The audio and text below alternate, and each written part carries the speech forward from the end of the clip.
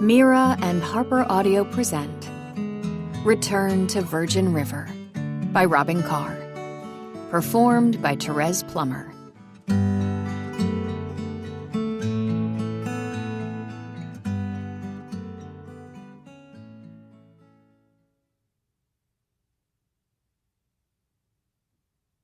Chapter 1. Kaylee Sloan took 3 days to drive from Newport, California to Humboldt County. She could have done it in 1 and change, but she didn't even try. She visited a couple of friends on the way, Michelle, who lived in San Luis Obispo, and Jeanette, who lived in Bodega Bay. Yes, they were her beloved friends and had been since she was small, except they had really belonged to her late mother. Not only were they each a welcome respite in a long drive, she needed some of their nurturing. Kaylee was headed into the northern mountains for a 6-month escape to write. She had packed as much as possible and leased a house in Humboldt County from old friends of the family. The nearest town was an isolated little burg called Virgin River, a place she knew only vaguely. She'd been to this mountain house before, twice with her mother and twice on her own. It promised no distractions. She was a suspense novelist and was facing a hard deadline on a book. Her writing had been slow and difficult for the past year, during her mother's declining health and since her death. As she drove north from Bodega Bay, the landscape became more and more impressive. It was as she remembered, soothing. The redwoods were majestic, the mountains lush and green, the sky a rich blue, and the ocean vast and endless. Kaylee made her home in Newport Beach, so was no stranger to the ocean. But these trees, they were huge and powerful. The house in Virgin River belonged to old friends of her mom's, Gerald and Bonnie. They'd used it as a summer house for over 30 years. When she mentioned to Bonnie that she thought it would be a good idea to get away, to change the scenery and perhaps escape the constant reminders of her mother's death, Bonnie offered her the use of the house. "The family will stop going up there after July," Bonnie said.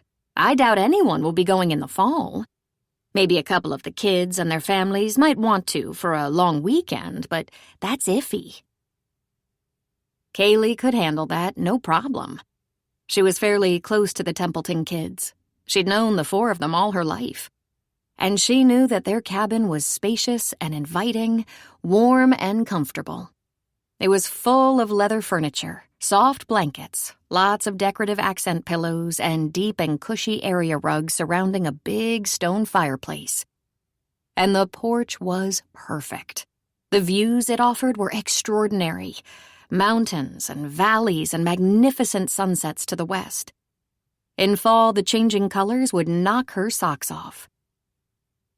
She desperately needed to separate herself from Newport Beach, to isolate herself enough to force concentration on the book she was under contract to finish. Living in her mother's house was too overwhelming and seemed to invite her continued mourning. She felt she had to shake things up to get a fresh start.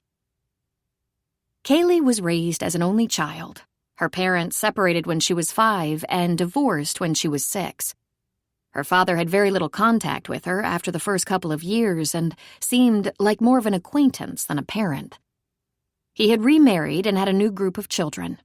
He later divorced again, and yet again. She thought it was only a matter of time before wife number 4 appeared. On those few times Kaylee met her father's subsequent families, she was polite but disinterested. She never did understand how her father could leave her spectacular mother, Meredith, for those poor substitutes. She never became close to him or any of his wives or children. He hadn't really even been in touch, until recently. Her mother's illness seemed to have had a startling impact on him. It was as if he was suddenly interested in the family he left behind so long ago. With Meredith's death came even more intense interest from Howard Sloan. Meredith had been a wonderful constant in Kaylee's life. It was just the 2 of them, and Kaylee's childhood had been rich with happiness and perfectly normal. Her mother had been everything to her best friend, protector, cheerleader, and idol. And then Meredith was diagnosed with lung cancer, though she'd never smoked or lived with asbestos nor worked in a high-risk environment. The doctors pronounced her chances of recovery and survival excellent. Everyone expected her to triumph over the disease. But they were wrong. She passed away 6 months after her diagnosis. Kaylee was pitched into a well of despair. During the 6 months of Meredith's treatment and the 6 months of grieving that followed her mother's death, Kaylee hadn't written a word. She was moderately well known as an author of suspense novels. She wasn't rich and famous, but she was known among writers, librarians, and reader groups. She managed to earn a respectable living, and she had worked very hard to get to that point. Her publisher, so understanding and supportive, had granted her several extensions on her deadline and offered to help in any way she needed. She knew, however, that their patience would eventually come to an end, and they would not be able to schedule her next book until she actually delivered a manuscript. At this point in her career, to not publish a book for a couple of years could have a very negative impact. Thus, the need for a change of scenery and her determination to get back to work. She knew it was what her mother would want. Meredith had been her biggest fan and her most ardent supporter, whether she was trying to get a book published or dating a new guy. She had always been there, always on her team. Kaylee wondered if she'd ever recover from the loss. She hoped 6 months in the mountains would signal a new beginning, but she hadn't been sure what to do about her mother's house, now her house. Her friend, Lucy Rourke, offered a solution. Lucy worked for a vacation rental management company. Kaylee met her for a drink, and Lucy casually asked, "Have you thought about renting your house for a few months? It would make a fantastic short-term rental. I could manage it for you. In fact, we have a network that spans the continents, in case you'd like to go away for a few months." "And how is that done?" Kaylee had asked. "Do I just lock it up and leave?" "Our owners usually pack up their personal items. People are always looking for furnished rentals in Newport Beach." It didn't take her long to accept the Templetons' offer to rent their mountain home, and she had to insist they take the rent money. They were inclined to let her have it because they loved her. Then Lucy hired a crew to pack up and store Kaylee's items. That alone served many purposes. The thought of a hideaway in the mountains was encouraging, and it helped her accomplish the overwhelming task of finally going through her mother's things, giving away what she didn't want to keep. The house was beautiful. Meredith had been an interior designer, and with a deep cleaning and some fresh paint and polish, it was show-ready. A couple well-known to Lucy's firm was excited to rent the house for 6 months, as they had grandchildren nearby. Kaylee was happy to let them have it through the Christmas holidays. She could barely stand to think about Christmas. Without her mother, the holidays would be unbearable. Kaylee was about 8 the first time she and Meredith spent several weeks at the mountain house with the Templetons. She thought of Bonnie and Gerald as family, and their kids were like cousins to her. Over the next 26 years, Kaylee had visited a few more times. The nearby town was small, with hardly any services available. The last time she was there, 10 years ago, there was a bar and grill fashioned out of a cabin that had been a welcome discovery. The place would have no distractions for her, and she found herself looking forward to the rest of the summer and fall. Now Kaylee prayed she could set things right, eke a life out of this tragedy, carry on as Meredith would want her to. The idea had seemed impossible, but as she drove up into the mountains past Fortuna and the trees overwhelmed her, she began to feel hopeful for the first time in a long time. The place was filled with lovely memories that were coming back to her.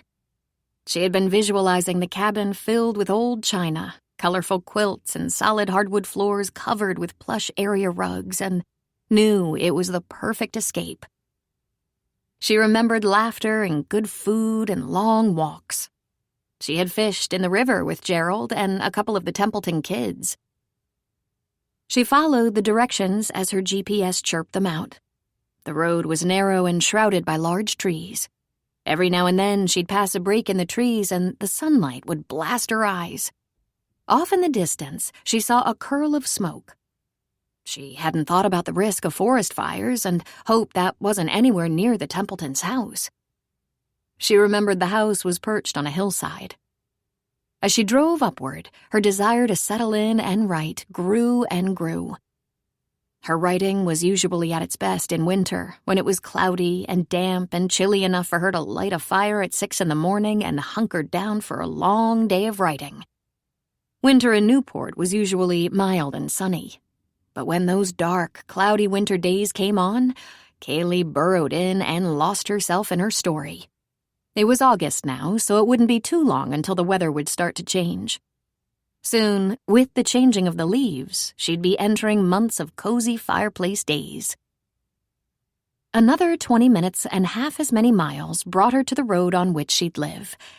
There were only a few widely separated homes, all sitting above the road with fairly long drives leading to them. She could see that one was surrounded by fire trucks, the drive blocked, rivers of water soaking the road. A lot of pickup trucks were blocking the road, and there, at the end of the drive, was a house, or what was left of one. The firefighters were reeling in their hoses. The house, a 2-story, was charred on one side, and it looked like flames had licked the outside from the dormer windows. "Oh, those poor people," she said aloud. The flowers that lined the front walk and what was left of a porch were trampled and drowned. Mud flowed in rivers, and a gang of men were standing around the front of the house. "Your destination is on the left," said the GPS voice. She slowed to a stop and looked around for another house. But there wasn't another house, and the number on the mailbox confirmed the bad news. Her getaway, her mountain villa, it was one big smoldering pile of ash. "Oh, shit," she said. She pulled over down the road out of the way of the fire trucks. One was labeled Virgin River Volunteers, and the other, bigger truck, said Cal Fire. She walked up the drive and headed for that gang of men. Some were wearing yellow turnouts, those thick flame-retardant overalls. Others were in jeans and denim or plaid shirts, and she assumed they were just observing. "What happened?" she asked the first man she came to. He was kind of grizzled-looking, with a stubble of beard, thin hair up top, and watery blue eyes. He scratched his chin. "Fire," he said. "Obviously. Was anyone hurt?" "Nah. She's been sitting empty since after 4th of July. Heard someone's gonna be renting it. But I guess that deal's off." "Me," she said. "I'm renting it. Holy God, what in the world caused it to burn up? I mean, if no one was in it." "I guess those Cal Fire guys will help figure that out. Wasn't no lightning. We got clear skies. We're just lucky the postman saw smoke and the whole damn hill didn't take light." "Dear God." "We could have been out here for days," he said, giving his brow a wipe. "The Templetons," she said. "Has anyone called the owners?" "The fire department will call once they get the number. You got the number? You can call them. It ain't no secret. It's just gonna be a while before anyone figures out what set it off and how bad the damage is." He turned and looked over his shoulder at the charred mess. He shook his head. "I hope you have somewhere else to stay." "Oh, that's going to be a problem," she said. "I guess I could drive back over to the coast and look for a hotel or something. Unless there's one around here?" He was shaking his head. "I can give you a spot on the couch if you're hard up," he said. A man in yellow turnouts walked over to where she stood. He was holding a shovel. "Did I hear you say you know the owners?" "Yes, I've known them almost my whole life. I was renting the house from them, and I just arrived to this." "It's pretty ugly in there," he said. "It can be fixed, but it can't be fixed fast. No way anyone's staying there tonight. Or this month, for that matter." "Do you have any idea what caused it?" she asked. "I'm not an investigator, mind you. Just an old fireman. I suspect an electric blanket. It looks to me like the fire started in the bedroom.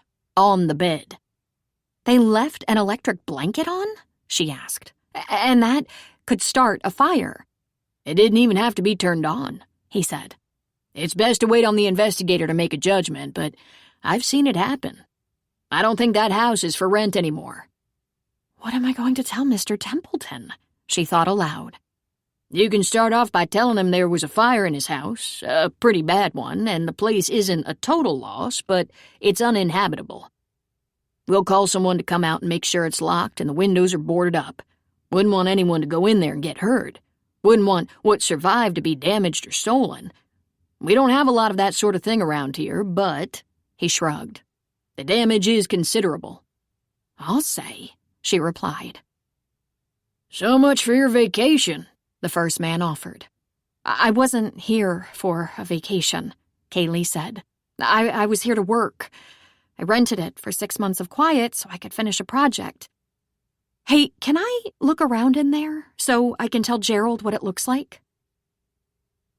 You can't go in there. It's hot, steaming, could be unstable, the firefighter said. I'll take you around back and shine a light in the window. You might be able to get a glimpse. The kitchen is smoke damaged, but most of the fire got the upstairs. There's no way you're going to see that until much later.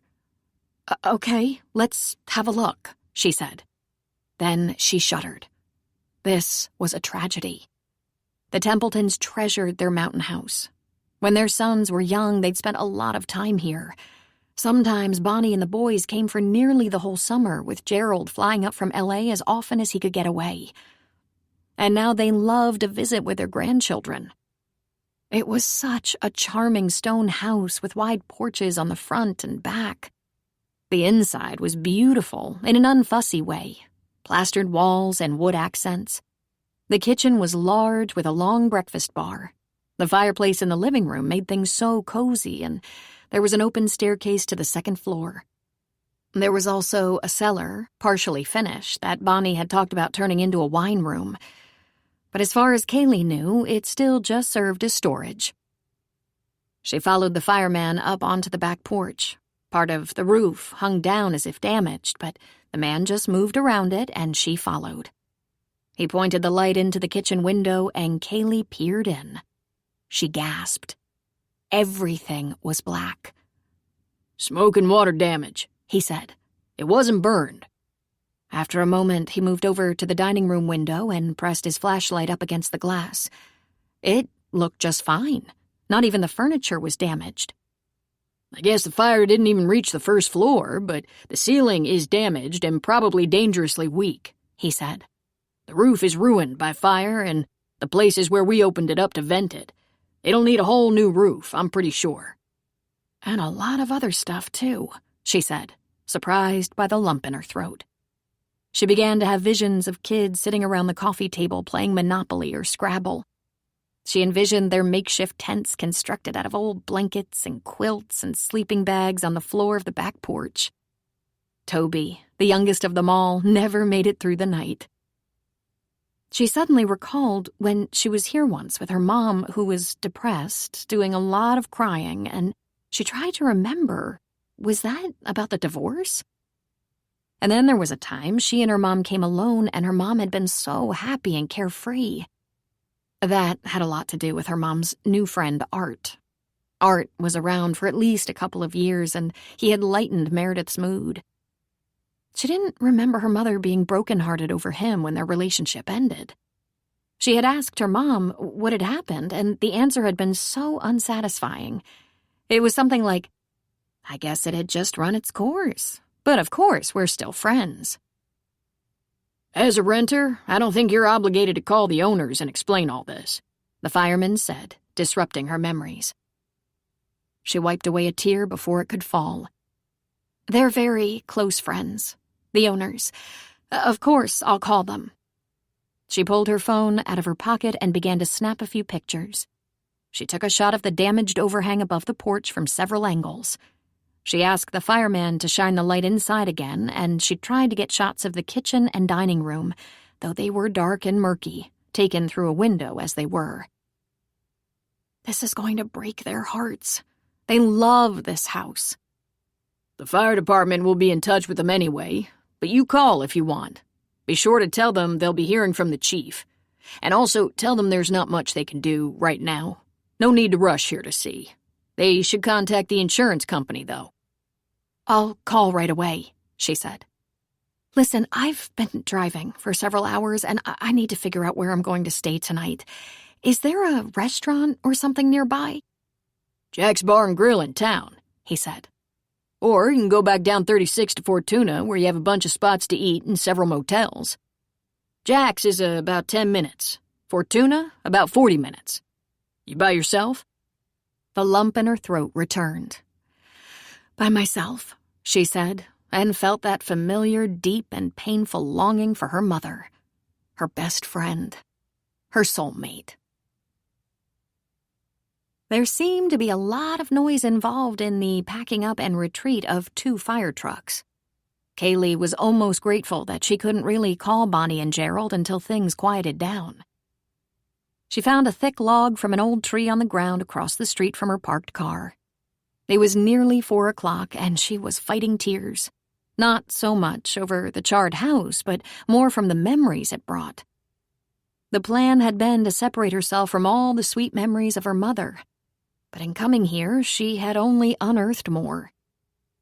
By the time she clicked on the phone number, she was completely alone, and it was quiet as a church, sitting as she was beneath the huge pines.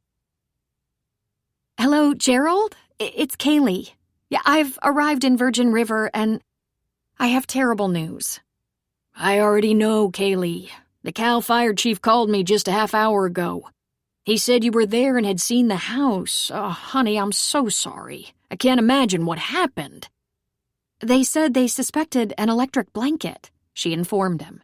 He told me, but I find that unlikely. We never left the house to come back home without unplugging everything except the refrigerator. Then I guess we'll have to wait for their investigation to find out the cause. Oh, it's a mess, Gerald. Not completely destroyed, but a mess. What the fire didn't damage, the water and equipment did. The fireman I talked to said someone would come back to board up the windows and make sure it was secure. I can text you a few pictures, but I wanted to talk to you first. Please, Kaylee, fire them at me. Oh, poor choice of words. I'll send them as we talk so you can ask me any questions. She put the phone on speaker and texted off a group of pictures from her phone. Good God, he finally said in a hoarse whisper. The fireman said you should phone your insurance company, but there's no reason for you to rush up here. Aw, honey, he said, just when you think you're moving forward, something like this. Your poor house, she said. I know how much you love this house. We love the idea of you living in it, he said. Thank God it was empty when the fire started. It'll take some time to find out the cause and cost of repairs, but I'll be sure to let you know when I do find out. Will you just head back home now? Well, not tonight. I've done enough driving for one day. I'm going to get a bite to eat and maybe a glass of wine, then probably find a motel. There's that place to eat in town, I guess. Jack's? Yes, Jack's, Gerald said. He's been there about 10 or 12 years now. We know him. Tell him we're friends. Ask him for any tips on good places to stay tonight. He's a straight shooter, and he knows everyone. I'll let you know where I'll be once I figure it out. Kaylee remembered Jack's, though it looked to be much bigger than the last time she came here.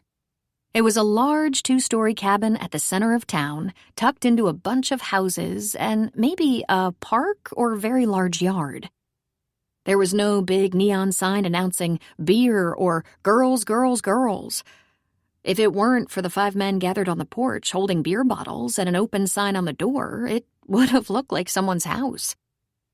There were quite a few trucks parked down the street, plus a couple of cars and SUVs. It appeared Jack's was hopping. She parked and walked up to the porch. It was a little intimidating until she recognized a couple of the guys on the porch as firefighters who had doffed their turnouts and now wore jeans and boots. One of them nodded at her and smiled. You doing okay, miss? Yes, thank you. But I think I need to have a beer or something. You do that. Let us know if you need help with anything. Even if it wasn't exactly your house, it was going to be your house tonight before it caught fire. Thank you. That's very nice. We have a fire victims committee. You know, food, clothing, that sort of thing. Fortunately, I hadn't moved in yet, so I didn't lose anything. It can still be unsettling. She just smiled at him, thinking that was so sensitive. One of them held the door for her, and she stepped inside and looked around. It was almost a town in a room. A couple of elderly women sat at a table by the hearth. An entire family with 5 small children occupied a long table. A half-dozen men leaned against the bar at one end. 2 middle-aged couples occupied a table, laughing and talking over their drinks. A table for 4 held women who were knitting while they nursed beers and wine. A woman was hustling from the back with a full tray of food, and there were a couple of men behind the bar.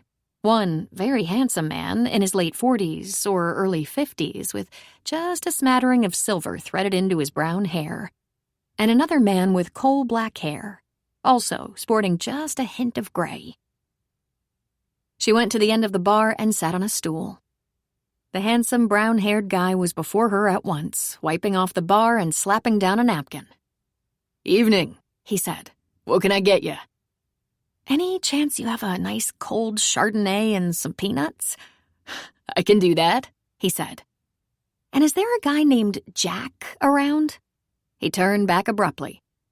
"That would be me." "Ah, well, I was headed for the Templetons' house when everything fell apart. The fire department had just put out the fire as I was arriving. So now, here I am, homeless for the moment. I spoke to Gerald Templeton, and he asked me to tell you hello. And he said you might have some good ideas about where I should spend the night. A good motel or hotel not too far away." "The fire," Jack said. "I heard about that. Damn it, that's a nice house. The Templetons are great people." "They're very old friends," she said. "I've known them since I was about 6. "Let me get your wine, then we can talk." He busied himself behind the bar for just a moment, and before returning to her with the wine, he spoke over his shoulder. "Mike, back me up, will ya?" "Absolutely," Mike said. He put down the wine and a bowl of nuts appeared. He reached under the counter and pulled out a second bowl holding pretzels. They shook hands, introducing themselves. "So, were the Templetons coming up for a while?" Jack asked. "They weren't planning to. I don't know if their plans will change, given the damage to their house. I was renting it from them. I needed somewhere quiet with a change of scenery, so it was to be mine for 6 months, though it was possible someone from the family might come for a weekend visit." "And now you're stuck here with no house?" "That about sums it up. I rented out my house in Newport, so just going back home is not an option. My renters couldn't wait to get in there. Fortunately, I have friends in the LA area, but they don't exactly have quiet lives." "Couldn't you explain to your renters?" "I suppose, but really, I made a commitment, and they seemed to be nice people who were counting on living near their grandchildren for a few months. And I'm just one person. I could be tucked away in a guest room somewhere. I'll have to think about where. Meanwhile, you should let me treat you to dinner. Salmon, rice, asparagus, corn on the cob. It's delicious." Sounds great. "I can give you a place to stay, too. It would be temporary, I'm afraid. We have a guest house out back, but my sister's coming for a visit at the end of next week, so the place is booked." "That's very nice of you. You don't even know me. I'm capable of staying the night in Fortuna or any place you recommend." "I understand if you'd rather not stay with strangers," he said. "But there's no need for you to drive over to the coast, especially since your plans are up in the air. I'll give my wife a call. Her name is Mel, and she's very flexible." "Is it typical for you to offer housing to someone who wanders into your bar?" she asked. He had a surprised look on his face. "I was going to say no, but the truth is that anytime there's a situation that leaves someone without a bed and bath, I've been known to offer. We also have a cabin not far from here. That stays pretty busy, too, especially in good weather." "I hate to impose."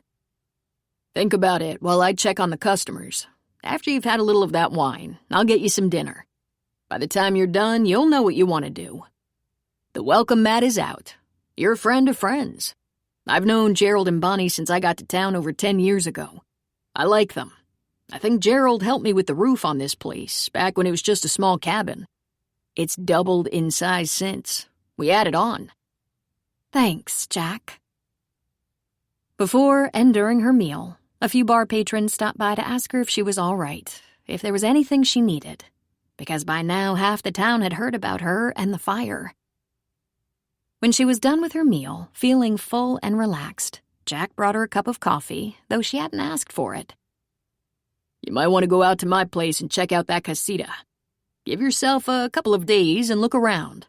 There might be other rentals around here, and maybe all your plans won't be ruined after all. Sometimes, things just work out. Here's the directions. It's not far, and Mel is waiting for you. You are unbelievably nice, she said. Doesn't cost anything to be nice, right, Kaylee? Chapter 2. It didn't take much convincing to have Kaylee driving up the road toward the Sheridan house. It was at a beautiful location. The drive plateaued near the top where two beautiful ranch-style houses sat on big lots with twin porches that both faced west, looking over the valley for miles and miles. Kaylee spotted pastoral fields of crops, a large vineyard, scattered houses, and grazing livestock.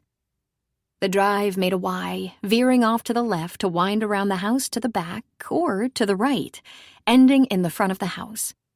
She could see a portion of the guest house in the back, just beyond a play area for kids with swings, a slide, a basketball hoop, and a putting green.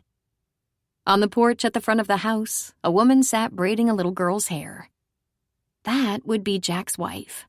And daughter? Kaylee didn't even have to think about it. She didn't drive around to the casita, but up to the front, parking and getting out. "Mrs. Sheridan?" she asked. "Mel," she said. "And you must be Kaylee." "Yes, ma'am." "Come up here and sit with me." "All right, Emma. Go take your bath, and I'll be in shortly." "Come, Kaylee." "Ah, the sky is wonderful tonight. 1,000,000 stars. That moon is like a lamp, lighting up the whole valley.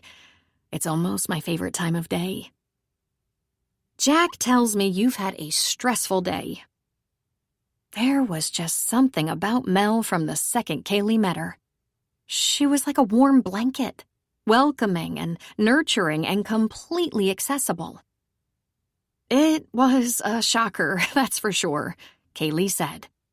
"He said you were going to be renting the Templeton house, but he didn't tell me why you came to Virgin River," Mel said. "Have you been here before?" "Yes, a few times. The first time I was just a child and came with my mother. But the most recent was about 10 years ago. I think the bar was a new addition then, and I remember being glad to see it.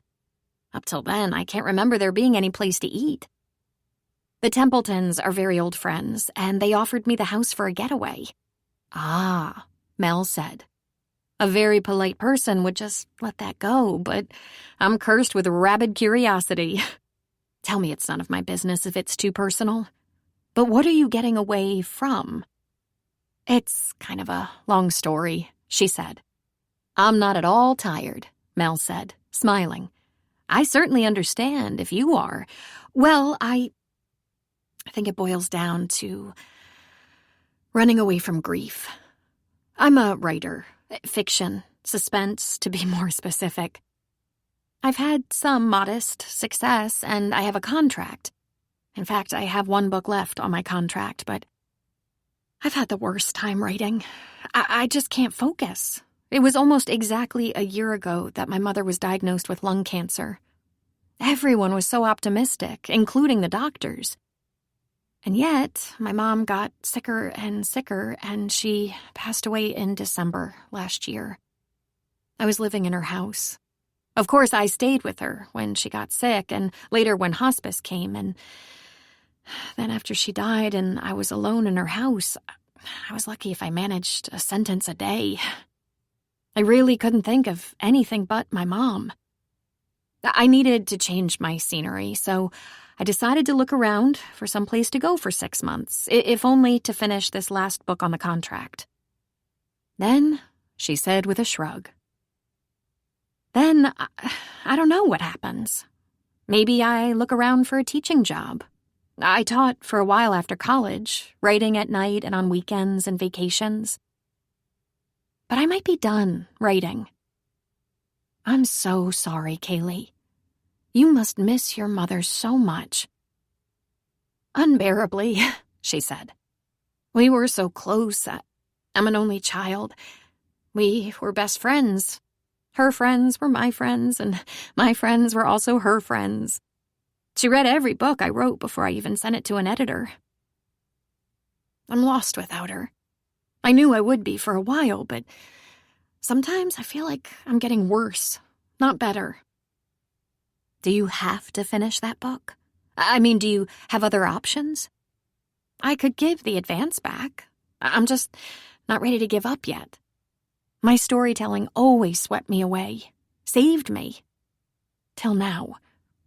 Well, it's not surprising. You suffered an enormous loss. But I think you were smart to come here. A change like this can be good. You know what I learned about grief? It's always there, and it's always at the center of your life, and then one day you realize with some surprise that you had a fairly good day, and you wonder if grief left, or if it got smaller. It didn't, she said, shaking her head. It's the same size. Your mother will always be that important. But your world will get a little bigger. And when your world gets bigger, it feels like your grief gets smaller. You took a very brave step in coming here. The change alone will make your world a little bigger. I will always miss my mom, Kaylee said. And the damn tears gathered in her eyes. Of course you will, Mel said. But your world will inevitably expand. Jack said he fed you dinner. How would you like a cup of tea? With honey?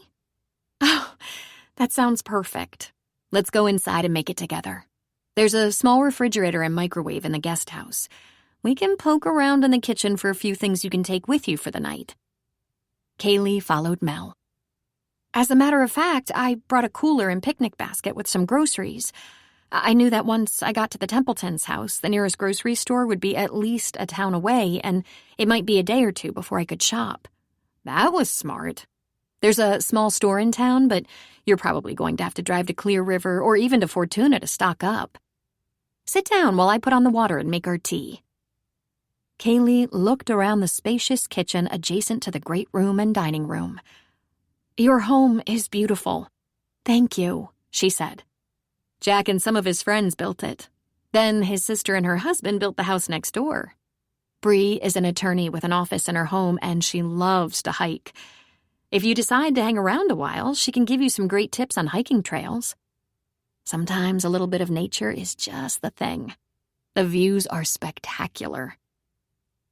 I'll probably go back to the LA area since the house isn't going to be available. LA? I went to school in LA and worked there for a long time. What kind of work? Kaylee asked. Mel put the tea in the pot to steep, bringing it to the table. I'm a nurse practitioner and midwife. I work with Dr. Michaels in town, right across from Jack's. Here's an idea. Jack knows everyone. That's kind of a byproduct of having the only watering hole in town. Why don't you ask him to make a couple of phone calls and check with a realtor or two, see if there are any vacation properties for rent around here? Maybe you won't have to hurry back to LA. I don't want to impose. He wouldn't mind, Mel said. I'm sorry you can't just use the casita for the whole time you want to be here, but Jack's got family coming the end of next week. Besides, that little guest house wouldn't do. You need a real house with a real kitchen. And a porch, Kaylee said. It wouldn't hurt to ask. I'll call him right now. What are some of the specific things you want? A cozy place. A view would be nice, like the Templetons have from their front porch. The weather is going to cool off. A fireplace would be good. I don't think I could be happy in some fishing cabin buried in the woods. Do you know the Templetons' house? I've met Bonnie and Gerald and a couple of their sons, but I've never been to their house. It's bigger than I need, 4 bedrooms, but it has a nice living room and kitchen and a porch in front and back. And their view isn't as great as yours, but you can see down the hill and the mountains to the east and west. I remember shiny hardwood floors, old quilts and wood paneling. It's not fancy, but it's homey, comfy. As I remember it, it feels like it kind of hugs you. Wonderful description. You should be a writer. Then Mel grinned and said, "Stand by." She pulled her phone out of her back pocket. When I first got here about 10 years ago, we had no cell service anywhere. I used to carry a pager. That's how antiquated this place was. The internet was dial-up. "Jack," she said into the phone. "Kaylee is here. We're having a cup of tea and got to talking."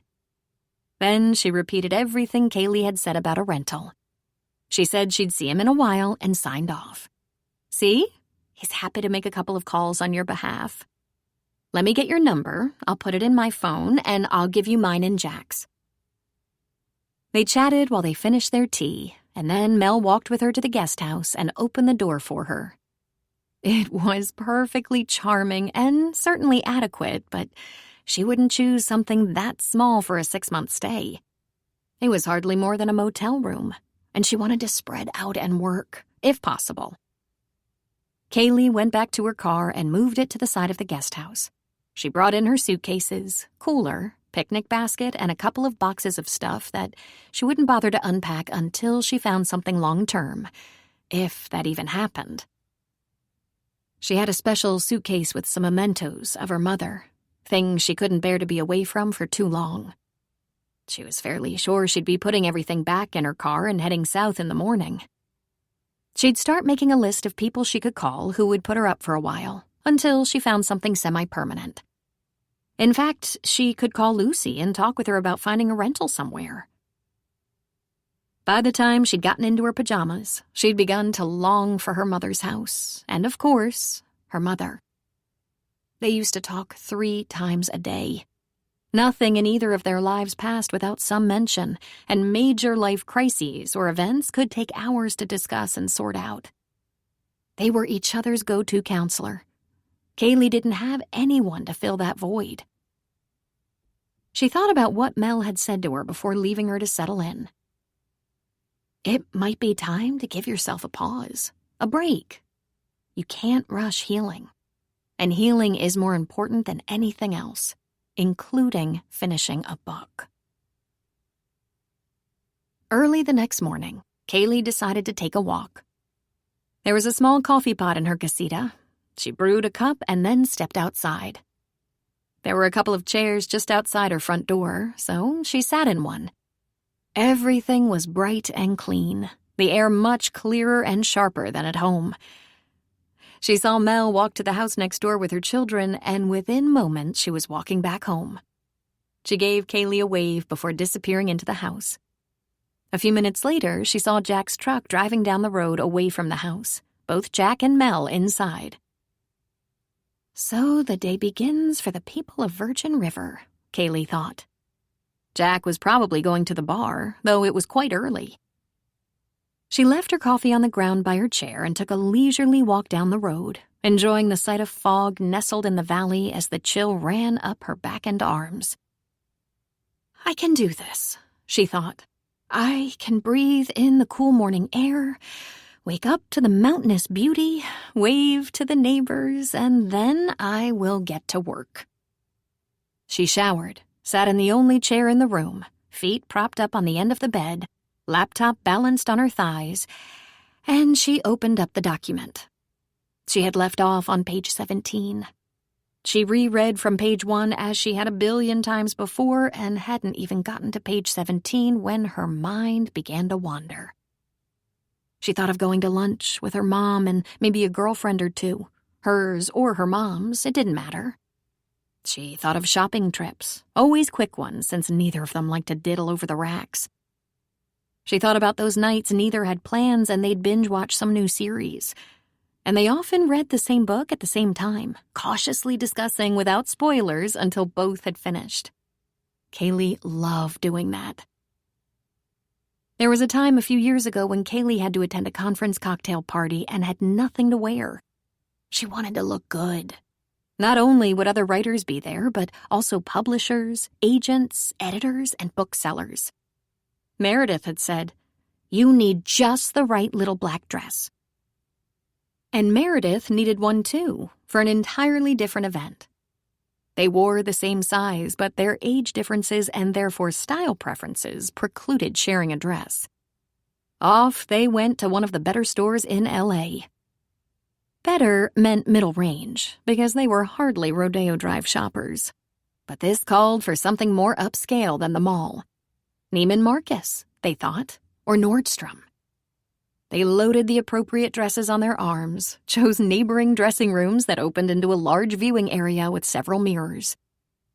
Kaylee's first choice hugged her butt like it was 3 sizes too small, while Meredith's emphasized her belly. The next two were almost the opposite.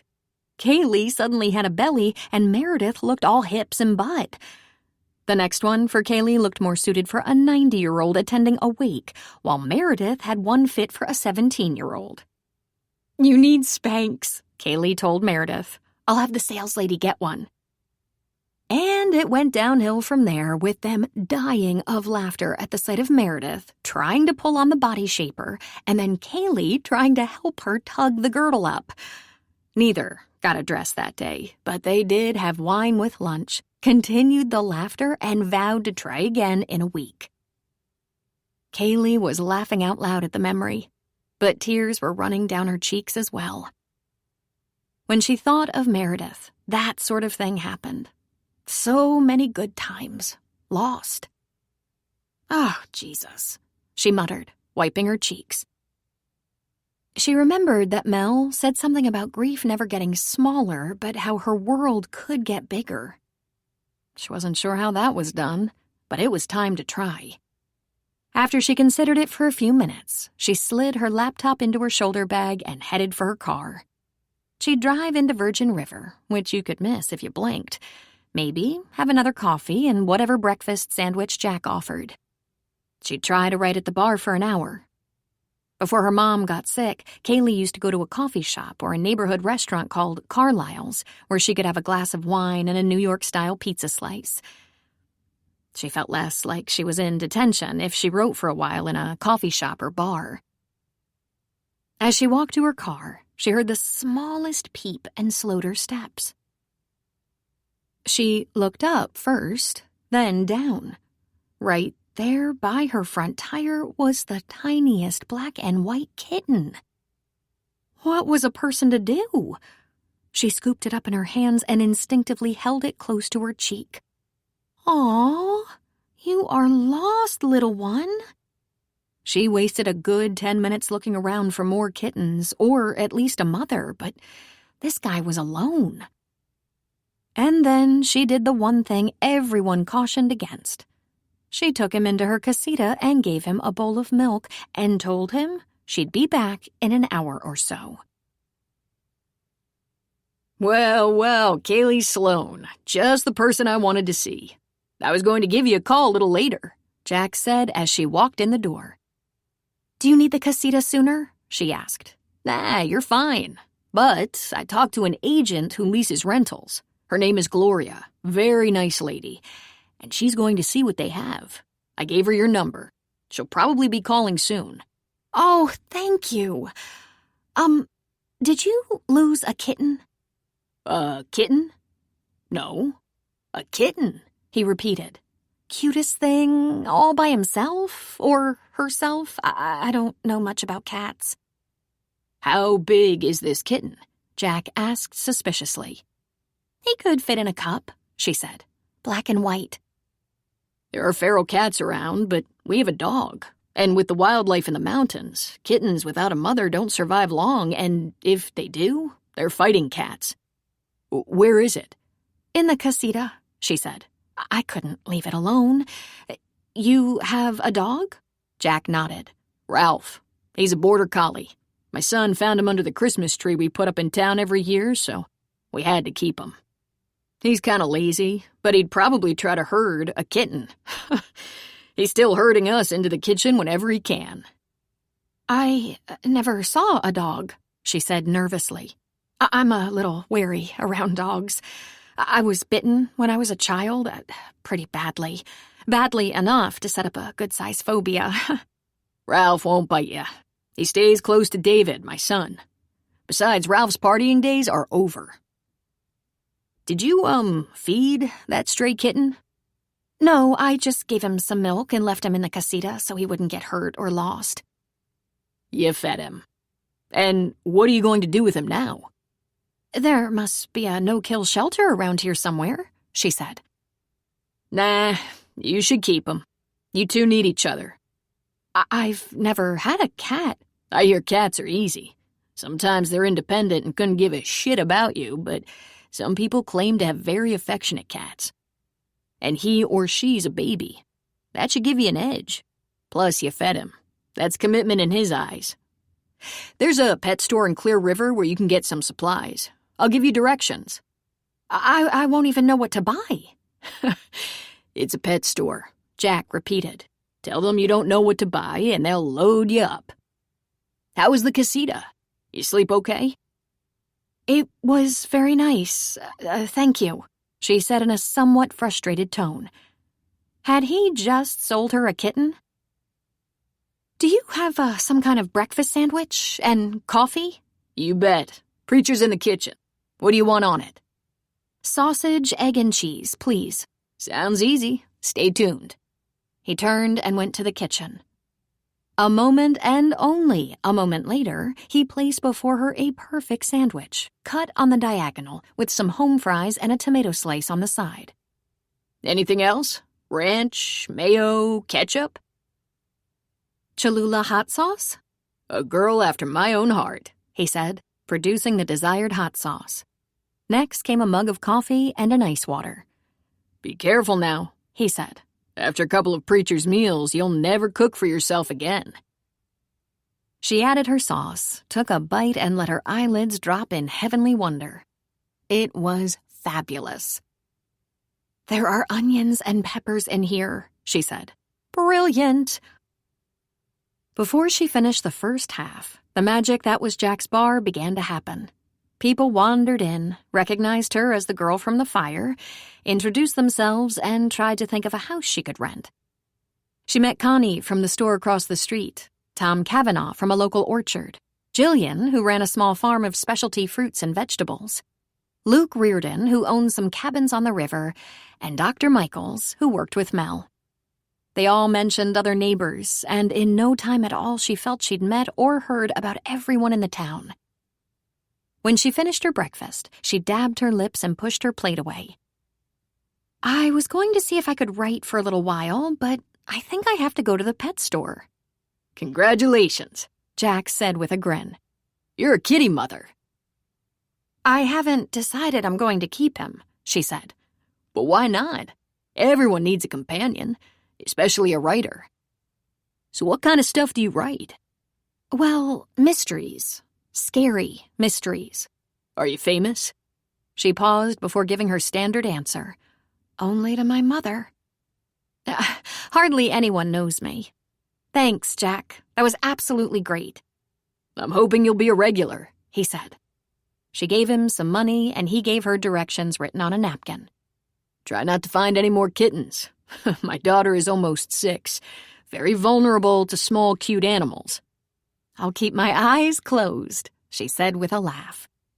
And she thought, in 8 months, nothing has changed. And suddenly, in one day, I feel like life could be interesting again. Kaylee had never had a pet. When she was quite small, it was because her parents worked and there was no time to take care of a pet. When she was 6, not long after her father left them, she got that nasty dog bite. He was just some wayward dog loose in the park, and of all the children there, he bit Kaylee. That eliminated the puppy notion. Plus, there was even one fewer person to take care of a pet. Her mother liked cats, but when she was around Grandma's cats, her sinuses plugged up and she sneezed a lot. Grandma had to put the cats in a room when they visited, but that didn't help too much because the dander was everywhere. Kaylee had a girlfriend who had 2 cats. One was sweet and cuddly, and the other one seemed to think she was leasing her space to the humans. Her friend's cats didn't bother her sinuses at all, so that was one issue she wasn't worried about.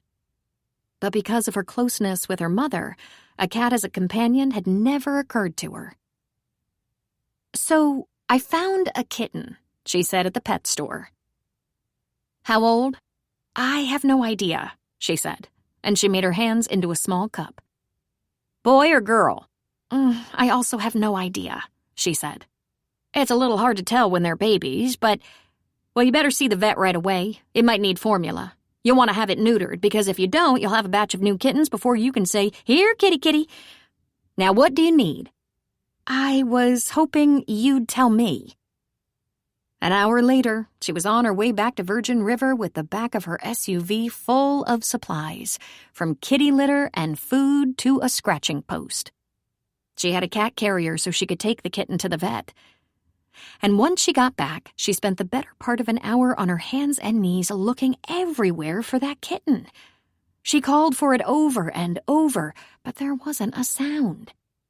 She was just about to give up when she pulled her head out from under the bed and something landed splat on her head, claws bared. And she screamed as if someone had come after her with a bloody knife. She held on to the kitten with one hand and ran her fingers through her hair with the other, fully expecting to find blood.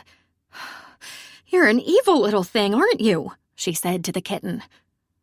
But she had a sweet face. Or he did. She turned the cat over and gave it a close look-see. She thought it must be a girl, but she wasn't completely sure. She decided she hoped it was a girl, and she pressed her face into her soft black and white fur. And the kitten bit her nose. "Jesus!" she swore. "Maybe that means you're hungry, or maybe you're just plain mean. My luck. I hear there's a no-kill shelter nearby, so watch it." Then she put out the pan and kitty litter, having no confidence at all that would work. She opened a can of food and put out a bowl of water. To her surprise, the kitten went right to it. Kaylee crouched down to get a better look at the kitten's delicate bites and heard a little purr. "Aw," she said, giving the kitty a stroke. When the kitten was done eating, Kaylee placed her carefully in the litter pan, hoping for the best. The saleswoman at the pet store said, "It's going to take quite a few tries, but eventually she'll do her business in the litter box because cats prefer that. They like to bury the evidence." Every 20 minutes or so, Kaylee put her in the box and waited. Nothing happened. They spent the rest of the day like that, and Kaylee was too distracted to get any writing done. Eventually, when Kaylee got tired, she held the kitten in her lap and began a mental conversation with her mother. "I found a kitten. If you were here, we'd have to take her to a shelter, but I could use some company. She's not great company yet, but all my writer friends have either dogs or cats. I'd rather have you. Of course I'd rather have you, but that choice was taken from us. So now I've gambled on a cat that clawed my head and bit my nose." Stop laughing. "I'm doing my best, you know. Here I am in Virgin River where I know no one and am relying on the kindness of strangers." And then, predictably, she began to tear up. "I miss you so much. I dream dreams of us sometimes, and I'm not sure if that helps or hurts. Mom, I know you expect me to be tough and smart and capable, and I don't think I am. I don't think I ever was. I'm just lost without you." Eventually, she fell asleep, the kitten in her precious little kitten bed beside her. The next morning, Kaylee woke to the sound of scratching. The little heathen was scratching the sheet, and she had pooped on the bed. "Great," Kaylee said. There was some serious tidying up to do, and after Kitty had some breakfast and a brief visit to the sandbox, Kitty went in the cat carrier Kaylee had bought. That would keep her from hiding or having an accident. Then Kaylee took a walk. Though the scenery was lovely and the August morning was cool and fresh, those were not the reasons she faithfully walked each day. It was a holdover from those first weeks after her mom had passed, back when she couldn't seem to find a reason to get out of bed. At the time, she told herself she was simply exhausted from putting together a celebration of life event, entertaining friends and family, and not sleeping well at night because the darkness brought increased longing. Then she realized she was grieving and depressed and began to fear she might melt into a puddle and disappear. That seemed briefly desirable, but the image of her mother's beautiful face twisted into a disapproving frown provided some stimulus to get up and move, to shower when really, who cared? She forced herself to eat though she wasn't hungry, and forced herself to move when what she wanted to do was curl up and just fade away. Thinking her mother might be watching and that she would approve of Kaylee's efforts kept her going. And taking at least one long walk every day became routine for her. After her walk, she showered and went through the motions of getting comfortable, brewing a fresh cup of coffee and propping the laptop on her thighs. She began reading the work in progress from page 1 again. But she realized she was reading page 7 for about the 20th time, and she had just had it. "This can't go on," she said aloud. "I have got to get my mojo back.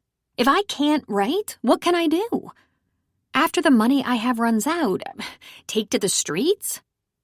"Meow," came the answer.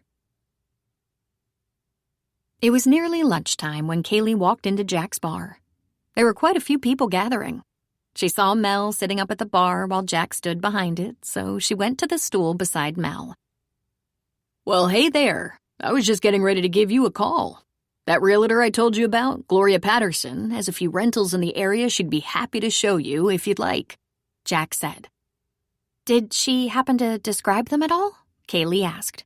"Not really," he said, "except to say they were pretty nice. A couple had porches, one in town here and the others scattered around the hills.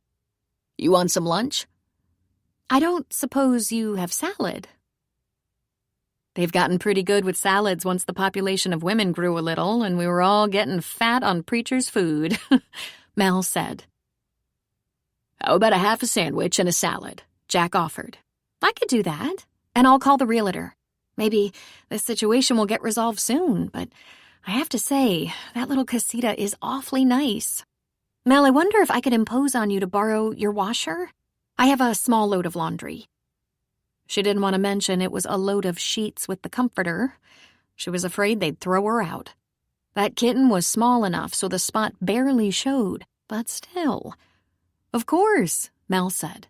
"The back door is unlocked and the laundry room is between the garage and kitchen." "And the dog?" "Ralph won't bother you, except maybe to ask for a pet or treat. He's very quiet and good-natured." "Now hurry and call Gloria," Mel urged. "I'm dying to know what she's got." "Me too," Kaylee said. She looked at the number Jack had written on a small slip of paper and keyed it into her phone. "Gloria Patterson, please. This is Kaylee Sloan." Then she began a series of questions. Are the houses furnished? Is there a view, or at least pretty surroundings? How many bedrooms? Is the kitchen modern? Fireplace? Central heat? Available for 6 months? How are the utility bills handled? What's the rent? And finally, "I'd be happy to meet you at 3. That's perfect." Then she relayed what she'd learned to Mel, and they began to chat about everything related to living in the area. What some of the neighboring towns had to offer, where to go antiquing if Kaylee was into that sort of thing, what the fruit and vegetable stands along the road and the farmer's market in Fortuna had to offer. "Soon it will be cool enough for soups," Mel said. "I'm a lousy cook, but Jack is amazing, and Preacher better still.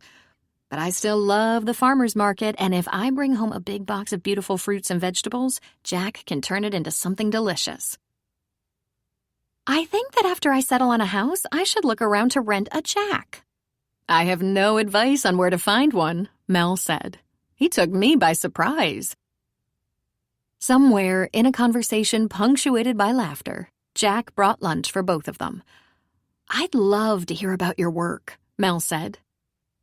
While they ate, Kaylee explained that she wrote suspense novels, the kind that made you wonder what that sound was in the dark of night, the kind that made you check the locks. I'll go to the bookstore, Mel said. I love to read. It's my primary relaxation. But I warn you, I only read the kind of books you write when I'm feeling very brave and secure. What do you usually read? Kaylee asked. I love romance and love stories. In my work, I require happy endings and hopefulness. I like to read about people working things out. You do know they're fictional people working things out. Not when I'm reading them, Mel said.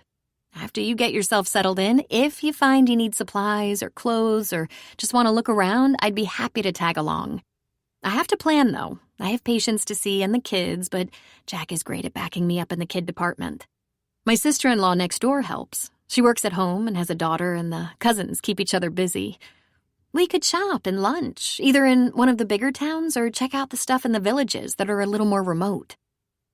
Assuming I'll get settled in.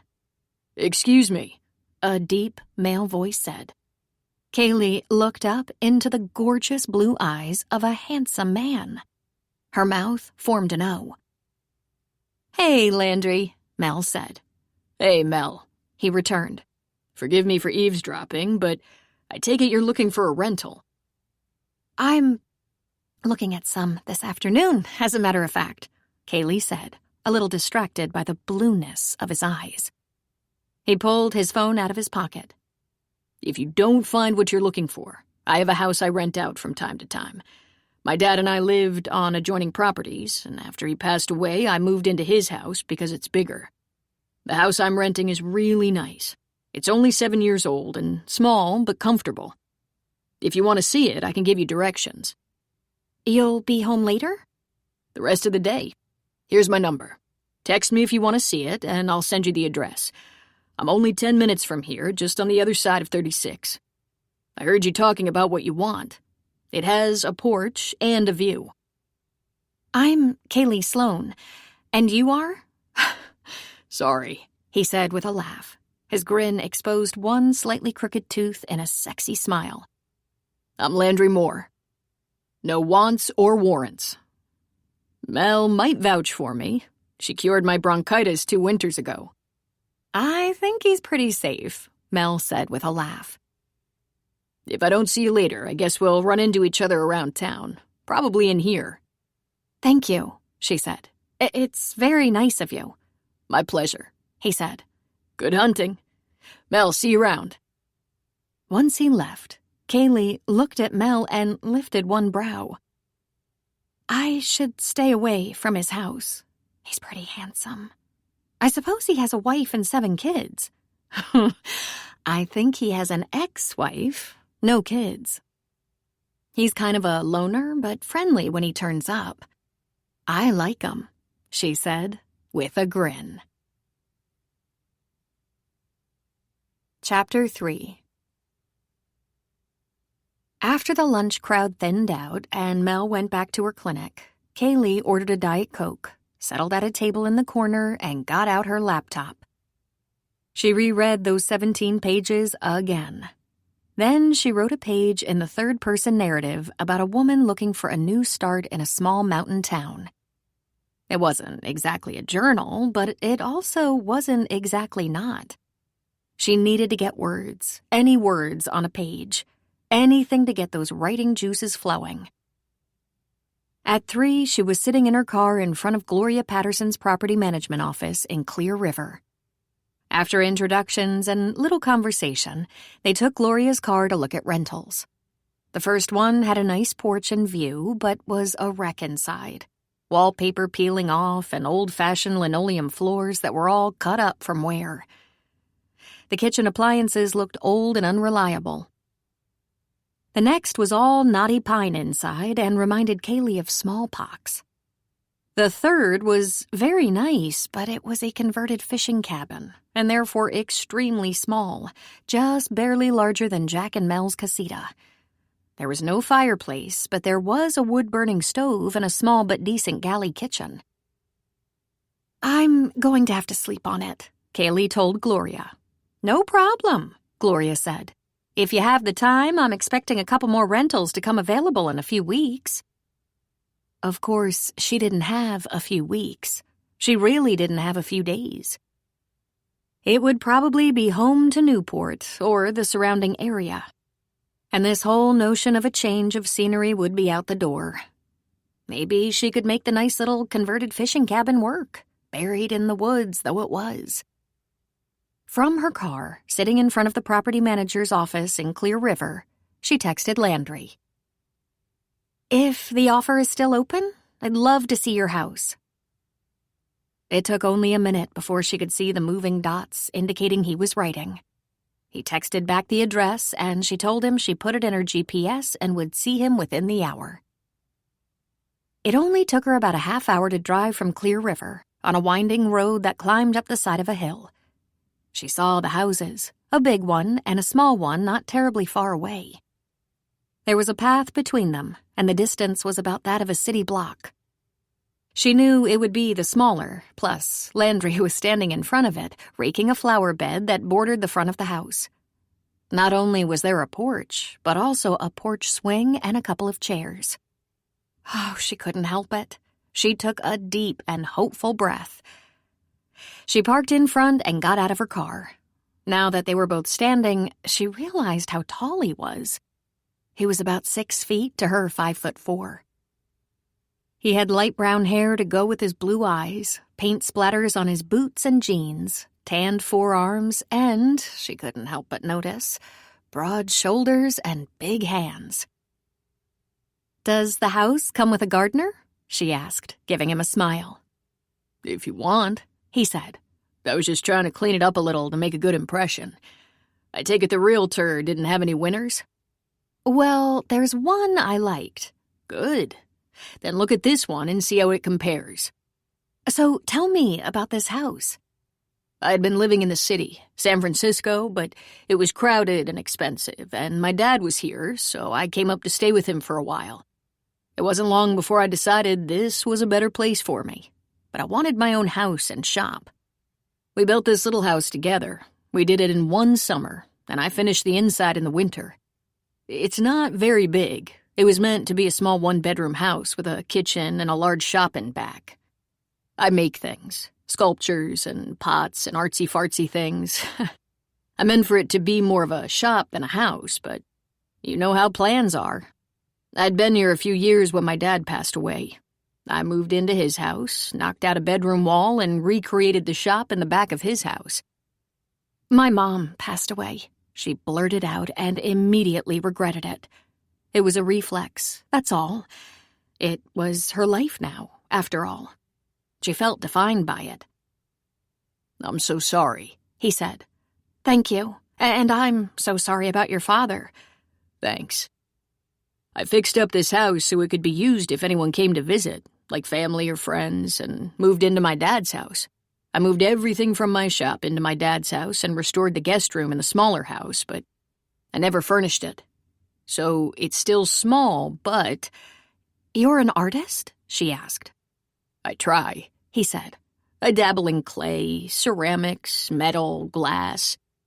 I think I'm more of a craftsman than artist, but sometimes I surprise myself with something I think could be considered art. And I build. When my work slows down or doesn't sell, I work construction.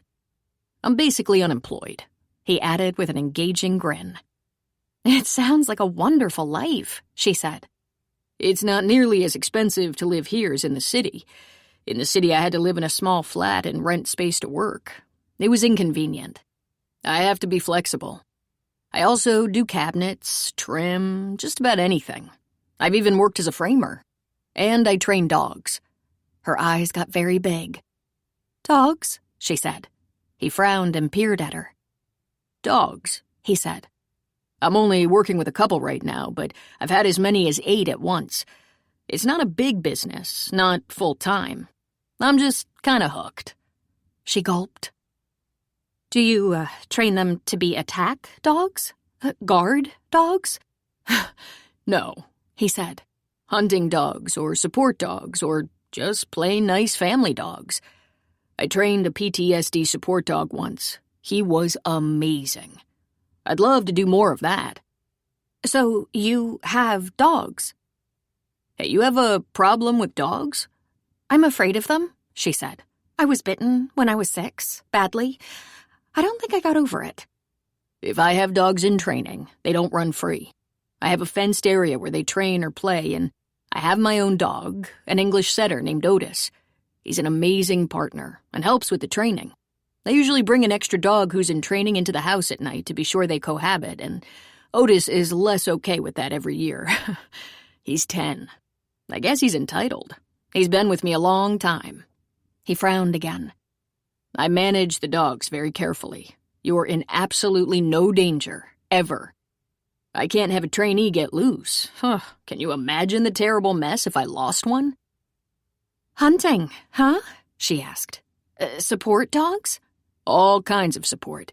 For owners with anxiety or diabetes or phobias or, like I said, PTSD. If you decide to stick around, I can help with that fear thing. Though, can I stress to you right now, you should never trust a dog you don't know. They're animals, after all." So he could help her, she thought wryly. It was universal, that desire to fix things, especially with men. She didn't want to be fixed. She wanted dogs to stay away from her. She had a spontaneous urge to flee before he went any further with his offer. "Let's just have a peek at the inside," he said, walking onto the porch. "It may not be what you're looking for, but you came all this way." Before she had even gotten to the porch, he was holding the door open. "Would you prefer to look around by yourself?" "It's okay. You can come in. It's your house.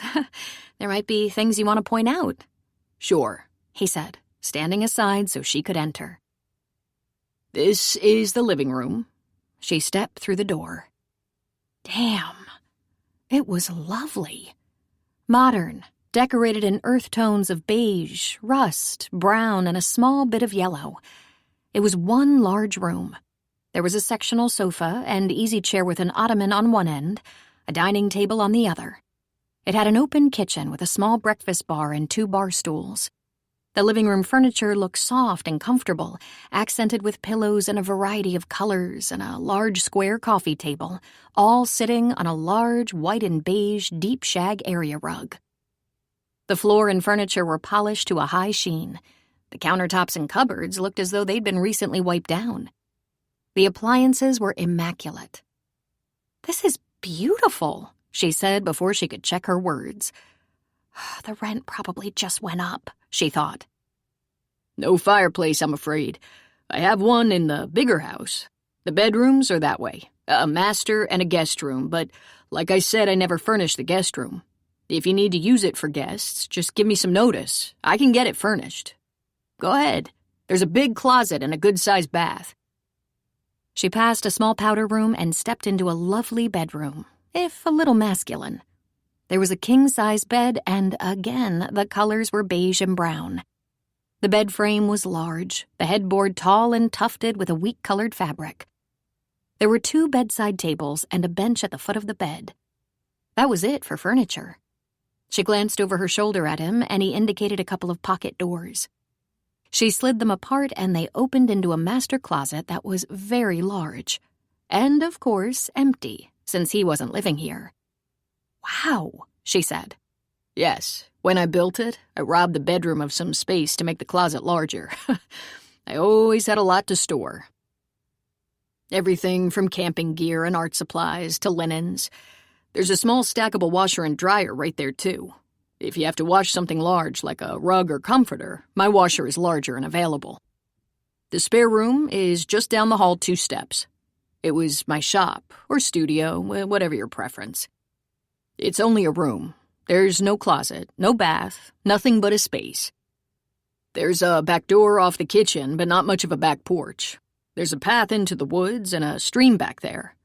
Oh, and there's bear repellent under the kitchen sink. Bear repellent? She nearly shrieked. He laughed. And you were worried about the dogs. By the way, I rarely get a dog who doesn't play well with others. I mean, it has happened, but enough said. The dogs won't be a problem for you. What's the rent on this house? She asked, a little afraid of the answer. Oh, I don't know, he said.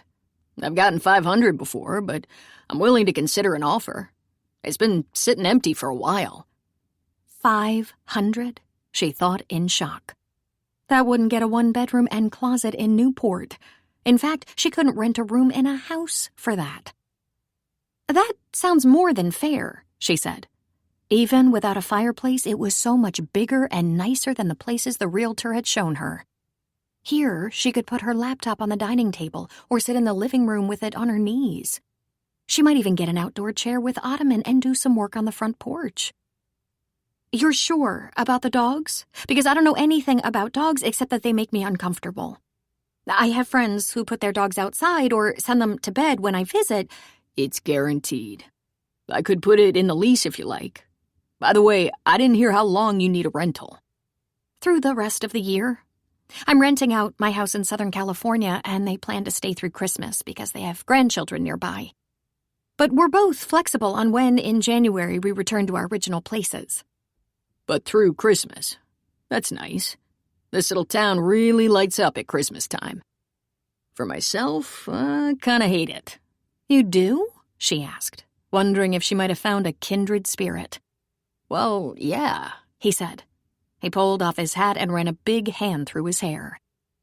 The people I'd most like to be with on a holiday are gone, and seems like the ones I'd least like to be with are around. I find holidays really awkward. Except the food. I end up eating a lot of really good food because of Christmas. There isn't much more to recommend it. She almost said, I hate it too. But she used to love it. Then her mother was dying as Christmas approached, and she thought she'd never again have a survivable holiday. Well, I think I'd like to rent your house, if you're sure about the— I'll be extra cautious, he said. I don't want you to be scared. Thank you, because I don't want to be. I guess that's it then. When would you like me to move in? I mean, when is it available? Whenever you like. He dug around in his pocket, pulled out a key ring, and wrestled a key off. This is for the front and back door, but don't panic if you forget to lock. We don't have burglars around here. Then he grinned and added, Too much barking, for one thing. Great, she said. Then she startled and said, Oh, I guess pets are allowed? He just lifted both eyebrows. I found a kitten hiding under my car. She formed that little cup with her hands to indicate her tininess. I couldn't leave it, so I bought food, kitty litter, and toys. If it doesn't work out, I hear there's a no-kill shelter nearby. Don't give up on him, Landry said. Pets bring a lot of comfort, as long as they're fluffy and not slimy. I'll be back tomorrow morning then, she said. Meredith used to say that Kaylee was stronger than she realized. I think it's a combination of being very clever and also lucky, but you always land on your feet. It was true, she always seemed to come through in the end. She didn't get into a couple of writing programs she really wanted to try, but she actually wrote anyway and sold her first book at a very young age. She fell in love, had a great wedding, had her heart broken within a year, and though it was one of the most painful things she'd ever been through, she came out of it stronger, more independent, and had learned some valuable lessons about trust. And about men.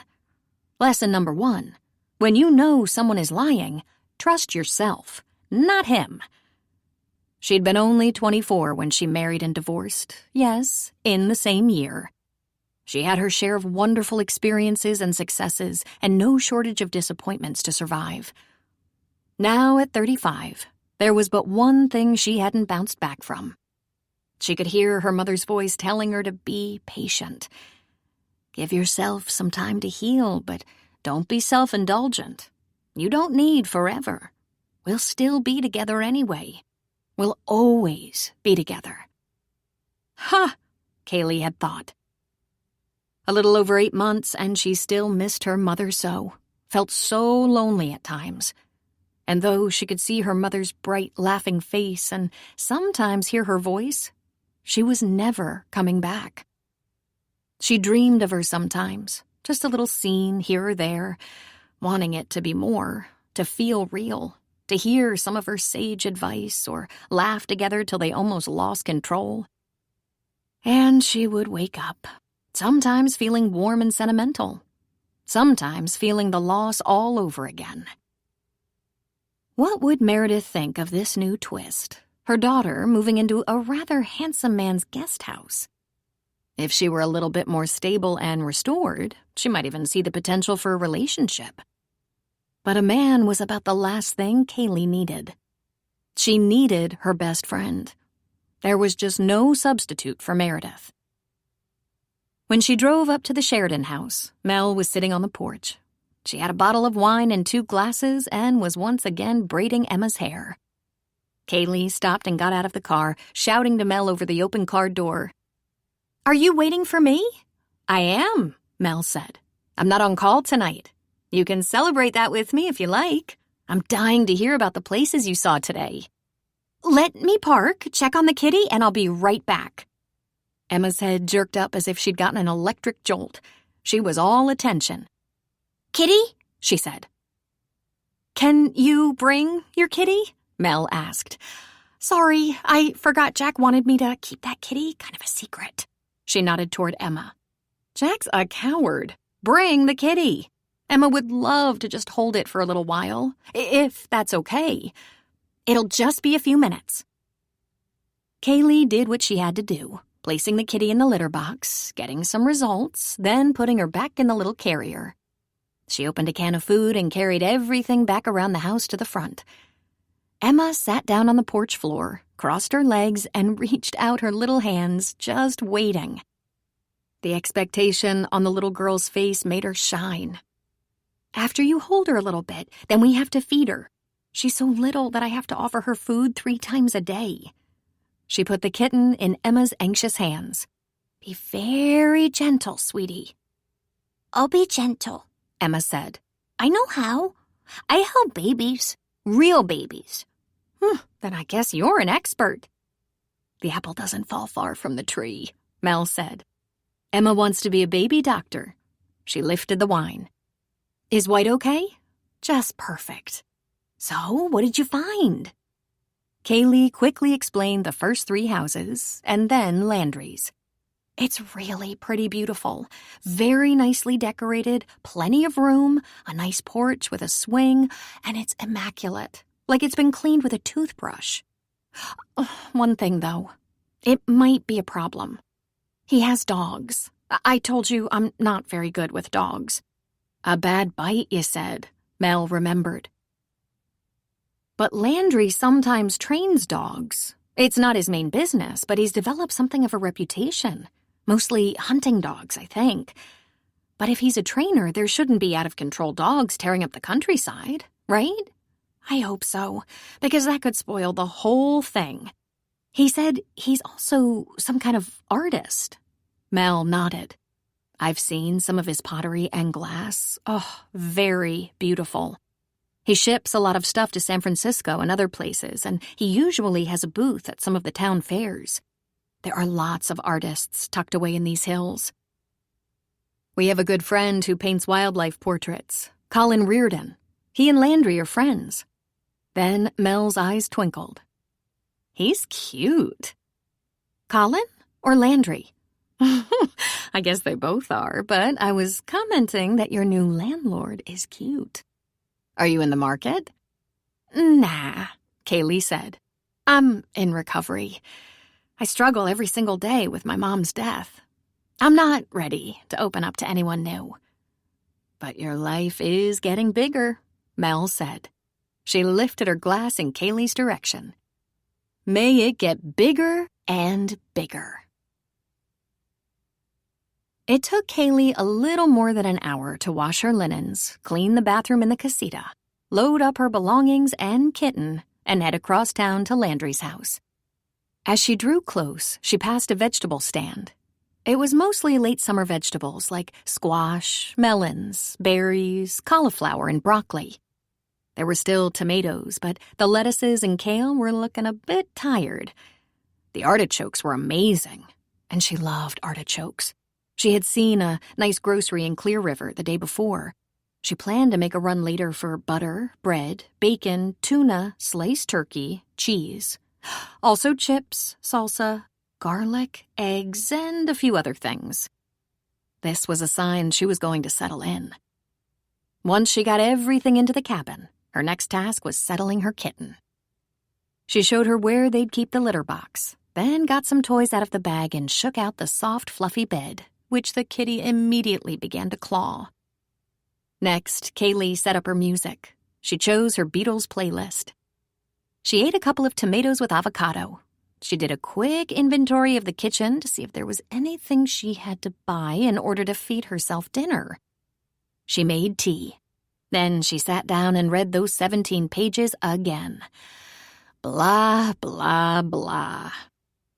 She opened the document she had titled, A New Start, and began to write. She wanted to feel safe, cozy, and completely confident. After all, being alone was hardly a new thing for her. And this temporary space had everything she needed, from a porch swing to a flower bed bordering the house. In days gone by, all she had to do was burrow into a comfortable chair, open her laptop, place her mind in a story, and write. Not that it was easy. Even the easiest writing was filled with constant revision, change, and improvement. But it had always felt good before. Now, with her best friend gone, it was like her talent was gone as well. She didn't know where to look to find her magic again. She should give herself and her best friend names. Sometimes she felt like her mother was still alive. Sometimes she thought of her alive and well, robust and funny and cynical and pouring a cup of coffee or glass of wine in her house in Newport. Countless times she felt her hand reaching for the phone to give her a quick call. "I'll go get us Mediterranean and we'll eat on the patio," Kaylee would say. "Do you have a good wine?" And before she finished the thought, she would remember Meredith wasn't there. Her thoughts were interrupted by the sound of barking dogs, and she went to the porch cautiously. Landry was in the fenced yard behind his house with a couple of dogs. She didn't know what kind they were. 2 were blonde and hairy. 1 was sleek and black. Landry was throwing ball after ball for them to chase. He stopped, put 3 balls in his pocket, and called the dogs with a shrill whistle, and all 3 trotted over to him, wagging their tails fiercely. They sat. Then he lowered a hand to 1, then another, then threw a ball to the 3rd. Only that dog ran to fetch. Then that dog sat and was told to stay while the 2nd dog was invited to fetch. Then the 3rd. Remarkable. They took turns and politely waited. Cool, she muttered to herself. But she had no desire to be anywhere near them. She sat on the porch swing and listened to the barking, the whistling, the quiet. Rinse and repeat. She put her kitten in the carrier to keep her out of mischief while she was gone, packed up her computer, and drove to town. Given it was mid-afternoon, there were only a few people in Jack's bar. He called out her name, greeting her, and even though it had only been a couple of days, it had much the feel of Cheers, friendly and familiar. She went to the bar for a Diet Coke, found a table in the corner away from the door and bar, and opened up her computer. She forced herself to write 1 page of her novel. She was desperate to make some progress, and the best way she could think of was to toss a dead body in there. To make it interesting, the body had several bullet wounds and was discovered by one of her favorite recurring characters. A 78-year-old woman, a busybody with a fierce interest in forensics. Then she flipped over to the other document. The last thing she had any interest in was a man or romantic encounter. She noticed that Landon spent a lot of time outdoors with his horses and his garden. She couldn't help but see him. A lot of him. The way his jeans fit seemed to be particularly appealing. Not that she was checking him out. She told herself she wouldn't have noticed the jeans if it hadn't been for his lovely personality. He was so comfortable around her, so accommodating and affable. His eyes were so shockingly blue, and his smile both frequent and engaging. When he smiled at her, she felt her pulse pick up a little. She couldn't help but watch him when he was in sight. She wondered if they might become friends while she lived in his guest house. And she hoped to become better friends with the bartender and his wife. They were so kind and generous, not to mention fun. "Hey, it's the fire girl," someone said. She looked up to see Mike, the guy who had been behind the bar the first night she was in town. She had since learned that he was Jack's brother-in-law and lived next door to Mel and Jack. Today he was wearing a badge on his belt. "The writer." "We're going to have to go with names and not reputation," she said, sticking out her hand. "Kaylee Sloan." "Mike Valenzuela. How you doing?" "Great," she said. "I didn't know you were the police." "Constable for this town. How's the new place?" "It's very nice," she said. "Just what I was looking for since the Templeton house is off the market. Oh, I'm lucky. It was just a lucky break." "Have you heard from the Templetons?" "Not since I talked to him right after the fire. Gerald said he'd give me a call once he learned more about the cause. He thinks he'll have to come up here and plan some repairs. He or one of his sons." The door opened and a tall man came in and walked toward Mike and Kaylee. "Hey there," he said. "I think I saw you at the fire. I'm Paul Haggerty." She recognized him as one of the many men gathered around the dregs of the fire. Kaylee Sloan. "Did I hear you say the Templetons were friends of yours?" "That's right. I was going to use their house for a few months." Paul pulled a card out of his pocket. "Next time you talk to Gerald, tell him I'm hoping for a chance to bid on the remodel. I have a construction company in town. He knows me, but I don't know if he'll remember I'm a builder. I do a lot of remodels and upgrades around here." "I'll be sure to pass that on." "Thank you. Are you doing okay?" "She's renting that extra house out at Landry's," Mike said. "It's nice out there. I help Landry tear out a wall in the big house, and he works with me from time to time." "Oh, this is the girl from the fire," someone else said. Over the next hour, she chatted with Connie, the owner of the corner store, Noah, the minister, Colin and Luke Reardon, names she'd heard before. And then of all people to drop by, Landry came in, greeting her as if they were old friends. There was a lot of handshaking and howdies, a couple of beers, a couple of sodas, a black coffee. Mel came in to take her afternoon break with her husband. Kaylee met the cook, preacher, and his wife. Before she realized what had happened, she'd been in the bar for 2 hours, and the place was beginning to fill up with construction workers, or farmers, or people from businesses around town. At 5, Jack asked her if she was staying for dinner. "Not tonight," she said. "I have a kitty to feed." "Something to go?" She'd been to the store. She did a mental inventory of what she had on hand, but somehow it didn't create a picture of a meal in her mind. "A salad to go?" she asked. "Sure. Can I give you a chicken breast with that?" "Absolutely," she said. "And a hunk of bread?" "You got it." A few minutes later, she made her way out of the bar with her sack of takeout. She had noticed that Landry left just before she did, and when she got home, she saw that he was in the fenced yard with the dogs. He waved to her. "You need anything, Kaylee?" he shouted. She lifted her bag. "I'm all set, thanks." "Have a great night," he yelled. "You too," she called out, waving. Now, that wasn't such a big deal. Just neighbors being friendly, that's all. But there was much about him to enjoy, not the least of which was his kindness. He didn't have to ask if she needed anything. He was also handsome and sexy, and right next door. She fed her kitty, ate her salad, put on her pajamas, and sat on the big bed with her laptop. The sun was setting, but she had not achieved much by way of writing, so she opened the laptop while the kitty played beside her on the bed, frequently jumping onto the laptop keys. She forced herself to deal with the dead body in the story, though nothing could have interested her less. Then she flipped over to that other document, to the fantasy world of her new fictional characters, Caroline and Landon. She decided that her own life story lacked pizzazz, so she made a few adjustments for Caroline. Instead of grieving the loss of her best friend, she decided it would be more interesting if Caroline was a young widow and no one in her new town knew the details.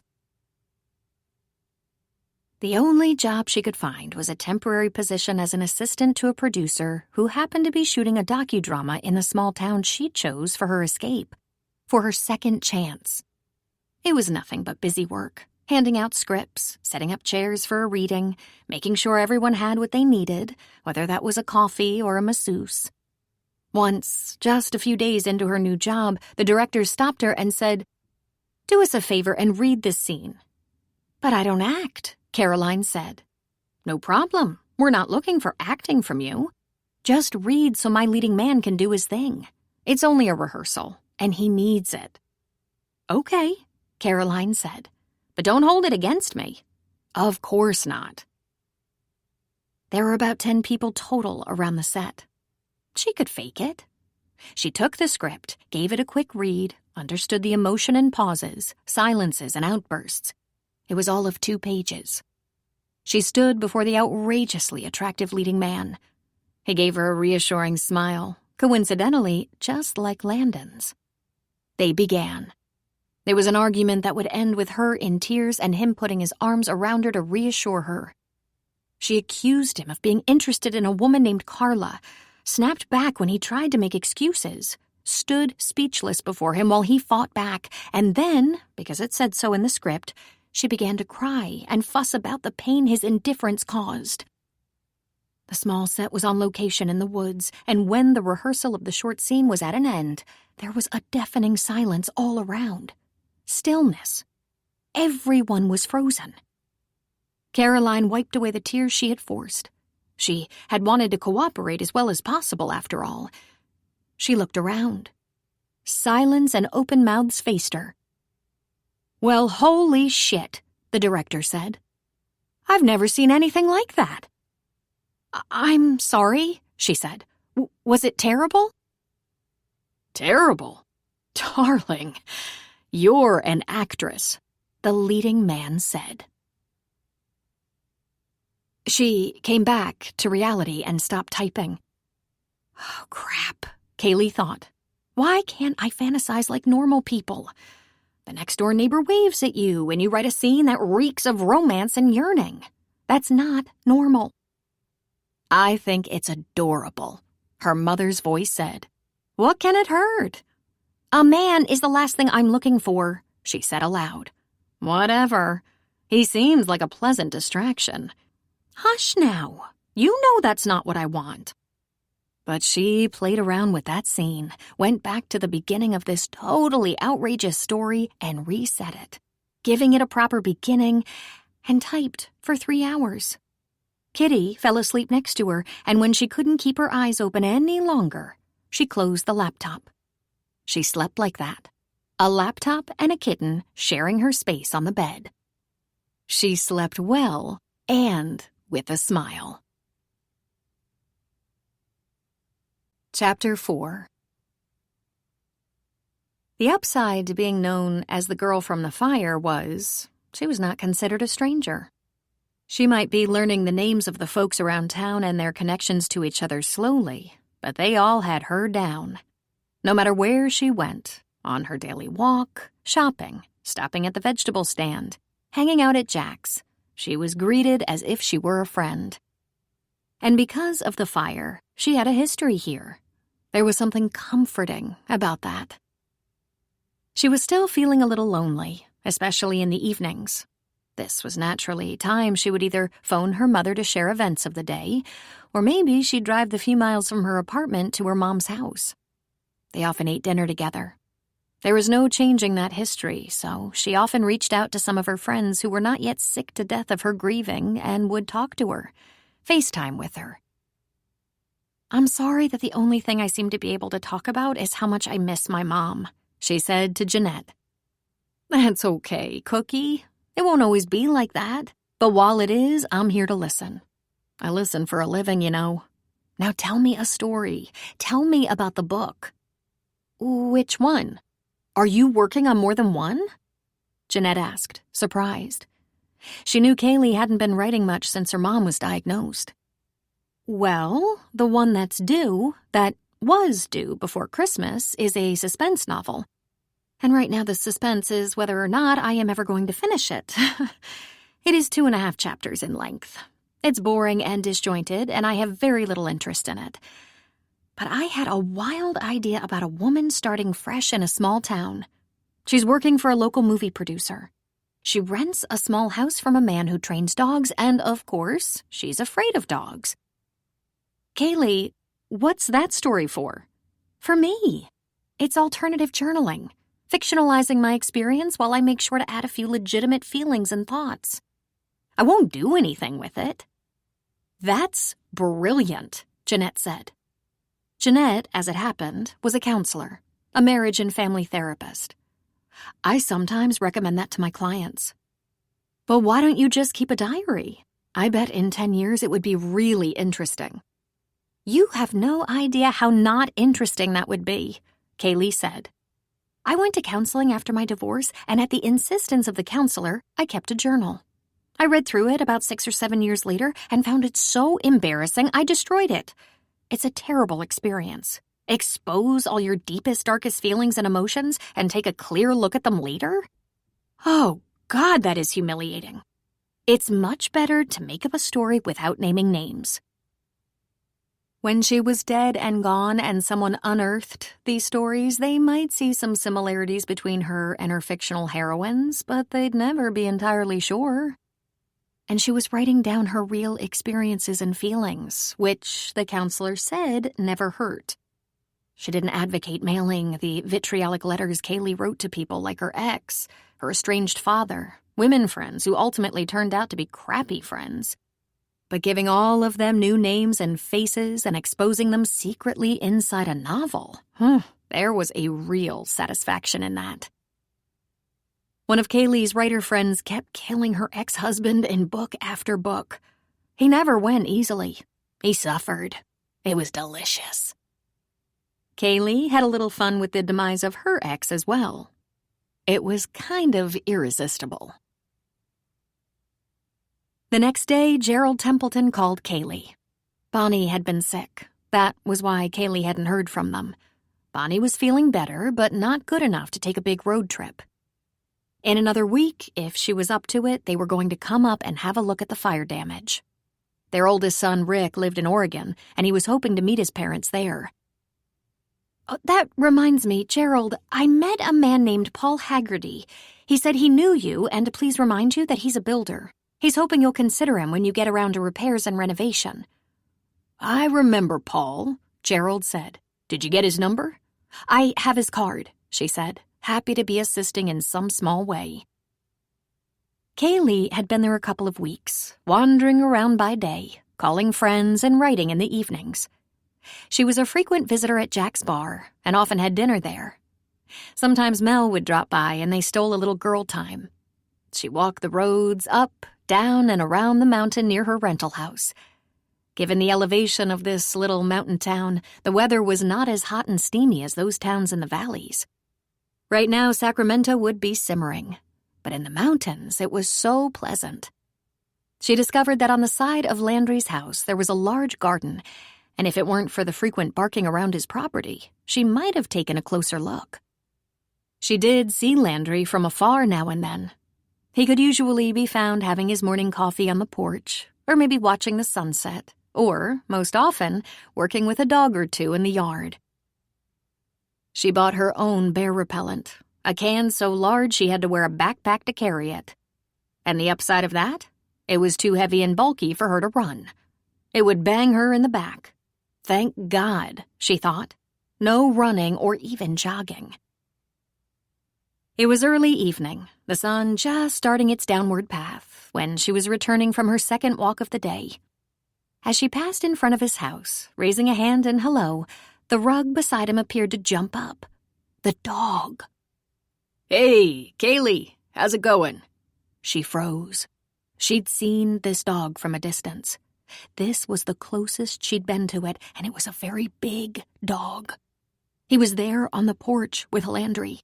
There was no fence, and of course, no leash. She couldn't move. She imagined the dog would leap off the porch and fly like a torpedo toward her and take her down.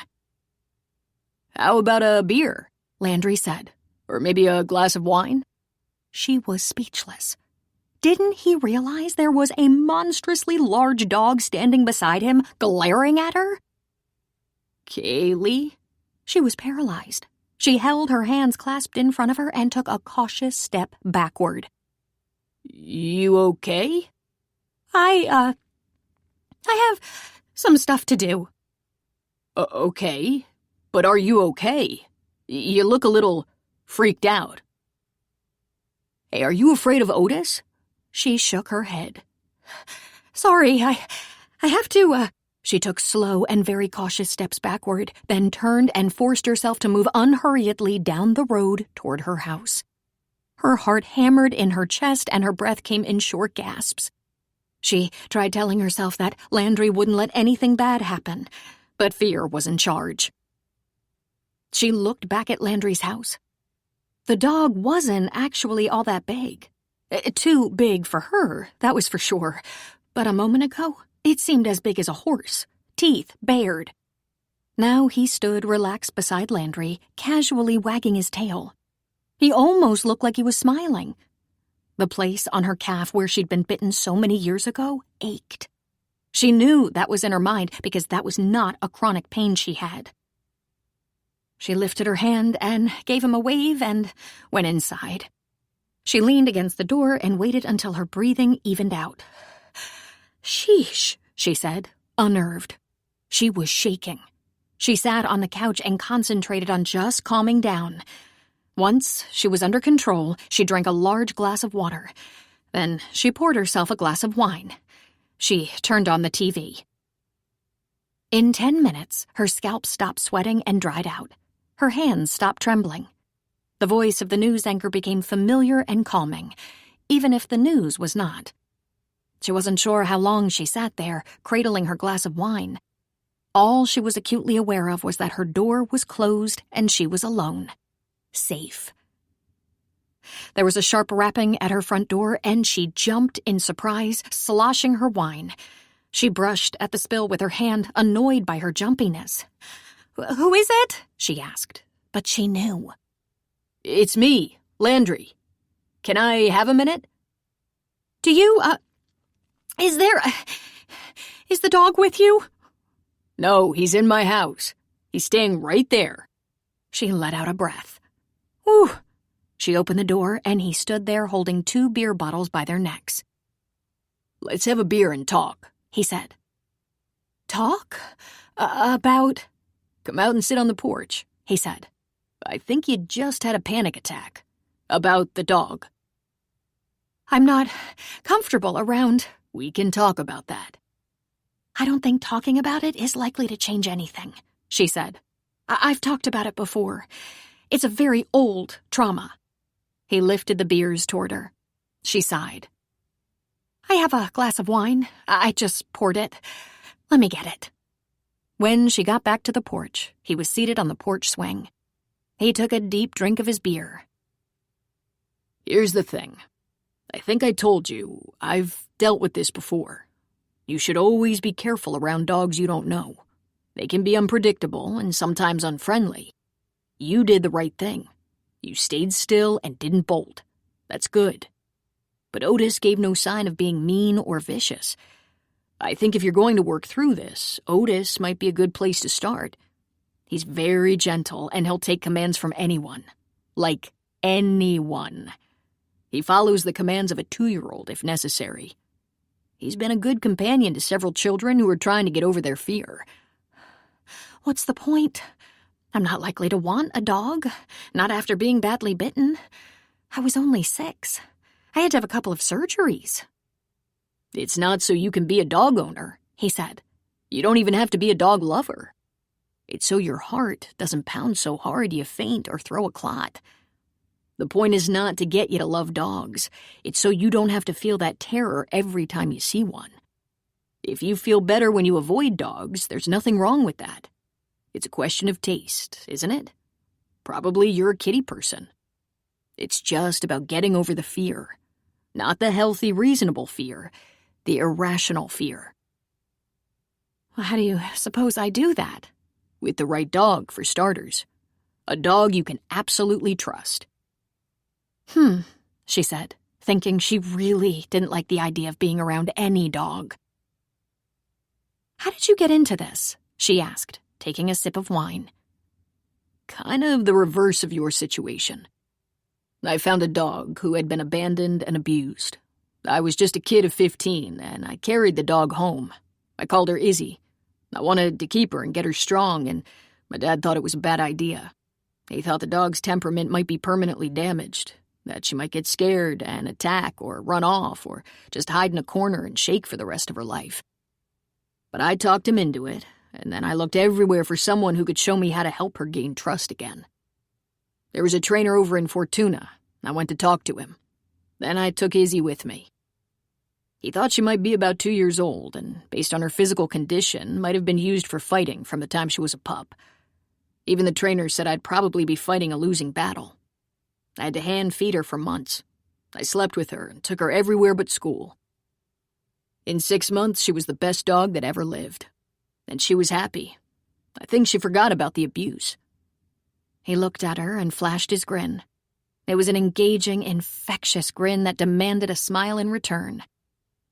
Then I got hooked on training.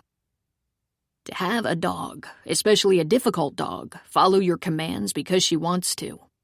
It's exhilarating. It gives you a friend for life. And now it's your job? Just part-time. Because I enjoy it. Dogs deserve to be well-trained. I think it makes them happy. I know it makes them social, and it makes a good family. Frustrated dog parents are unhappy, and unhappy parents are sometimes angry. That's no good for anyone. Why don't you teach people how to train their dogs? I do that too, but not everyone has the right temperament. It takes a certain kind of confidence. For me, it's satisfying to turn over a well-behaved pet or partner. Partner? I train hunters and support animals too. They're working dogs. And guard dogs? And police dogs? She asked. No. Canine officers should train their own dogs. It's part of the bonding experience. I don't like the idea of guard dogs. Get an alarm. Or just an ordinary dog will bark at just about anything that stirs. Most people want guard dogs that will scare people, even attack. That's not what I do. I want to work with people who want happy dogs. That's a tall enough order. And you have many other things to do, she said. I'm very curious about all your art, but I'm more curious about your experience with this town. How long have you been here? I grew up here. It was just me and my dad. This was his property. I was little when he and my mother got divorced. She went back to the city, and we stayed here. He was a lineman with the county. Back then, it was power lines. So you spent almost your whole life right here? Not all, no. I went to college in San Francisco, lived there a few more years before I decided I didn't have to pay those high city prices. What about you? Where did you grow up? Southern California? Newport. One of those California beach girls. Before long, he began the second beer while she sipped her wine. They talked about areas of the state they liked, the differences between the northern mountains and the southern beaches. She told him she'd been married, though briefly, and had been divorced for 9 years. He mentioned that he had been married 11 years ago, that his hadn't worked out either. It was one of those pleasant, superficial, just-getting-to-know-you chats. She heard her phone ringing in the house and decided whoever was calling could leave a message because she was enjoying this time with her landlord. They parted ways as the sun was getting low over the pines and a small chill was settling over the land. We'll have to do this again, he said. By all means, she said. When she was back inside, she checked her phone. It was Howard, her father. His voice was a little hysterical. Kaylee, where the hell are you? I've left messages. You haven't returned my calls, so I stopped by the house and there's a strange couple living there. They said you'd moved to Northern California for the rest of the year. Call me or so help me God, I'll come looking for you." Oh, she sighed deeply. It was tempting to just ignore the message, but clearly he was going to keep calling. She didn't understand the urgency. He seemed to have spent much of his life avoiding her until Meredith got sick. Then, suddenly, he was calling frequently, wanting to see her, wanting to form a family with her. There just didn't seem to be a polite way to tell him he was much too late. Kaylee had grown to hate the words, "Well, he is your father." From the time Howard had left them, he had not been an attentive or doting father. In fact, he rarely visited her. He would come to the house occasionally, and even at the age of 7 or 8, she knew he was coming more to see Meredith than her. It became more evident as the years passed that he regretted leaving Meredith, and on his visits he would spend a great deal of the time visiting with her, not Kaylee. Kaylee would say hello and then go watch TV, and Howard and Meredith would sit at the kitchen table and talk like old friends. By the time Kaylee was a teen, she had come to understand Howard wanted to talk to his ex-wife about his unsuccessful relationships. "Doesn't that make you mad, that he complains to you about his wives or girlfriends?" she once asked her mother. And Meredith said, "No, sweetheart. It makes me very grateful that he left me." Meredith was fine with his visits, given they weren't too frequent. Because Meredith was classy. Her heart no longer ached for the marriage that fell apart, and she'd had plenty of gentleman friends in the years since the divorce. She had a good social life. But then Meredith got sick, and Howard amped up his visits, causing Kaylee to be jealous of the time he spent with her mother. Whenever Kaylee complained, Meredith would say, "Go easy on Howard. He is your father." And to be fair, Howard had paid child support and helped with her college expenses. He'd done well for himself in the real estate business, which was lucky since he had to pay a lot of support. He'd had a total of 4 children. She decided to get it over with and called him back. "Hi, Howie," she said in greeting because she knew he hated it. He always instructed her to call him Dad. But for some reason, she kept forgetting. "No need to panic. I wanted a change of scenery for a few months so I could finish a book." "Where exactly are you?" he demanded. "And why didn't you tell me you'd be out of town?" "I'm in Humboldt County, and I didn't mention it to you because I'm 35 years old. We're not close. You don't tell me where you're going all the time. In fact, I don't expect you to." He sighed. "Okay, I deserve that," he said. "I wasn't there for you when I should have been, and there seems to be no way to make up for it now. But with your mom gone, I wish we could spend a little time together. I was going to invite you out to dinner. I think we're both missing her." The last thing she needed was an evening of reminiscing with Howie. "Sorry, but I came here to work, and that's what I'm doing. Maybe when I get back to Newport." "Are you getting a lot of work done?" "I'm trying," she said. I still find it hard to focus, hard to concentrate, but I'm giving it everything I've got." "Maybe I'll come up in a few weeks," he said. "You can show me around, and we'll have dinner." "I don't have a guest room, Howie." "I can make arrangements," he said. "Think about it, and we'll talk about it later. I'll give you a call next week." "All right, take care." "You too. Love you." "Goodbye." She never said she loved him. She wasn't sure she did. She wasn't sure she wanted to. Kaylee took Kitty to the vet that Jack recommended, Dr. Lynn Murphy. "Well, Kitty turns out to be a boy," the vet said, "and I'd guess about 8 weeks old. He'd have to be that old to eat solid food and use the litter box. Let's give him a couple of weeks of growth and then start his shots. Meanwhile, would you like me to chip him?"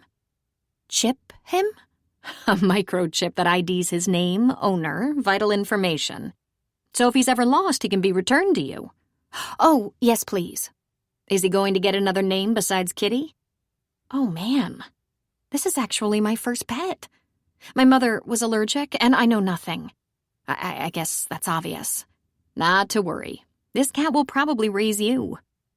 So he should be neutered, because if he's not, he will not only make more cats, and he'll make a mess, spraying his scent around your house, We'll give him shots, make sure he's in good health, and check his weight. After about 4 months of inoculations and after he's been neutered, if you keep him as an indoor cat, you'll be on your own unless you need us. He's a pretty little guy." She had them put Tux on his chart as his name because of his black and white markings. She pretended not to hear when the doctor said, "Original." The next afternoon, when Kaylee was at Jack's having lunch, Jillian Matlock came in carrying a large cardboard box filled with vegetables. "It's your lucky day, Jack. Is Preacher around?" "Yup, stand by." He turned and banged on the wall that separated the bar from the kitchen. "Brought him some goodies, did ya?" "The harvest is winding down, and these are good but not pretty enough to send out." Preacher came through the swinging door, drying his hands on a dish towel. "Hey," he said. When he saw Jillian, he smiled. "Goodies?" "For my special friend. The last of the Russian rose and purple calabash, some artichokes, onions, turnips. Late stuff." Kaylee got off her stool and slowly gravitated toward Jillian and the box of veggies. There were peppers, cucumbers, a bunch of green and purple leaf lettuce, and a few other things she couldn't name. "Have you two met?" Jack asked. "The fire girl," Jillian said. "We met last week. How are you?" "I'm Kaylee," she said with a laugh. "I'm great, thanks." "Is this stuff from your garden?" "I'm a farmer," Jillian said. "I have a few acres dedicated to heirloom vegetables and other organic stuff. There are some little-known varieties mostly used by restaurants as garnish. Also, my sister is a chef, and she makes a variety of sauces, relishes, and a few dressings and pastes. She's a cooking miracle. She's working on some soup starters as her new line. Absolutely amazing stuff." "You ought to see Jillian's place," Jack said. "It's incredible. And she farms year-round." "Look at those artichokes," Kaylee said. "They're huge." "I'd love it if you came by," Jillian said. "I'll give you a tour. Whenever you're available. I'm just about done for the day, if you're free now." She glanced at her laptop, which hadn't seen a lot of action today, and said, "I'm free." "Great. You can follow me home. I'll take you around in the garden mobile." Kaylee did just that, driving down Highway 36 behind Jillian and then down a long road through the trees and up to a beautiful Victorian mansion. After she parked, she admired the house. "Completely restored, mostly by Paul Haggerty," Jillian said. "I found it and rented it and started a small garden. Then I bought it and the 10 acres it's on and planned a farm. The house is wonderful. I'll take you through it after we tour the gardens. Colin and I live here, but my sister Kelly uses the kitchen to cook. She has a commercial kitchen in Eureka where she produces her sauces. But she's always trying new things, usually on a large scale, and this kitchen is perfect. Come in and meet her." Kaylee followed Jillian inside and met Kelly, who appeared to be up to her elbows in dough. "Bread," Jillian said. "Oh, I love it when she bakes bread. You can smell the aroma all the way to the coast. If you're interested, we can see the gardens first, then the house." "Oh, I'm interested. I want to see anything you have time to show me." "Good. I love showing it off." Sitting in the garden mobile next to Jillian, Kaylee bounced around the huge gardens behind the house. They were like a quilt of many colors and textures, lush and looking tasty. Most of the outdoor gardens were picked clean except for the melons, pumpkins, and some late squash. But there were several greenhouses in the back, filled with raised beds that held fruits, vegetables, and flowers. Mostly edible flowers that chefs like to garnish their plates with. I just started doing that a couple of years ago. "How do you get your stuff to the restaurants? Because unless I missed something, there aren't a lot of restaurants around here." "You didn't miss anything. These flowers and heirloom vegetables go as far as Seattle and San Francisco via FedEx. They're tender little things that won't last long. They go overnight." The back acreage was lined with fruit trees and berry bushes. The berries come in spring, finished by the 1st of August, but the apples come in later. I don't rely on that apple crop for much, except to satisfy the deer. I sell them out on the roadside stands. We have 2 large ones now. Kelly uses the fruit and berries in her creations. She ships a lot of pie filling, jams, jellies, and that sort of thing. I've added to the berry bushes and paid the price. The bears love berries. I have to scare them away. I have an air horn they don't like. Having wildlife in the yard can be fun until you get a sample of their mischief. A mama bear with a couple of cubs will break into the greenhouses or turn a garden mobile upside down. I really can't afford to be welcoming. They don't scare you? Kaylee asked. Not really, Jill said. But I don't get up close and personal.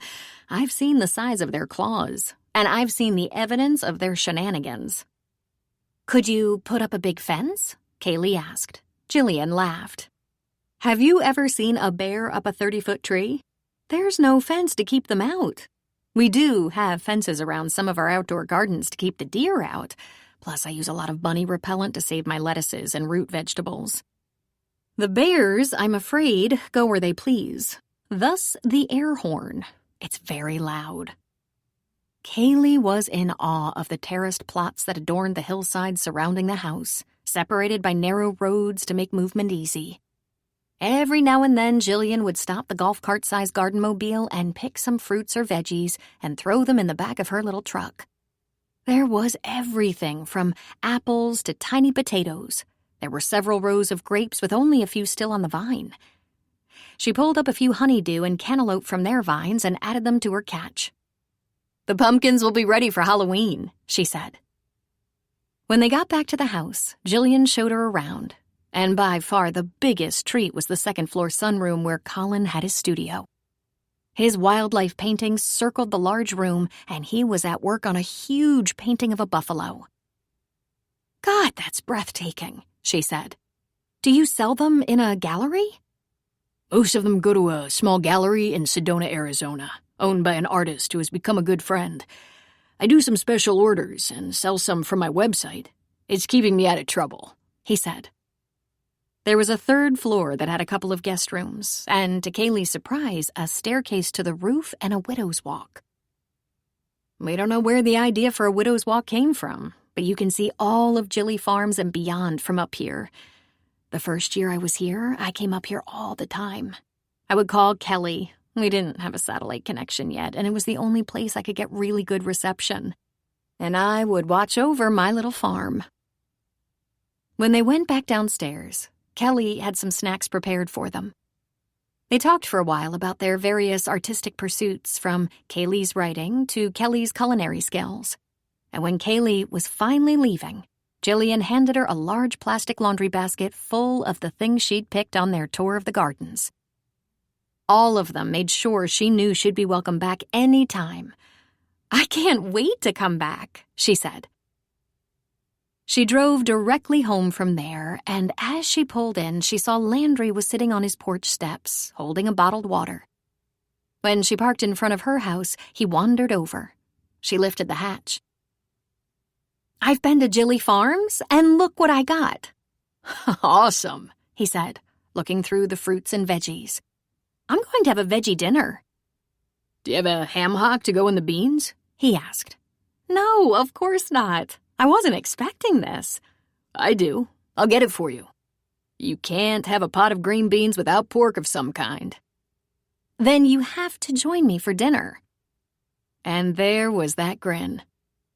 That would be great. I'll make sure Otis stays home. Chapter 5. Kaylee's first dinner with her landlord was so easy. She felt as though she'd known him for years.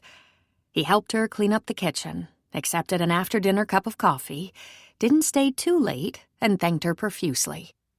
She and Kitty, Tux, wrote 8 pages, staying up till almost midnight. The very next day, when she was returning from her afternoon walk, he waved to her from his porch and shouted, "What are your plans for dinner?" She gestured that she didn't know, just shrugging her shoulders. He told Otis to stay on the porch and walk down the path to the road. I thawed some ground sirloin for hamburgers. Care to join me? She glanced at Otis. If you cook them on your grill and bring them over, I'll slice tomatoes and make deviled eggs. And there are leftover beans. That sounds perfect, he said.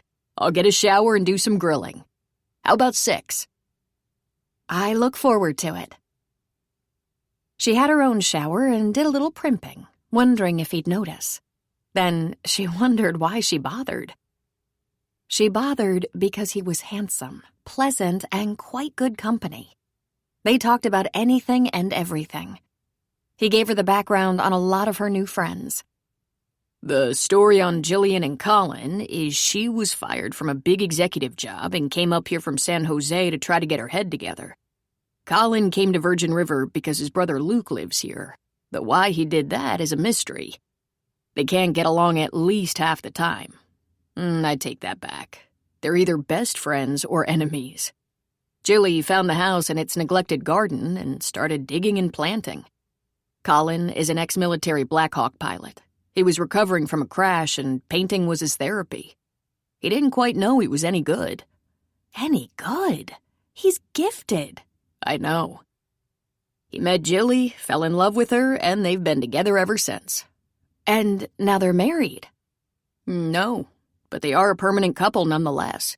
And, this being Virgin River, meaning it's very small and very nosy, people ask them constantly when they're going to get married. They've been together in that big house for years. I don't know why they haven't married, and as far as I'm concerned, it doesn't matter. Kelly, Jilly's sister, is married. To a film writer, I was told, Kaylee said. She's very proud of him.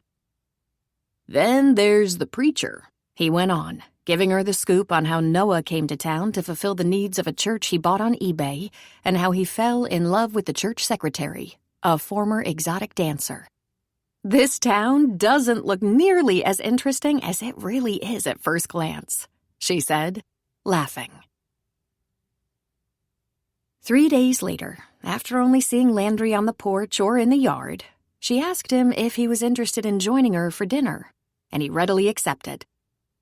They had drinks on her porch at sunset before dinner, and then coffee on the porch afterward. She always sat on the swing, and he lounged in the porch chair, a rocker, next to the swing. The next day, Kaylee could see that he was busy, and she watched as the owners of his 3 dog trainees came to pick up their pets. Landry spent at least an hour with each of them in the yard, going through the training commands, directing the dogs to heel, turn, sit, down, stay in place. She watched it all from her porch, from a safe distance, while trying to write. She noted that the owners didn't leave without handshakes and hugs.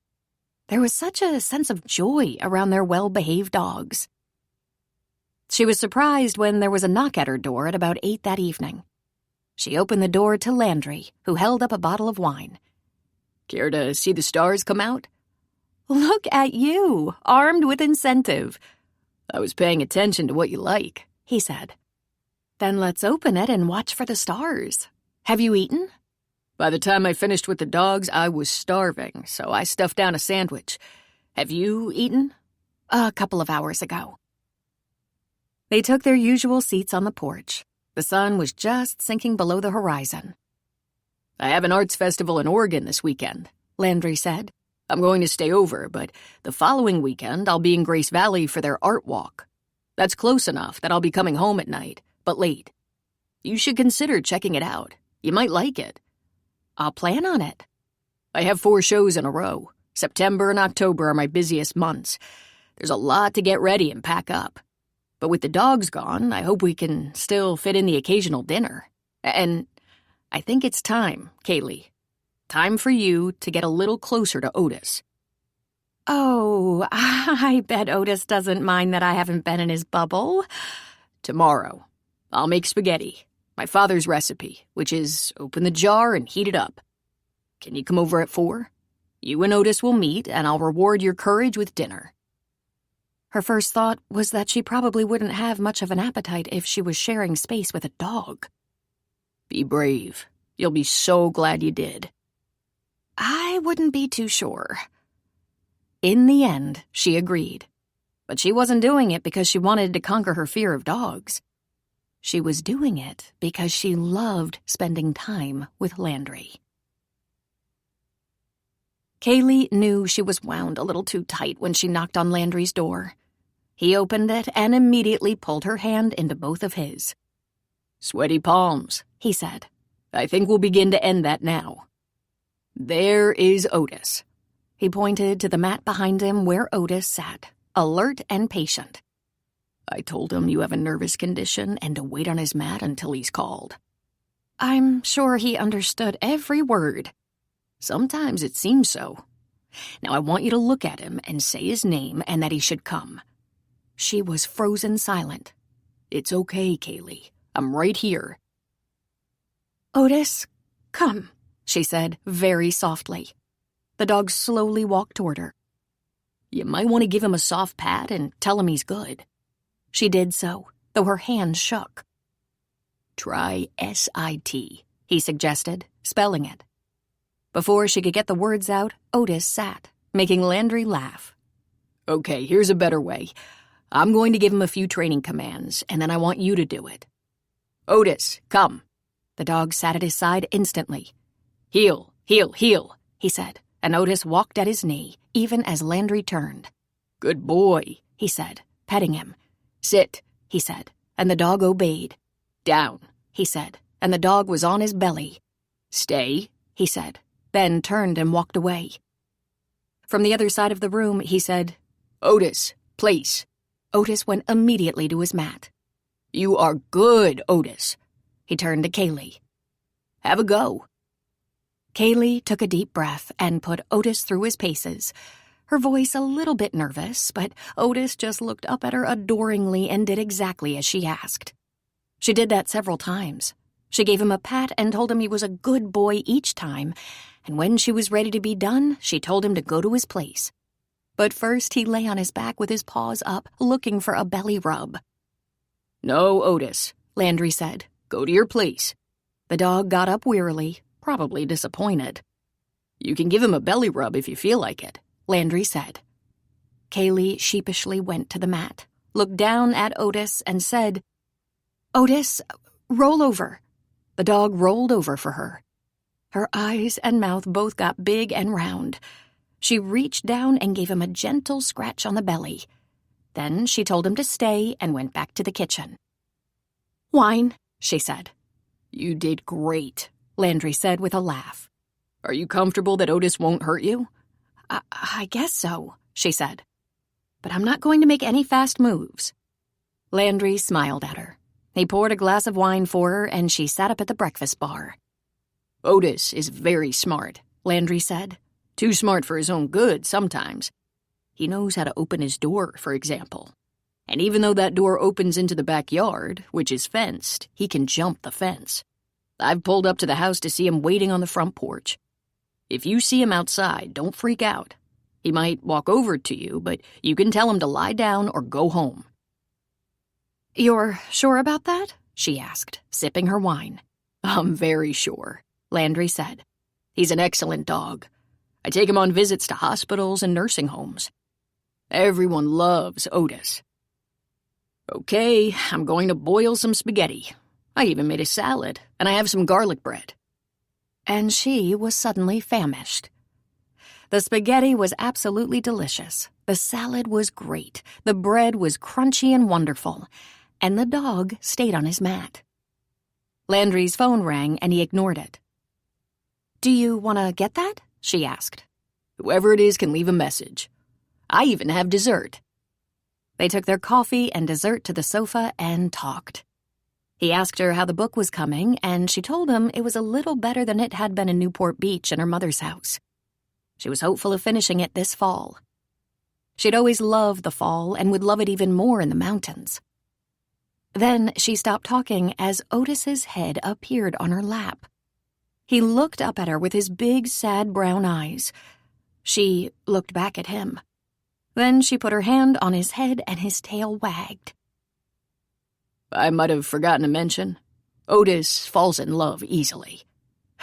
But you're not his first, and you probably won't be his last. I don't want you to have a broken heart." The call Landry missed while he was having dinner with Kaylee was from Laura. He hadn't heard from her in a while. They had married 11 years ago.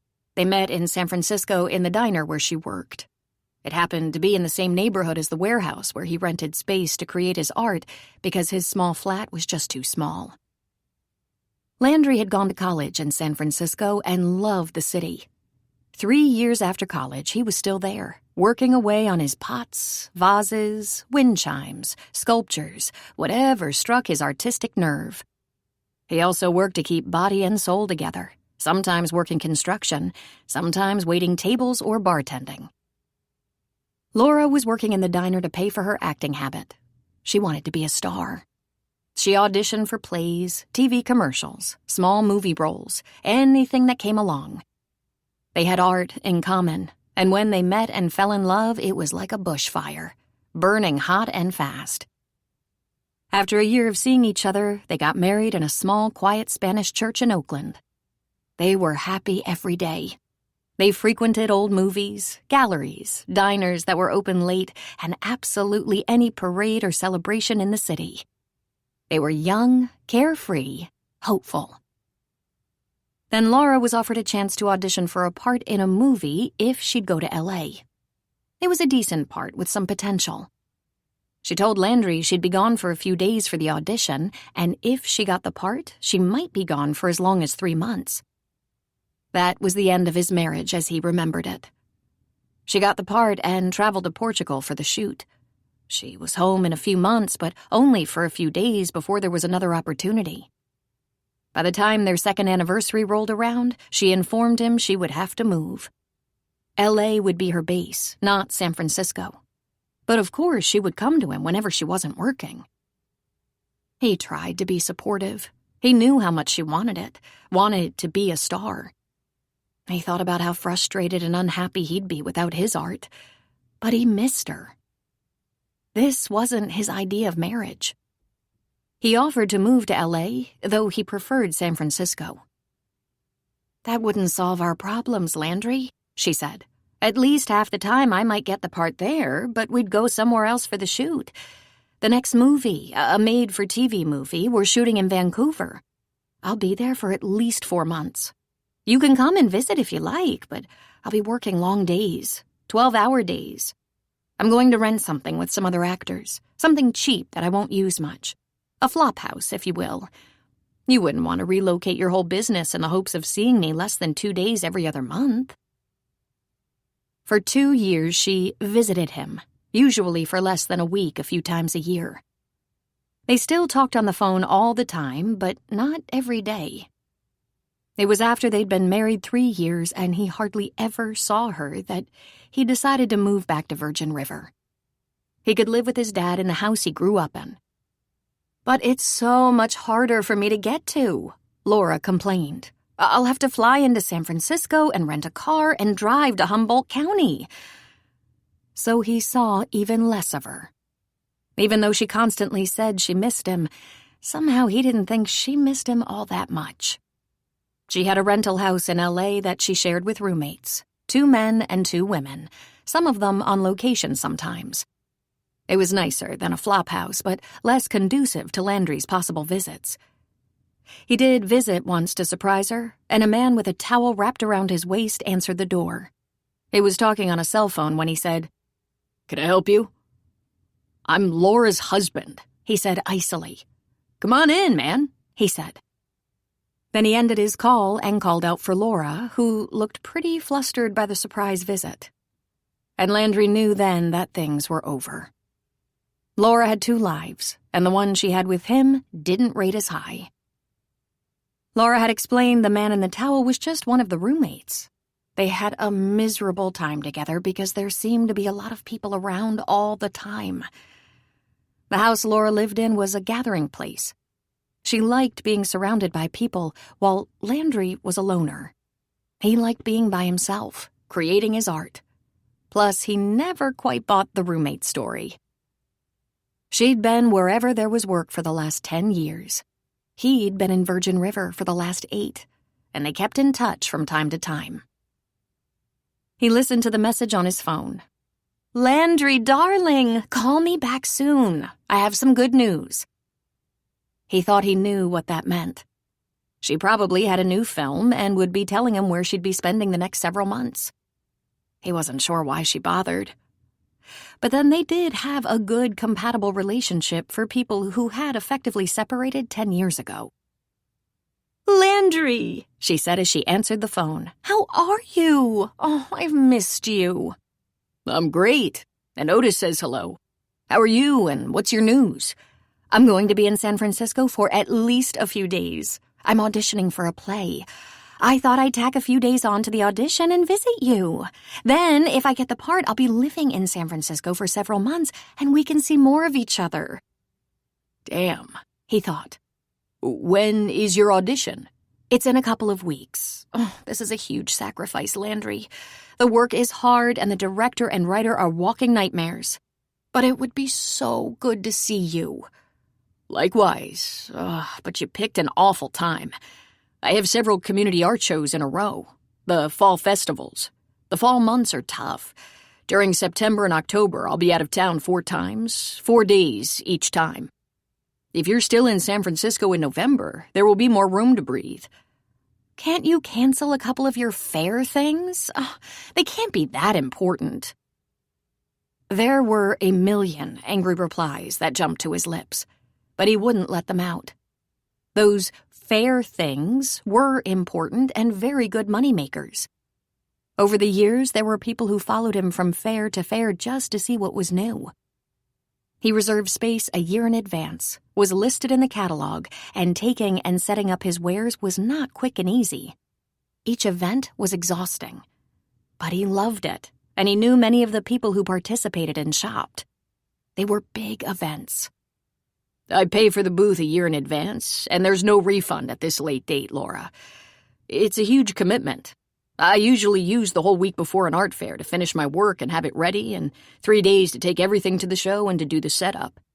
It's a lot of work. Well, try to fit me into your schedule, she said. I haven't seen you in a long time. Text me the dates you'll be in San Francisco, and I'll see what I can do. Oh, that would be wonderful. They chatted for a while about her play. He knew he'd be calling her back in 2 days to tell her that he just didn't have any extra time. It was true. The time surrounding these fall town fairs was short and busy. But he also wasn't interested in cutting his time with Kaylee short. The morning after her dinner with Landry and Otis, Kaylee went out for her usual walk. The air was cooling down quite a bit, and the leaves were already starting to turn. She saw that Landry's truck was in his drive and Otis was on the porch, but Landry was probably in his shop, madly creating. When she passed Landry's house, Otis came down the walk, moving slowly and lazily, and just took up the place at the end of Landry's walk. She said, Heel, to Otis, and he trotted to her side and stayed with her. She stopped and told him to sit, and he did. She told him to stay and walked ahead of him, and he did.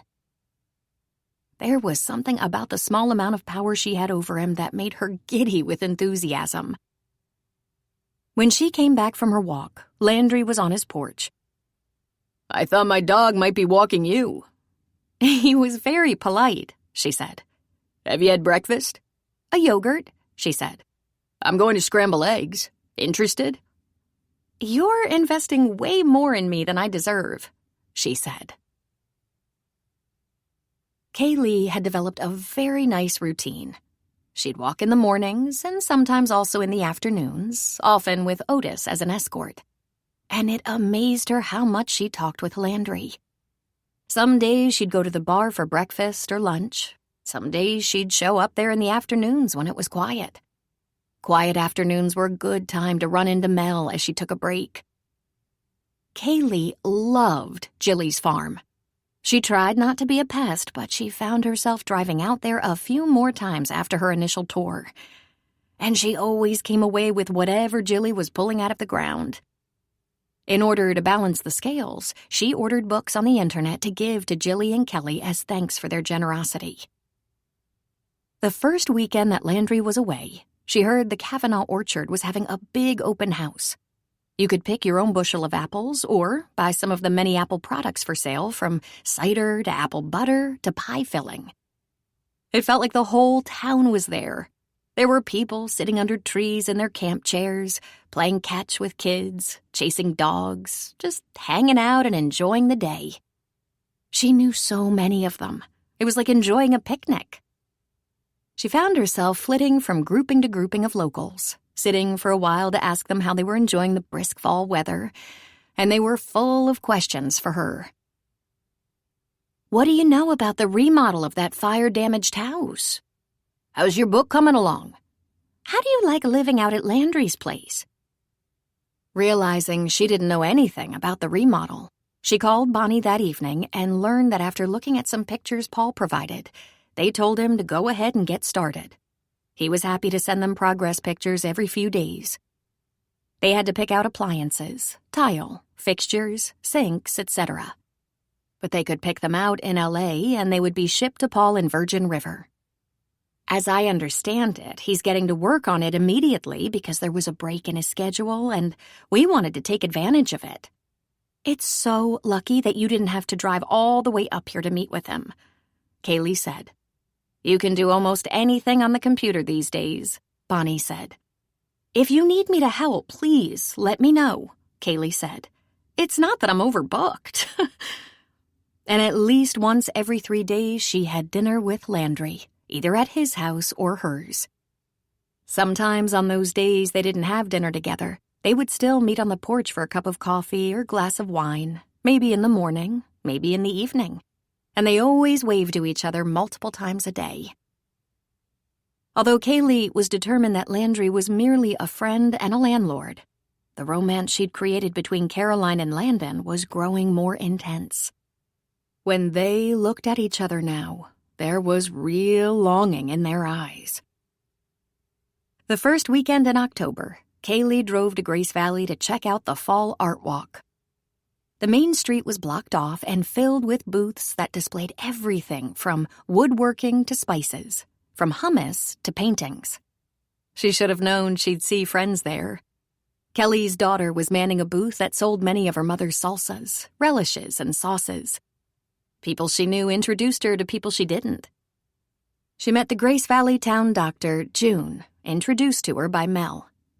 She met the Grace Valley minister, Harry, introduced to her by Colin. She found Landry's booth and gasped at the beauty of his pots, vases, and wind chimes. She had not seen much of his work before, just those pieces that decorated his house and hers. He was amazing and had a large group of people gathered there. They ate some barbecue together in his booth since he couldn't leave. She had come only to show interest and support, but once there, she was enchanted by the bounty of goods and crafts. It was early afternoon when the most beautiful woman she'd ever seen in her life came into the booth, saw Landry, and said, "Darling." He walked to her and kissed her cheek. "Hi, Laura. Look at your wonderful pieces. Oh, you just get better all the time. You are the most fabulous artist." Laura was tall, thin, blonde, with intense blue eyes to match his, and when they stood side by side, they appeared made for each other. Her teeth were perfect and straight, her figure svelte and buxom. Of course, her makeup was professional-looking, and her nails were star quality. She was stunning. She wore a mid-length white lace skirt, a denim jacket, and drop-dead gorgeous brown leather boots. And the confidence she exuded was palpable. "And who's this?" she asked, sticking her hand out toward Kaylee. "Hello there, I'm Laura, Landry's wife." She did look every bit the actress. Kaylee suddenly felt very short and plump and way underdressed in her jeans and hoodie. "It's a pleasure," she said, a bit awkwardly. "I'm Kaylee. I rent Landry's house, the smaller one." "How wonderful!" Then Laura fluttered her lashes at him. "You look so good, Landry. You've been taking care of yourself. Do you have time to walk me around the fair?" "I really can't, Laura. I'll be busy here the rest of the day. I'm sorry. Why don't you look around and enjoy yourself, and maybe we'll talk later." "Oh, can't your little friend manage your booth for a while?" "Of course not," he said, irritation in his voice. "Kaylee doesn't know anything about these things. She just stopped by to say hello." "And it's really time I get going," Kaylee said, trying out a smile.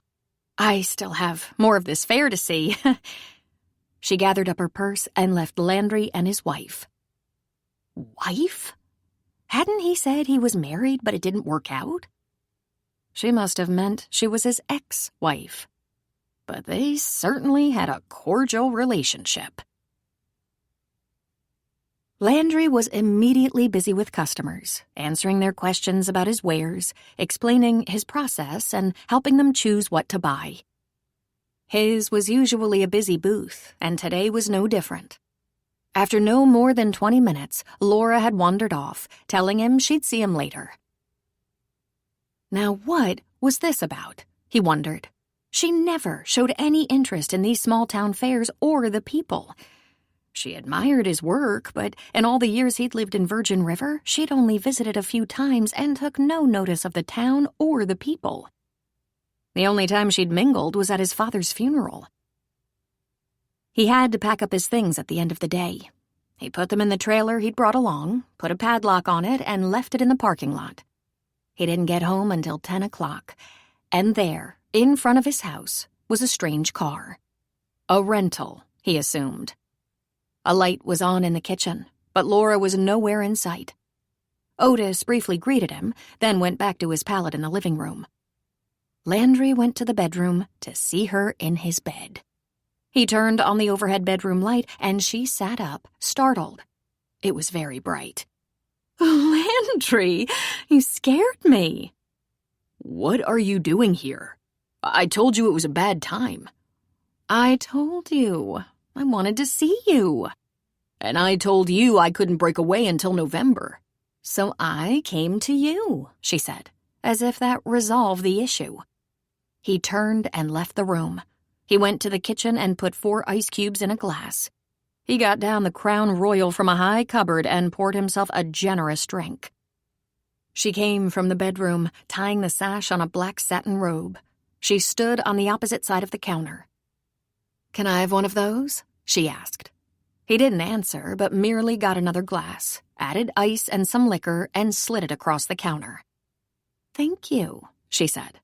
"Can we sit down?" He pulled a bar stool around the end of the counter and sat looking at her. "You certainly aren't making this easy." "I've been wanting to have a serious talk with you for a long time," she said. "You've had 10 years, Laura." "And so have you," she replied. "Yet here we are." "So did I interrupt something romantic between you and your friend?" "No, she's my tenant. We're neighbors. We're friendly." "She's very pretty." "That wouldn't intimidate you," he said. "Look, this is hard for me. Be kind, at least. Things are not going as I had hoped they would. I'm not getting the parts I want or need anymore. I'm being cast more often as the mother of the bride than the bride, or the disgruntled sister, or the other woman." "You've had some good parts, some good films." And he knew this because he'd paid attention. When she was in a TV series or feature film, he made it a point to see it. "Oh, the truth is that at my status, the work is very hard and doesn't pay well enough. I've aged out at 35. I'm getting character roles in TV commercials. Ads. I'm burned out and ready to try something else. I'm thinking of giving up acting." "Really?" he said, lifting an eyebrow. "After all this time and dedication? There are plenty of good acting jobs for women over 35. "Not plenty," she said. "There are some, but they're hard to get. I have to be honest with myself. It's not going to take me where I always wanted to go." He rubbed a hand around the back of his neck. "I have to admit, that surprises me. I thought you had the stamina for the long haul." "But not the enthusiasm," she said. She took a sip of her drink. "I want us to try again." His head jerked up in surprise. "Try what again?" he asked. Marriage. Our marriage. That year we had together was the happiest year of my life. And yet you left it, he said. You chose acting. We fought it out, and you chose acting and career over marriage. For a while there, you wouldn't even admit you were married. That was just PR bullshit to make me seem more desirable, more available, to convince people I wouldn't flutter off the job and leave them all hanging. That didn't last long. We've had a long-distance marriage, but we've had no marriage, he said. We haven't slept together in almost a decade. Well, that was your choice, she said. Yes, it was, he said. When I realized I'd seen you for less than 12 days in a year, it was very clear that you had no investment in our marriage. I didn't want to be a booty call. That might have been enough for you, but it wasn't enough for me. And yet we never divorced, she reminded him. There didn't seem to be any pressing need, he said. I had no interest in marrying again. I figured you'd file for divorce. But I didn't want a divorce. I wanted to be married. To a man you saw for less than a month out of every year? I loved you, she said. I always loved you. And you loved me. We were good friends. We were friends, he said. I don't know if we were even really that. We got along. We talked on the phone regularly, but it was more like talking to a cousin or sister, not a wife. Take a trip down memory lane, Laura. After 2 years of your chasing stardom, we had a blowout. I drew a line in the sand. We had to either find a way to live together or call it quits. You argued that there was no way to live together, that your work was either in Hollywood or on location, that it was your dream, that you worked hard for it and couldn't give it up without at least giving it an earnest try. I said I was done with the trying. I offered up every compromise I could think of, but you wanted me on the sidelines. That's when I came back here to live and work. It's not like we've ever been out of touch, she said. We talk on the phone, he said. We meet in San Francisco if I'm visiting the galleries. We don't even share a hotel room on those occasions. We're not even good friends. We're very good friends. You're my best friend. I've always loved you. He took a deep drink. Laura, you need to raise your standards. Your idea of friendship is really lacking. Her eyes got teary. I'm sorry, Landry. I failed at everything. I never should have wasted so much time on acting if it was going to come to nothing. I never should have given you up. I've been thinking about it for a long time. I want us to be together. Please say you'll try again. I think that ship has sailed, Laura. No matter how I feel about you, the trust just isn't there. I'd be waiting to see you get out the suitcase every day. But wait, she said. Remember when we used to go to the outdoor movies, to the foreign films, to the galleries and street vendors? Remember our picnics in Union Square, sitting on a bench and people watching? Our drives up the coast to the fish house, to the Russian River. We were young and carefree and so happy. We can't be young anymore, but... I think too many years have passed, he said. We can start over, she said. We have the love. We just need the time together. I have a different kind of life now, he said. I've lived alone for 10 years. I'm solitary, and you need a lot of people. I agree there was a time we had fun. It seemed we were compatible. But Laura, you walked away, and you didn't want me to tag along.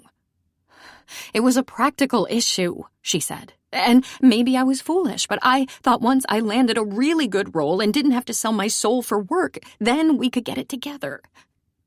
Please, I'm ready to give it up for us. Will you at least think about it? I can't help but think about it, he said. But I don't think it would benefit either one of us. Take a week, she pleaded. Please. Where did this come from? He asked. Did something happen?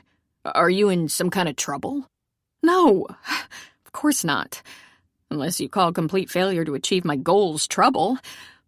This just isn't working. I've given up, Landry. I want a sane life again. In a little house in the mountains with a dog and a guy and his pots. He shook his head. There are no theaters or spas or fancy restaurants here. You wouldn't last a month, and it would probably leave me scarred. Again. Think about it? For a week? Give me a chance. Are you listening? The last time you decided acting was more important than marriage, you walked away and it hurt. You said you'd be back in a few days, and it was months. When you ask me to think about us, what do you think comes to mind? Maybe the guy in the towel who you passed off as a roommate you weren't romantically involved with? I never bought that. It was true. There were men and women sharing that house.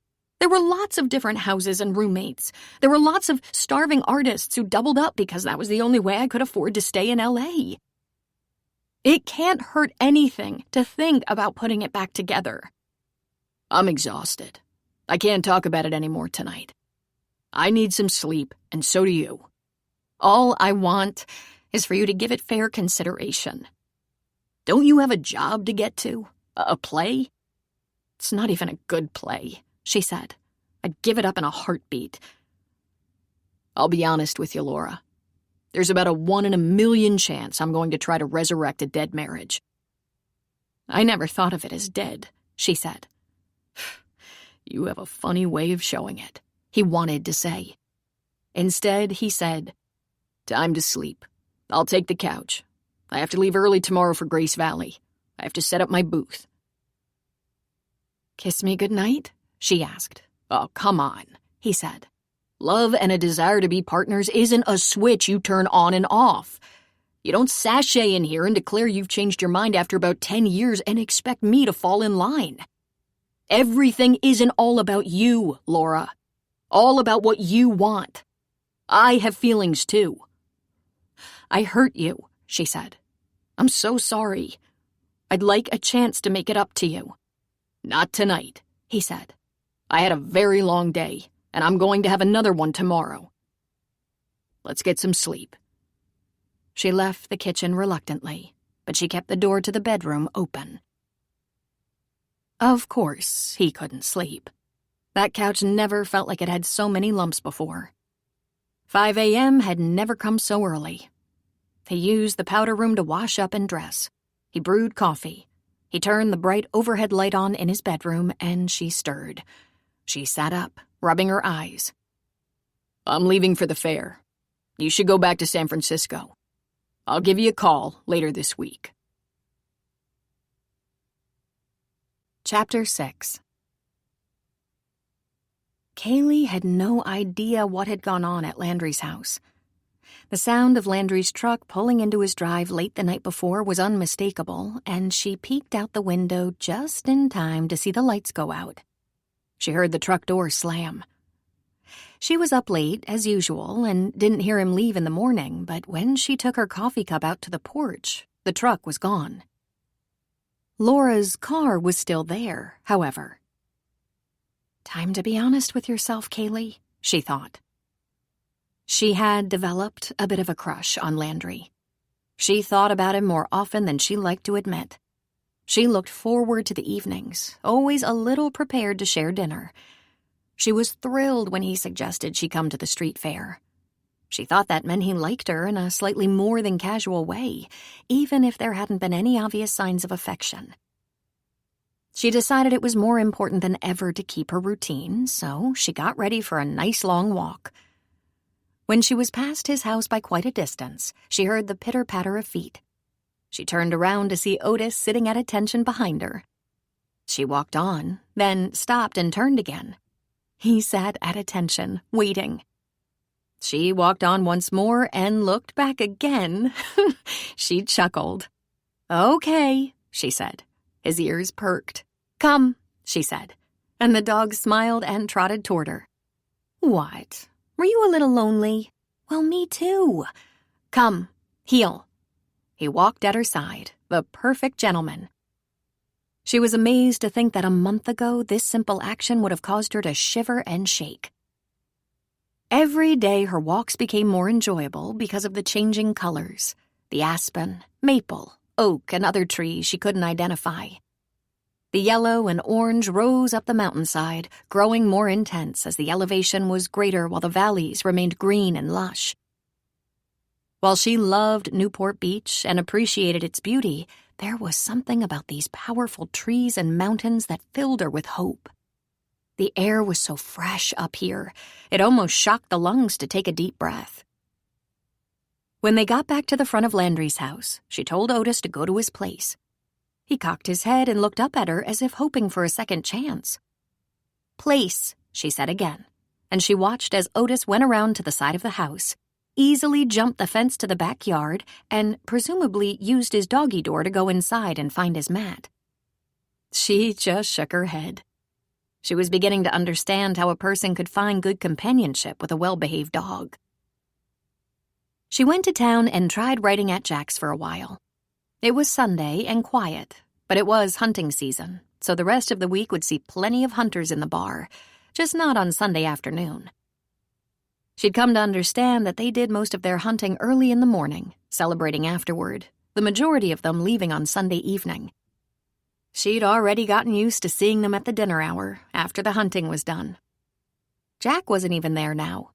Preacher's wife Paige was working behind the bar, and their son Christopher was helping out, wiping off tables and bringing plates and glasses to the back. She ordered a sandwich and just hung out with her laptop open as if she was working, which she was not. Unfortunately, no one interrupted her. She left Jack's after lunch and stopped by one of her favorite roadside produce stands. It was a little lean, but she bought a pumpkin. She did buy some gourds and dried corn stalks and glass gem corn to decorate her porch for fall. She drove to Clear River and bought some chicken strips and the makings for a Caesar salad. She got a candle for her pumpkin. Why she was doing this was a mystery. Landry's 2 houses were at the end of a long drive. It's not as though people lived close enough or even drove by. There would not be trick-or-treaters. But it had always been important to her mother to keep their surroundings beautiful, to change up and improve things regularly and decorate for special occasions. Kaylee had inherited a little of that, and she wanted to please her mother, even though she was gone now.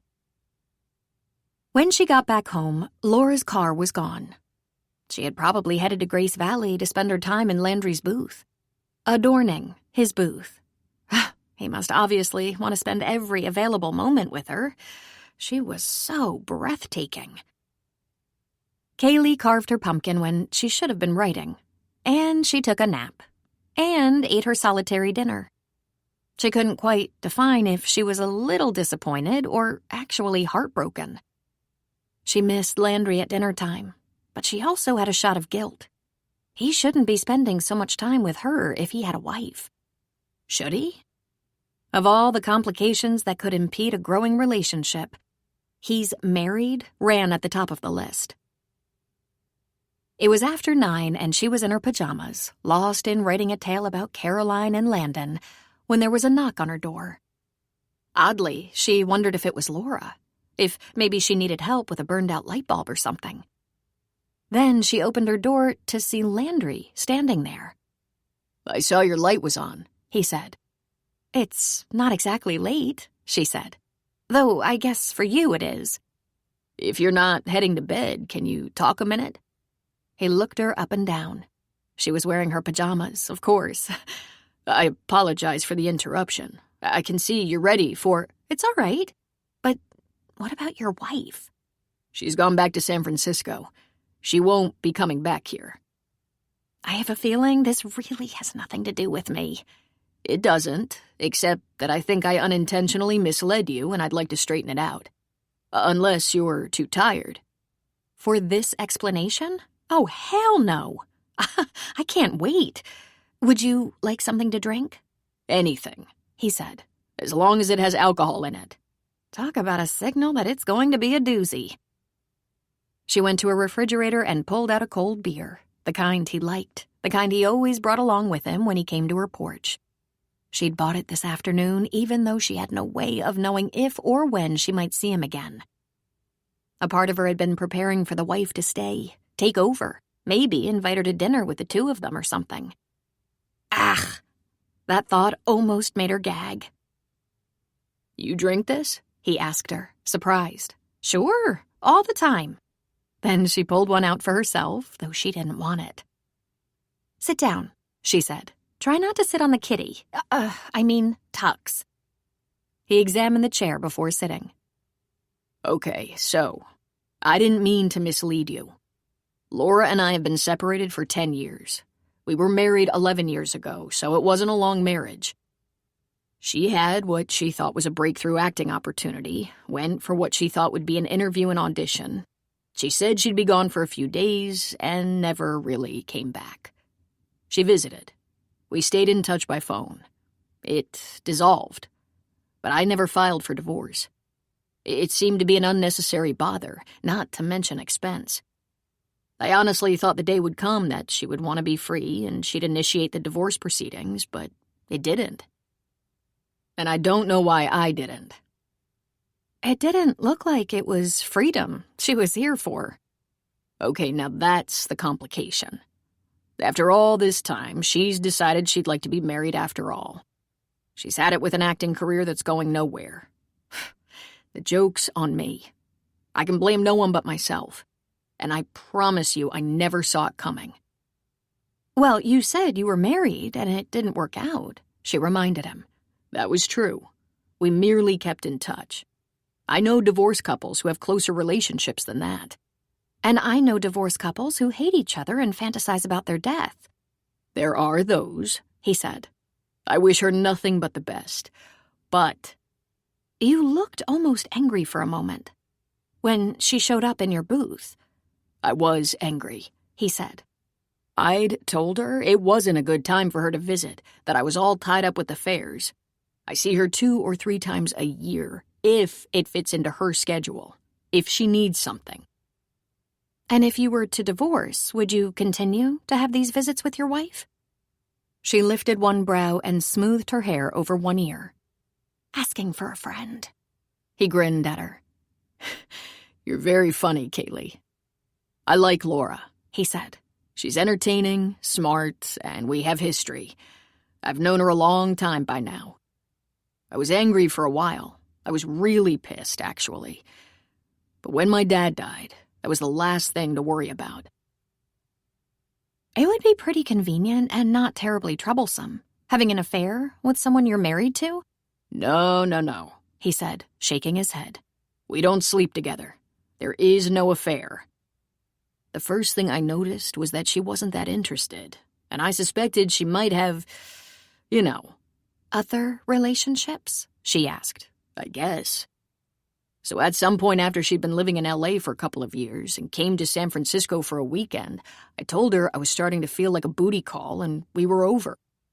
I told her I was going home to Virgin River and promised her she would hate it, but she was welcome to visit me here. It was a very smooth transition. She told me she loved me, but we're probably better as friends. Sounds so grown up, she said. It is. I follow her career. I used to follow with resentment, and then with curiosity, and eventually I hoped her wish would come true. It stopped being about me a long time ago. Frankly, I think she's a good actress. I've seen her in a lot of things, and it's not unusual for me to think she should have been the lead, the star. But I'm not in a relationship with her anymore. I haven't been for a very long time. I think you were shocked and startled. I'm sorry about that. Why? She asked. Why does how I feel or what I think matter? We're becoming good friends, he said. I look forward to sitting on the porch after a long day. I like it when we have dinner. I've had several tenants in this house, a few days, a few months.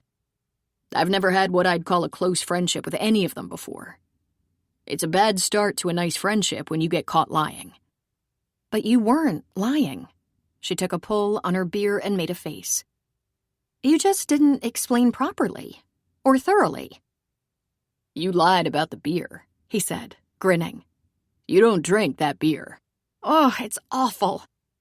I bought it in case you came over. Want the rest of this? You didn't spit in it, did you? He asked with a laugh, reaching for it. She made a face and handed it to him. She went to the kitchen to pour herself a glass of wine. The bottle was open, after all. She went back to the couch and curled up in the corner. I just don't want to be a complication. This thing you have to work out is with your wife. I'm just a tenant. It's not a complication, and it's not about you, except for one thing, he said. I want to sit on the porch, have dinner, enjoy life.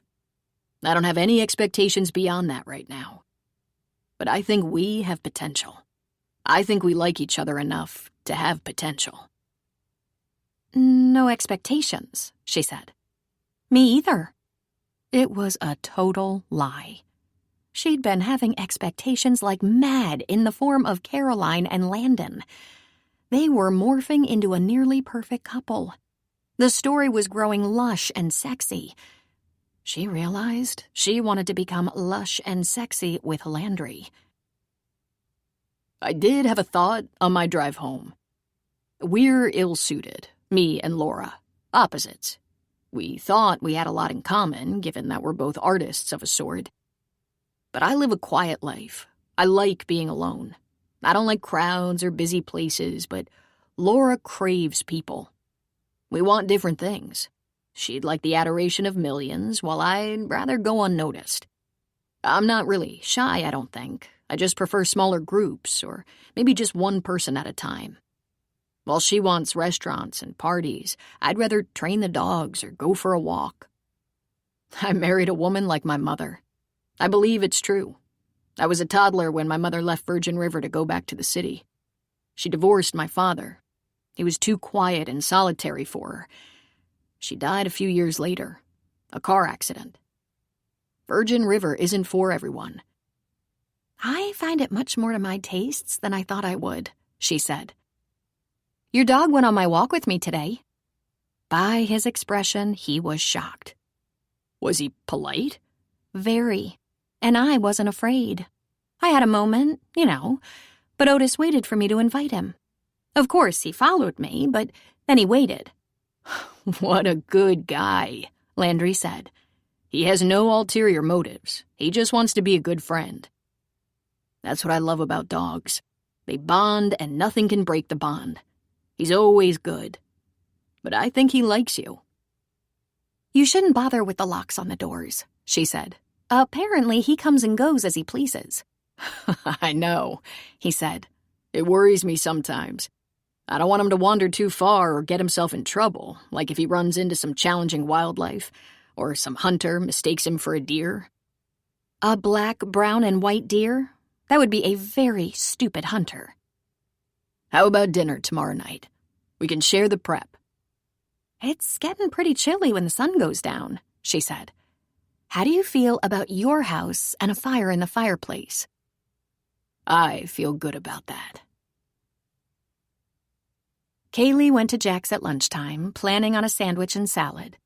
But she had a double treat when she found Mel there with an adorable little girl.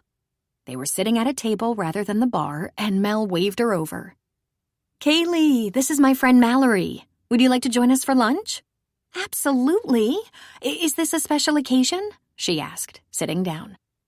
Mallory's mom had an appointment today, and there's no school for teachers' planning sessions, so we're hanging out. My mom's having her medicine, Mallory said. Her chemo medicine. That hit Kaylee right in the gut. Oh, dear. I'm sorry to hear that.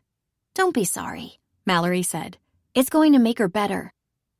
That's what we're hoping for, aren't we? Mel said. Mallory, tell Kaylee what your favorite subject is. Reading? Not math very much, but I read all the time. And you will never guess what Kaylee does for her work. She writes books, Mel said. You do? Mallory said. Whole books?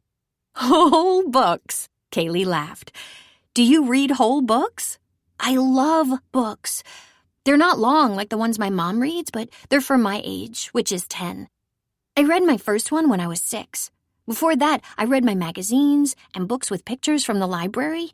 We go to the library every Saturday, unless my mom doesn't feel good. Do you ever write books with a mystery or like a surprise ending? It turns out that's my specialty. Could I read one of them, do you think? I think you have to be just slightly older. You're smart enough to read one, but unfortunately I use too many swear words for your age group." "I could not look at them, or pretend I didn't see them," she suggested. "My mom reads books like that, I think. She says I can't read her books because they're too adult, and I think that means dirty words." "There are plenty of books to read while you're getting to the right age," Kaylee said. "Tell me about your favorite books." Mallory talked nonstop all through lunch, and it turned out to be one of Kaylee's most fun days. When they were finished with lunch, Mallory thanked Kaylee and promised to read some of her books. "When I'm older. Maybe next year." Landry texted Laura and asked her when she would be free for lunch. He had another fare on the weekend, but any other time he would drive down to San Francisco. The following Monday, he left at the crack of dawn for what would be at least a 4-hour drive. Of course, she had chosen the Oak Room, one of those fancy restaurants they had loved when they were a couple. They could hardly ever afford it when they were younger, but they did manage to have dinner there with a few guests on their wedding day. She probably chose it for the nostalgia. And there was an undeniably warm feeling that came over him when he thought about that day. There were just a few people, his father, her mother, 2 couples who were friends. And it was one of the happiest days of his life. He had no way of knowing that barely a year later, everything would change. He parked and took the trolley to the restaurant and was not surprised that she made it ahead of him. Her eagerness to resolve things was showing. "I had the waitstaff find us a quiet table in the corner where we can talk." The rich, dark wood and mirrors of the restaurant were not comforting. He had always appreciated the exquisite decor and yet never felt as though he belonged there. He was more comfortable at Jack's. Landry waited for the wine and intended to wait until they ordered lunch before telling Laura how he felt. But she tripped him up. She raised her glass and said, "Here's to new beginnings." He put down his glass. "It will be a new beginning, Laura, but not the kind you think. I can't give our marriage a second chance. It just doesn't feel right. It took me long enough to get beyond the disappointment before. I've built a different kind of life now, one I'm comfortable with. I'm really sorry your career didn't work out the way you wanted, but it's too late for us." "No, you're not sorry about my career," she said, putting her own glass down. "You wanted me to fail." "That's not true. I wanted you to be with me, not fail. I was always your biggest fan. I just didn't want us to have separate lives. You do realize how little time we spend together, don't you?" "I was working," she said. "You were working. There was no other way. The only other way was for me to give up my career, and it was just getting off the ground when we got married." "I'm sorry, Laura. It just isn't going to work. The cold truth is, I don't feel the same way anymore. I can remember having those feelings, but..." "You pretend that girl has nothing to do with this, but she must. You've never been like this before." "I don't know if things might have been different if you decided to come back to me 5 years ago, but honestly, I don't think so. I think our relationship died a long time ago. We just didn't get around to burying it." "It almost sounds as if you never loved me at all," she said. "Oh, ho, I had such passion for you it made me lightheaded. And there was no question in my mind you shared that passion. I was thinking about it on the drive down here. We had so many dreams. When we married, they were compatible dreams. It never came down to your career or mine. I was excited about your acting, but that first year we were married, you only took jobs that were nearby. And I can't even say that you leaving for work ruined everything. Traveling for work is in a weird state for most couples. In fact, I think it's common." He looked at her for a long moment. "But you didn't come back." "I came back?" "Months later, you came back for a weekend. Within a year, nothing of yours was left in our apartment. We still had the paperwork that said we were married, but we didn't have any of the investment. Laura, the longest we've been together in 10 years was 2 weeks last year, and that's because you needed a rest after a grueling movie, and you stayed in my rental house next door." We just don't have enough emotion to build a real marriage on. I always felt I could come to you. You shouldn't have let me go on thinking I could come back to you. And I don't know how you could have thought so. I'm sure you have friends you're much closer to. I don't even know your friends. Is that important?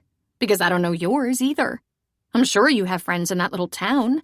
I'm sure you've had women. He shook his head. I haven't. I haven't been involved with anyone else. Not even friends? No social life with women? Not even casual relationships that had potential if you weren't married? Laura, I haven't thought of myself as married in a very long time. But I didn't have any other relationships. If I had, I would have probably taken the next step and filed for divorce. I'm going to do that now. This is as unfair to you as it is to me. It's good that you brought us to this crossroads. We either have to end it or try to breathe new life into it. I'm for ending it like two people who respect each other. If anyone can do it with class, you can. She just looked away and silently sipped her wine for a long moment. It was at least a full minute before she looked back at him. I guess if you don't love me anymore, I have very tender feelings for you, Laura. We shared a special, magical time together that was over too soon. We've been friendly for years. Let's not part on bad terms. Yet, must we part at all? At least can't we just go on as we are? She asked. I realized something when you came to Virgin River this time. I realized I don't want to be tied to a sinking ship anymore. And by that, I don't mean that you're a sinking ship. It's the marriage. Let's let it go. We didn't do the marriage very well. Let's at least divorce well, so we can remain friends. I guess I have no choice, she said. You're obviously done with me. Don't do that, Laura. Don't make it sound like the whole thing was my doing, that it had nothing to do with you. At least own your half of the failure of the marriage. That's the least you can do. It breaks my heart, she said. I have so many regrets. You're young, beautiful, and talented. You don't need to weigh yourself down with regrets. You'll see. There's something better waiting for you. All you have to do is be open to the possibilities. He reached across the table and took her hand. Laura, we both know it's over. It was a very long lunch, and when it was finished, Landry was exhausted. But by the time he was headed back to his truck, he was beginning to feel free for the first time in years. He hadn't considered a marriage in name only had been holding him back, pressing him down. It was now evident that it had been the worst kind of ball and chain. He headed back to Virgin River with a lighter feeling in his chest. Kaylee decided on a second walk for the day, and one of the reasons was she really enjoyed Otis's company. She never had to call him. He seemed to know when she was passing the house and darted out to the road, then sat there politely until he was invited to join her. The leaves were deepening in color, and the changing colors were moving lower down the mountain. In another couple of weeks, they would be resplendent with the magnificent beauty of autumn, and the hillsides would be aflame with reds, oranges, yellows, and even deep purple. The air was cool, sometimes downright cold in the mornings and evenings. She had to wear a jacket even in the afternoon, though it usually came off when the sun beat down. She had no idea where Landry had gone, but he did mention he'd be gone all day and into evening. She wanted to ask, was he visiting galleries? Did he have an appointment with a buyer? Was he seeing his wife? Were any of those possibilities any of her business? Absolutely not. But there was no denying. The time she spent with Landry, however brief, was time she wasn't mourning her mom. For that, she was so grateful. Otis would take regular diversions to the grassy edge of the road to make sure he watered the grass. But then he'd be right back at her side. If she said heel, he didn't leave her, so she experimented with that occasionally and was amused by the amount of power she felt. But then he did something he hadn't done before. He'd Feeling tired? Let's take trees with a couple of loud barks and disappeared. She stood right where she was and listened. She didn't know what to do. If she lost Landry's dog, she'd be mortified. She didn't want to follow him. She stood paralyzed, but in a moment, he came bounding back, excited. He barked at her, and she had no idea what that meant. Then he ran back into the trees. What if he'd cornered an animal? What if it was a bear? He came back again, jumped around in a circle, then ran again into the trees. "Otis!" He didn't come back. "Otis, come!" she shouted, and she heard him bark. She took a few careful, slow steps into the woods. Otis barked again, and in another 2 steps she heard the faint sound of squeaking or peeping. Had he found some baby birds? If he found a batch of kittens, they would be going to the shelter. She wasn't sure she had completely gotten used to tucks. But there in front of her sat Otis. He was sitting beside a large half of a cardboard box, and inside she saw the head of a dog peering out. A dog she didn't know. She gasped and took a step back. The dog laid down its head. The squeaking continued, and as she braved a step closer, she saw that the source of the noise was puppies. She counted 4 of them. She didn't dare get any closer for fear the dog would leap out of the box and attack her. Weren't all animals severely protective of their young? But the dog was a mama, and she was lying down on her side with those puppies latched to her chest. And then she noticed that the dog was hooked up to a leash that was looped around a tree trunk. That dog wasn't going anywhere. Upon taking another couple of steps closer, she saw that the dog was terribly thin. She could see her ribs. She was blonde. Kaylee had no idea the breed, but she had a long snout and big brown eyes. Sad eyes. She looked around for dishes of food or water, but didn't see any. She obviously couldn't get away. Had this little family been left here to die? Now, who would do that with a no-kill shelter in the vicinity? Kaylee pulled her water bottle out of her backpack and got down on one knee. "Hey there," she said softly. "How are we going to do this without a dish?" She opened the water, shaped her hand like a cup, and poured a little bit of water into her palm. The dog lapped it up in a second, so she poured more. And she crooned. "That's right. That should help a little." After replenishing the water to her palm several times, the water bottle was empty. She tentatively gave the mama dog a gentle pat. "Oh, what am I supposed to do with you?" The mother dog and her 4 puppies were too heavy in that box for her to lift them, so she went back out to the road. Of all days for Landry to be gone. She wasn't sure who to call, but it didn't take long for her to decide her wisest choice would be Jack Sheridan. He would at least know who could help her. She pulled her cell out of her back pocket and found his number. "Hey, Jack, it's Kaylee Sloan. I have a situation.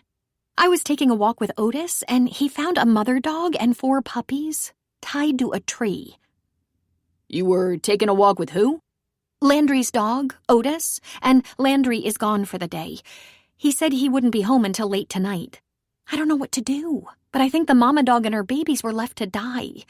And, Jack, I'm a little afraid of dogs. Okay, not a little, a lot. But she seems like a nice dog, and I gave her some water. I don't know what to do. Can you help me, or tell me who to call?" There was a moment of silence. Where are you? I'll come, he finally said. "I'm on the road that fronts Landry's 2 houses, maybe a half-mile from his house. I'm standing out on the road." I'll be there in 10, he said. She looked at her watch, then stood on the road for a couple of minutes. Then she went gingerly back to the mama dog. Otis was in his down position, his front paws stretched out in front. He watched the mama dog closely, but kept his distance. Kaylee couldn't resist slowly sneaking a hand into the box to touch a furry little puppy, and when she did so, mama dog licked her hand. And then she was very brave. She picked up a puppy and held it close for a moment. Kaylee went back to the road when it was almost time for Jack to appear. She stood where he'd be able to see her, and when his truck came into view, she waved. He stopped and jumped out of the truck. "Come with me," she said, leading him into the trees. Jack was right behind her when she got to the dogs. "Holy shit," he said. "Where'd they come from?" "Well, if I knew that, I'd call the dog police and have them arrested," Kaylee said. "Look how wasted the poor mama looks." Then she became aware of how cold it was back in the trees, and she pulled off her jacket, covering the dog, the whole litter and part of the mama. "I don't think she gave birth here," Jack said. "I think she was neglected by whoever owned her and was moved out here after the pups were born. If she'd been here a long time, that box would be chewed or crushed when she tried to get out or tried to get food. Here's what we do. I call Lynn Murphy in Clear River, and she's open till 6. I'll help you put the dogs in your car, and you can take them to her. We can't leave them here. Lynn will have some options for you, but let's make sure they've seen the vet." It was when Otis was sitting beside the car that Kaylee looked at him and said, "Okay." He jumped in and watched over his find on the way to the vet. For the first time in her life, Kaylee was falling in love with a dog. She wanted Otis to be her own. Kaylee was in new territory. Having an SUV full of dogs and puppies was a lot more serious than taking Tux to the vet in a little cat carrier. She was afraid one of the dogs would get excited, start jumping around, maybe spill out the puppies, maybe jump on her and cause her to go off the road. In general, just disrupt her. Her hands were tense on the steering wheel, her arms stressed tight, and yet she made the whole drive without incident. And when she got to Dr. Murphy's office, she asked for help getting them in from the car. And because it was quite cool, she cracked the windows and asked Otis to stay. She had a pet registered at this clinic, but they wanted to know if these dogs were going to go to the shelter or was she willing to pay for their treatment. She hesitated for just a moment and then agreed to take responsibility, hoping it wouldn't break the bank. Then the waiting began. She checked on Otis several times until the receptionist asked her if she'd like to bring him in and offered her a leash. Otis was very cooperative and allowed the leash and sat with her in the waiting room. Finally, she was called into an exam room where she found a basket full of puppies on the table. "These puppies are brand new," Dr. Murphy said. "Less than a week old. Mama is thin, neglected, and malnourished, but is in otherwise decent shape.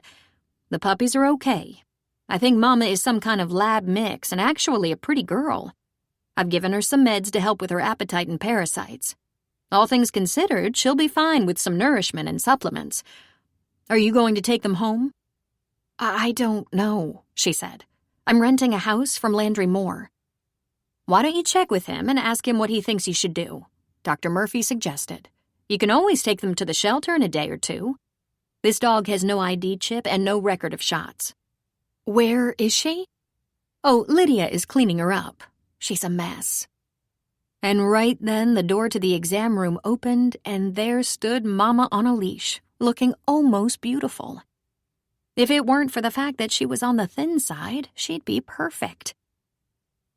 She had something to eat and a bath. I've never seen anyone in bigger need of a bath. "Look at you," Kaylee said.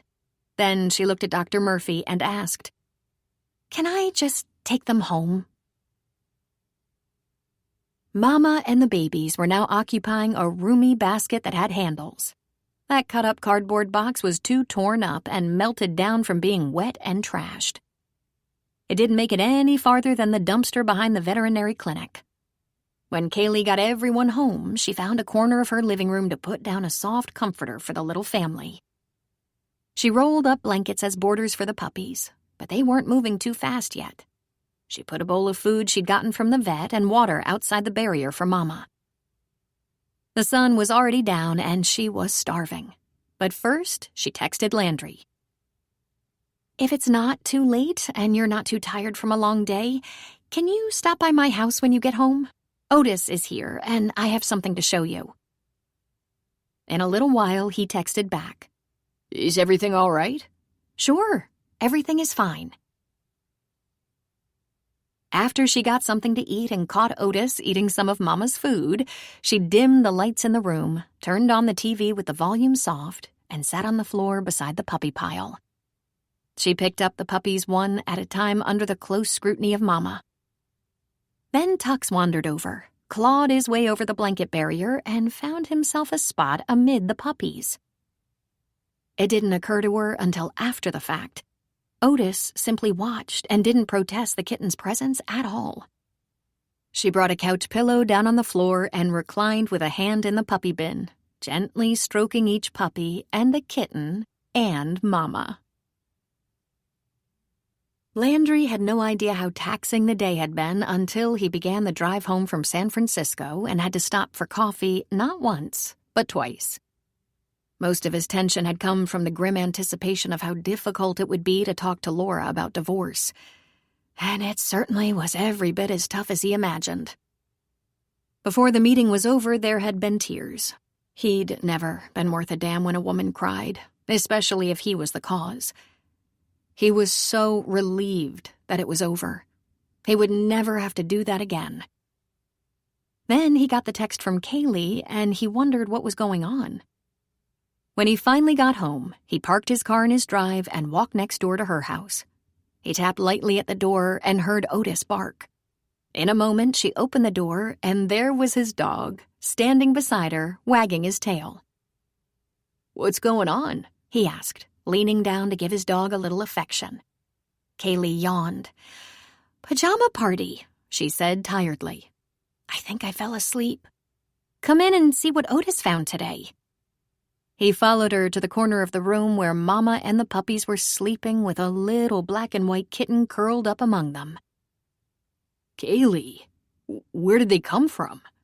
"Otis found them in the woods," she said, "and he wouldn't let me pass until he showed me." Chapter 7. They called her Lady. For a week, the rescued dog was referred to as Mama, but that wasn't a real name.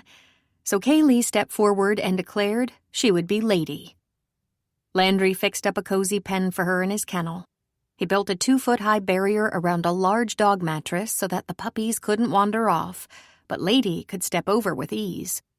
He would have put her in the house in a warm corner of the kitchen, but he didn't really know her, and there were too many opportunities for trouble. So the kennel it was. Lady liked the kennel and the new bed for her and her family. Right outside the door was the fenced yard, and Otis was willing to run and play a little bit.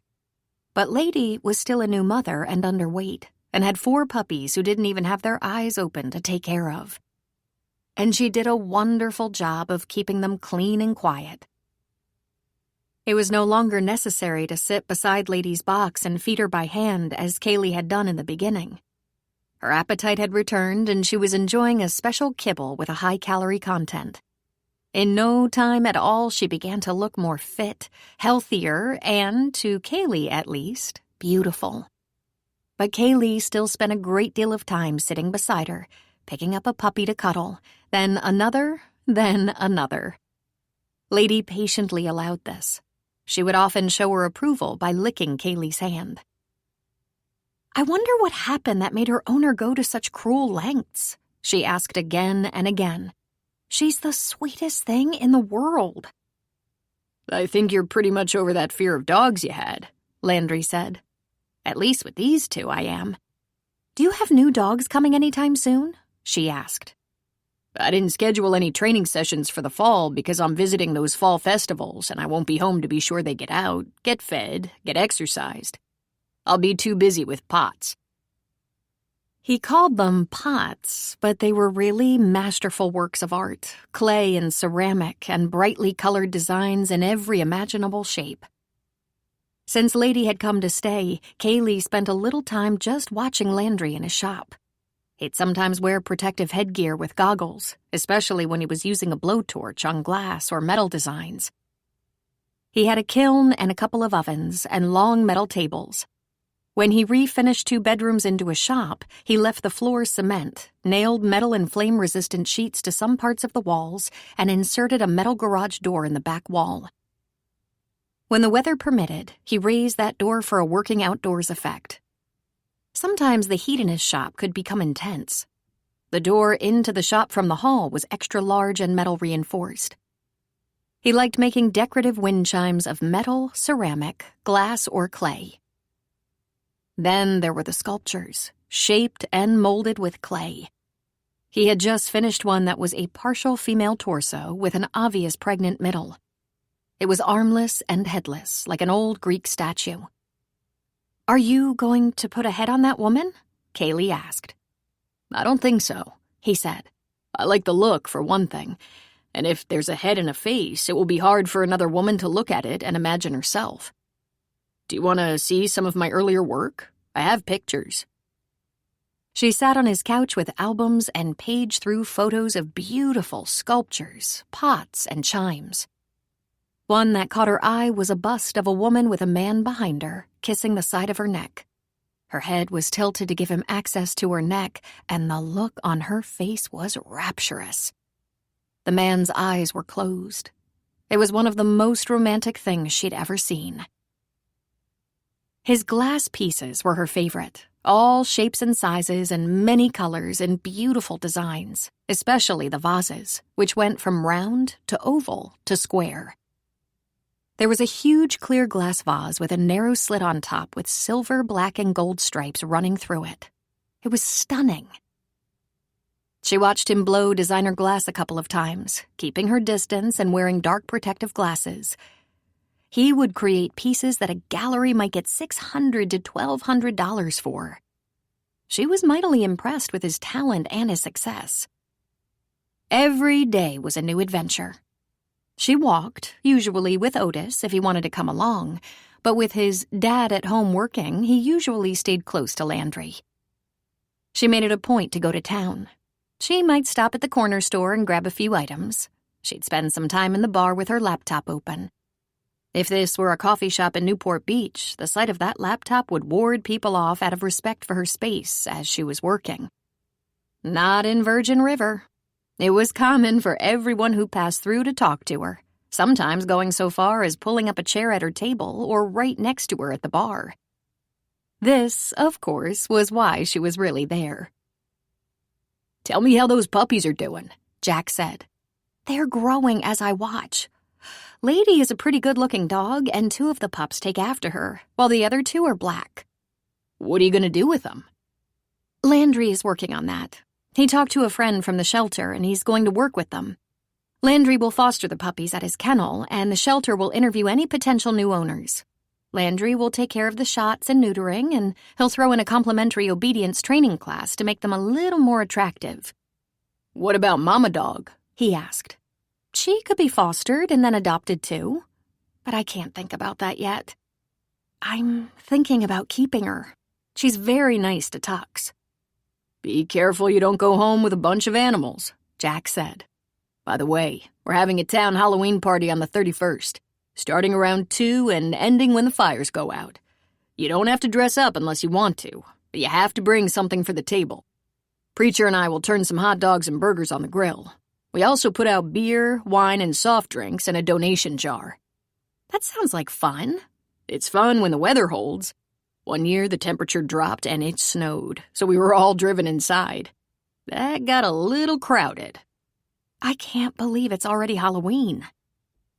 She'd arrived in August. She'd been in Virgin River for more than 2 months. She'd pretty much overcome her fear of dogs and had almost fallen in love in no time. She heard her mother's voice ask, "So how's that book coming, Kaylee?" "There are some picnic tables out back, but a lot of people bring a blanket or chairs. There will be children and pets everywhere." "Do you do this for the town?" "We never need an excuse for a town party," he said. "It's coming into the festive season. Before you know it, it'll be Thanksgiving and then Christmas." Her mood went south in a hurry. Christmas. Well, she knew Christmas would be going on all around her, no matter where she was or whether she participated or not. She was going to try to hold it off as long as possible. "I'd better get back home and see if I can find some inspiration," she said to Jack. "You do that, Kaylee, and I hope I'll see you sometime tomorrow." "You probably will." Rather than going straight back to her house, she drove by the Templeton place and saw a bunch of trucks, 1 bobcat and 1 flatbed. There was a small construction trailer, a dumpster, and a few men standing in front of the house. One of them was Paul Haggerty, the builder. His eyes brightened and he smiled at her. Hey, you. You here to check my work? I wouldn't know where to start. How's it going? I wouldn't want to brag, but it's looking damn fine. It's going great. We're ahead of schedule, thanks to good weather. We have a new roof on and are working on the interior. Windows go in next, and we're doing a remodel of the kitchen. Gerald said it might get some use over the holidays, and if not then, definitely in the new year. Have you talked to him lately? I did speak to Bonnie recently, and she said she heard the remodel was going well, though she hasn't been here. I text her pictures every few days, He said. Go in and look around if you like. There's a spare hard hat on the porch. Thanks, I'd love to see it. She skipped up the porch steps, grabbed the hard hat, and went inside. It was still a mess, construction litter pushed into corners, building dust everywhere. But she was aware of the new staircase and banister. A man came down the stairs and gave her a nod hello, so she went up. The windows were still covered with construction paper to keep the elements out, but the walls and floors and ceiling where the fire had done the most damage were all new.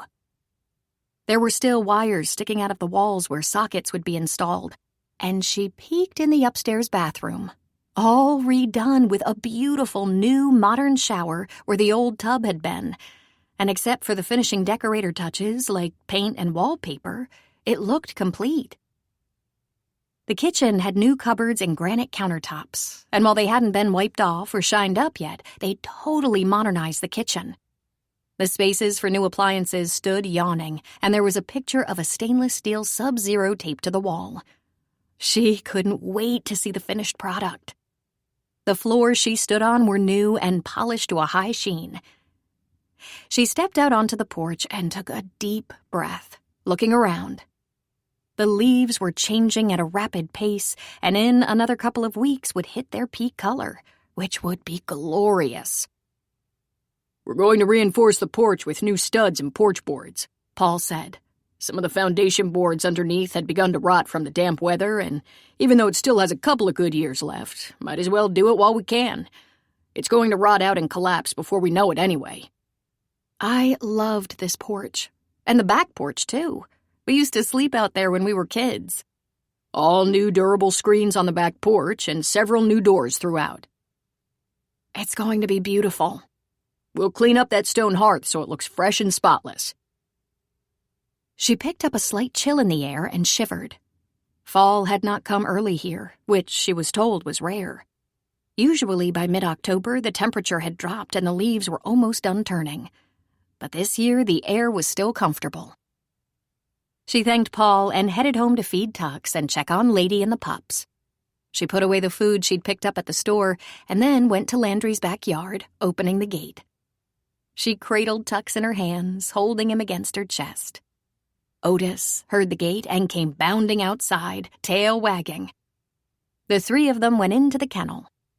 It was little more than a portable metal annex about the size of a railroad car, but it had heating and air conditioning, a couple of windows, lighting, and 8 roomy kennels. There were cupboards to hold dog food and supplies for training. And at one end, Lady's little space, walled in to keep her puppies safe. When Kaylee came in with Otis, Lady sat up and her eyes twinkled. Landry made sure she got out several times a day and that she was fed on a schedule. But other than that, her job was to take care of the puppies. And in that, she seemed to be doing a fantastic job. "Hi," Kaylee said softly. "How's my best girl?" She dropped Tux into the barricade. Tux immediately picked his way through the puppies to Lady, and for that he was treated to a generous dog lick. "I thought you were supposed to be natural enemies, but you're changing all my preconceived notions." She hadn't been in there long when Landry opened the door and stepped inside. "You get any writing done today, miss?" he asked. "A little," she said. "I'll write a little more tonight." He crouched down and gave Lady a little rub under the chin. "This girl is looking better all the time, and this cat is getting fat on mutt milk. You have yourself a real zoo here." "Did you work today?" "I slaved," he said with a smile. "The weather is perfect. Let's meet on the porch. It's cocktail time." "Okay. Your porch or mine?" she asked. "Come over here. I bought some wine, and if you're not too busy, we can have hamburgers. I'm celebrating that I'm caught up for the next 2 shows. That sounds worth celebrating. I'll get a shower and meet you out front in 20 minutes. Kaylee felt a small charge of excitement. She saw him every day, so this was not such a big deal, but they hadn't had a drink together at the end of the day in at least several days. He'd been busy getting his wares together for the next weekend fair, and she'd been trying to write, despite being very distracted by the new family she'd taken on. She went home and used her 20 minutes to primp, putting on a clean shirt, a light touch of makeup, and some lipstick. She fluffed and brushed her hair and gave herself a squirt of perfume. When he came out of his front door, she was already sitting on his porch, and he was ready for her, handing her a glass of her favorite Chardonnay. He held a bottle of beer. "It must be going very well in there if you're tired and in need of a cocktail hour," she said. You can have a look while I cook our hamburgers if you want to. I haven't packed anything up yet, and I will tomorrow." "I'd love to see. Thanks." "Now tell me about your day," he said. "It has to be much more exciting than mine." "Doubtful. I ran a couple of quick errands, then went to Jack's, where I always go with the intention of doing some writing, and that almost never happens. People are not shy about pulling up a chair." "That's the beauty of the place," he said. "I did run by the Templetons' place, however. Paul Haggerty is doing the remodel, and he invited me to put on a hard hat and take a look around inside. He put in new floors, replaced walls, completely remodeled and modernized a bathroom. The kitchen has new cupboards and countertops, and it needs to be cleaned, but it's beginning to look better than ever. Better than I remembered it, at least." "When were you last here?" 10 years ago, she said. "I was in my 20s and had just gone through a divorce, and although it was the best decision I ever made, I was pretty broken up about it at the time. I think I was more embarrassed than anything." "Embarrassed?" Everyone knew Dixon was not good marriage material, including me. I thought he'd straighten out once we were married. He got worse, I think. "Okay, what made him bad marriage material?" "He was irresponsible, flirtatious, inconsiderate, slovenly, had a short fuse, and the second we were married, he thought he had a maid and a call girl." "How old was he?" "We were both 24. We had dated for a year, got engaged, and lived together while we planned a big wedding. See, I was an idiot. It was all there, big red flag after big red flag. I even had a few people ask me if I knew what I was doing." "There had to be a reason you were determined to marry him." "He was handsome, had a great sense of humor, and was so sexy women stopped in mid-stride to look at him. Waitresses used to write their phone numbers on the bill. Plus, we had a lot of friends, and we always had fun. He was very good at playing. Boating, paddleboarding, scuba diving, bowling, golf, you name it. We were busy every weekend. But he was so childish and irresponsible. He was never on time. He stood people up when he got distracted. He dropped his underwear for me to pick up. And if he carried a dish to the vicinity of the sink, he expected a marching band. Plus, he was arrogant. It was all about him, you know? He talked about himself constantly. I think he made up half his stories. He was immature." "He was 24, Landry pointed out. "Were you like that at 24? She asked. "Nah, I was too serious." She chuckled. "You got over that, I guess." "It took some doing. I, too, was married at 24. And looking back on it, it probably shouldn't have happened either." Lest we forget, you're still married." "Yes and no," he said. "I mean, yes, I didn't get divorced because it really didn't seem important, but we did have the talk. When I pointed out to her that we never saw each other and sometimes didn't even talk for weeks, she said, 'But when we are together, it's so wonderful, and I love you.' And I said, 'If we're not going to live like a married couple, why should we be married?' It was a very emotional showdown, and she said if I wanted to get divorced, she wouldn't try to stand in my way. That clearing of the air changed things. I moved up here from San Francisco and moved in with my dad. I had more room to work and When she did visit, which wasn't often, she took the guest room. Was your heart broken? She asked. Sure. The thing I couldn't get past was that she didn't love me enough to make a sacrifice for our marriage. I offered to move, to change whatever had to change so we could be together, but she said our living in different places wouldn't last forever. She was wrong. It did last forever. Eventually, I got over being mad or hurt. She had a dream, and she wanted it so bad nothing was going to get in her way. So I kind of let it go. I let her go. But you didn't get divorced, she reminded him.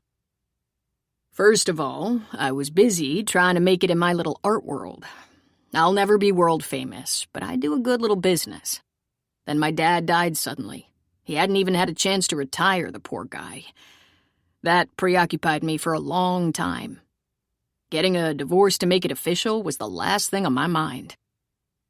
But what are you going to do about the fact that she still loves you? I mean, it's obvious. Kaylee, I might be greedy, but that's just not enough love to keep me going. A phone call every week or two, a little small talk, a visit 2 or 3 times a year. Once she came up here from LA to rest because she was exhausted from a really tough movie, and she stayed in the guest house, your house, and got 2 weeks of rest. But she went back. She's driven. There's no room in her world for a husband. Huh. Well, I'm very sorry that happened to you. Thanks, but I'm all right. So, your ex, is he still around? Sort of. We have a lot of mutual friends, so I get the occasional updates. Some have been good. He got married and had a couple of kids real fast, and it looked like he found the right woman, one who could make it work. Then he got fired, and I heard they'd fallen on hard times. Then he got back to work, and I heard they were getting on their feet. Then they divorced, and I actually felt bad. I mean, they had kids. But back to your original question. My mom brought me up here after my divorce so I could whimper and cry and lick my wounds. We borrowed the Templetons' house and stayed 10 days. It took me a lot longer than 10 days, but I love it here. My mom loved it here. Were you ever tempted again to get married? Not once.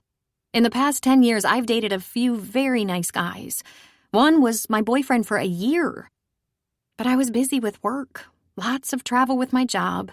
I had my mom and her friends and my friends, and besides, I liked living alone. And after Dixon, all I'd have to do is remember his rowing machine under the bed and his dirty clothes on the floor, and whew, I was over it. She smiled at Landry. I've seen your house and your guest house. I might marry you. You're very tidy and considerate. And married. Ha ha! Yes and no. And they laughed and laughed. I saw Dixon last year, she said. He's bald and has put on about 40 pounds. He looks sloppy and pale. That made me so happy.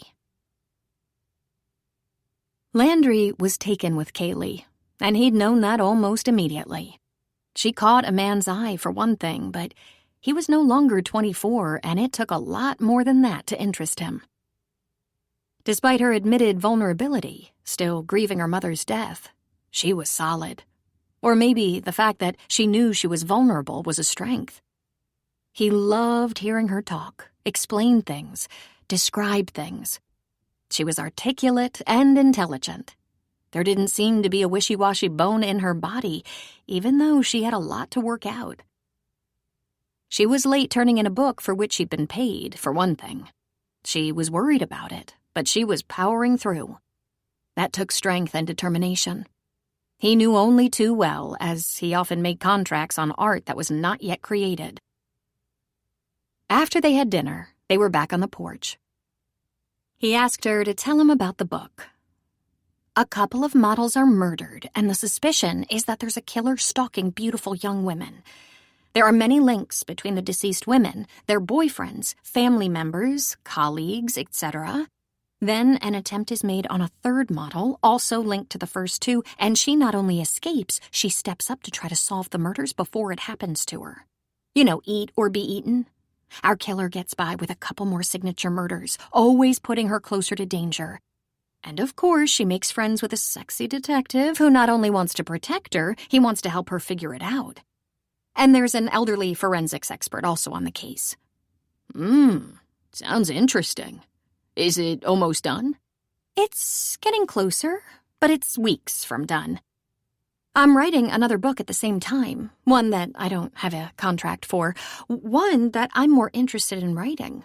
So I'm forcing myself to write 6 pages a day of the suspense, and then I find myself sitting up very late writing the one I enjoy writing.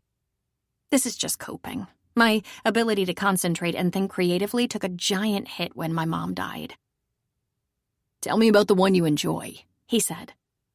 It's a fictionalized version of me, the character often growing in directions that make her stronger and more together than I really am. It's not unusual to write about characters I admire or wish I was more like. It's about a woman who runs off to the mountains to reclaim her confidence and strength after her husband dies. I decided it should be a husband, not a mother. But as I'm writing, I know the truth. And as I write, I figure things out. Is that something you do to get closure? No, it's something I do to understand what I'm feeling. See, when I hear of a problem or have an issue that needs to be resolved, I often don't really know how it should work out until I write about it. Sometimes I interview my characters, asking them key questions about themselves. Sometimes I'll write about situations that confound me. I'll start out writing about how it was and finish up writing about how it should be. It must be cathartic. Sometimes. I've written a few terrible husbands named Dick or Richard or Rick or Dax. She beamed. Once, he was Zach. I bet they had some familiar qualities. Oh, yes. Sometimes they died, depending on how I was feeling about him at the time. They always got tripped up by their arrogance and self-centeredness. And it makes me better, somehow. Once I write about it, I develop some understanding. Does your ex-husband ever redeem himself? Landry asked. Sadly, no. Thus he is forever punished. Remind me never to piss you off, he said, laughing. Oh, I honestly don't personalize those quirks of plot. If you piss me off, I might name a very bad doctor, Dr. Landry. Or maybe just an incompetent pilot. Not an evil person, just a stupid one. Then I might make an ugly pot shaped like your head. She laughed happily. Talk like that and you could end up a serial killer. How long have you been writing these books about killers? He asked. Since I started. It was my favorite genre when I was learning, and you should always write what you want to read. I like the edginess of a great suspense novel, like a really good J.T. Ellison. Who? She shook her head. You have homework to do. I might just read a few Kaylee Sloanes. There you go. If I'm worth my salt, you'll sleep with one eye open while I'm renting your little house. Oh, by the way, Jack's having a Halloween party on the 31st. I'm planning to go. Are you? I've stopped by a few town parties. I'll probably go. I suppose you know everyone. I did grow up here. What was it like, growing up here? It was good, he said. I had fun. I had friends, although, like I said, I was a little too serious. I played ball, went to school things, got good grades. But almost every kid who grows up in a quiet small town can't wait to get to the real life in the city. And that was me.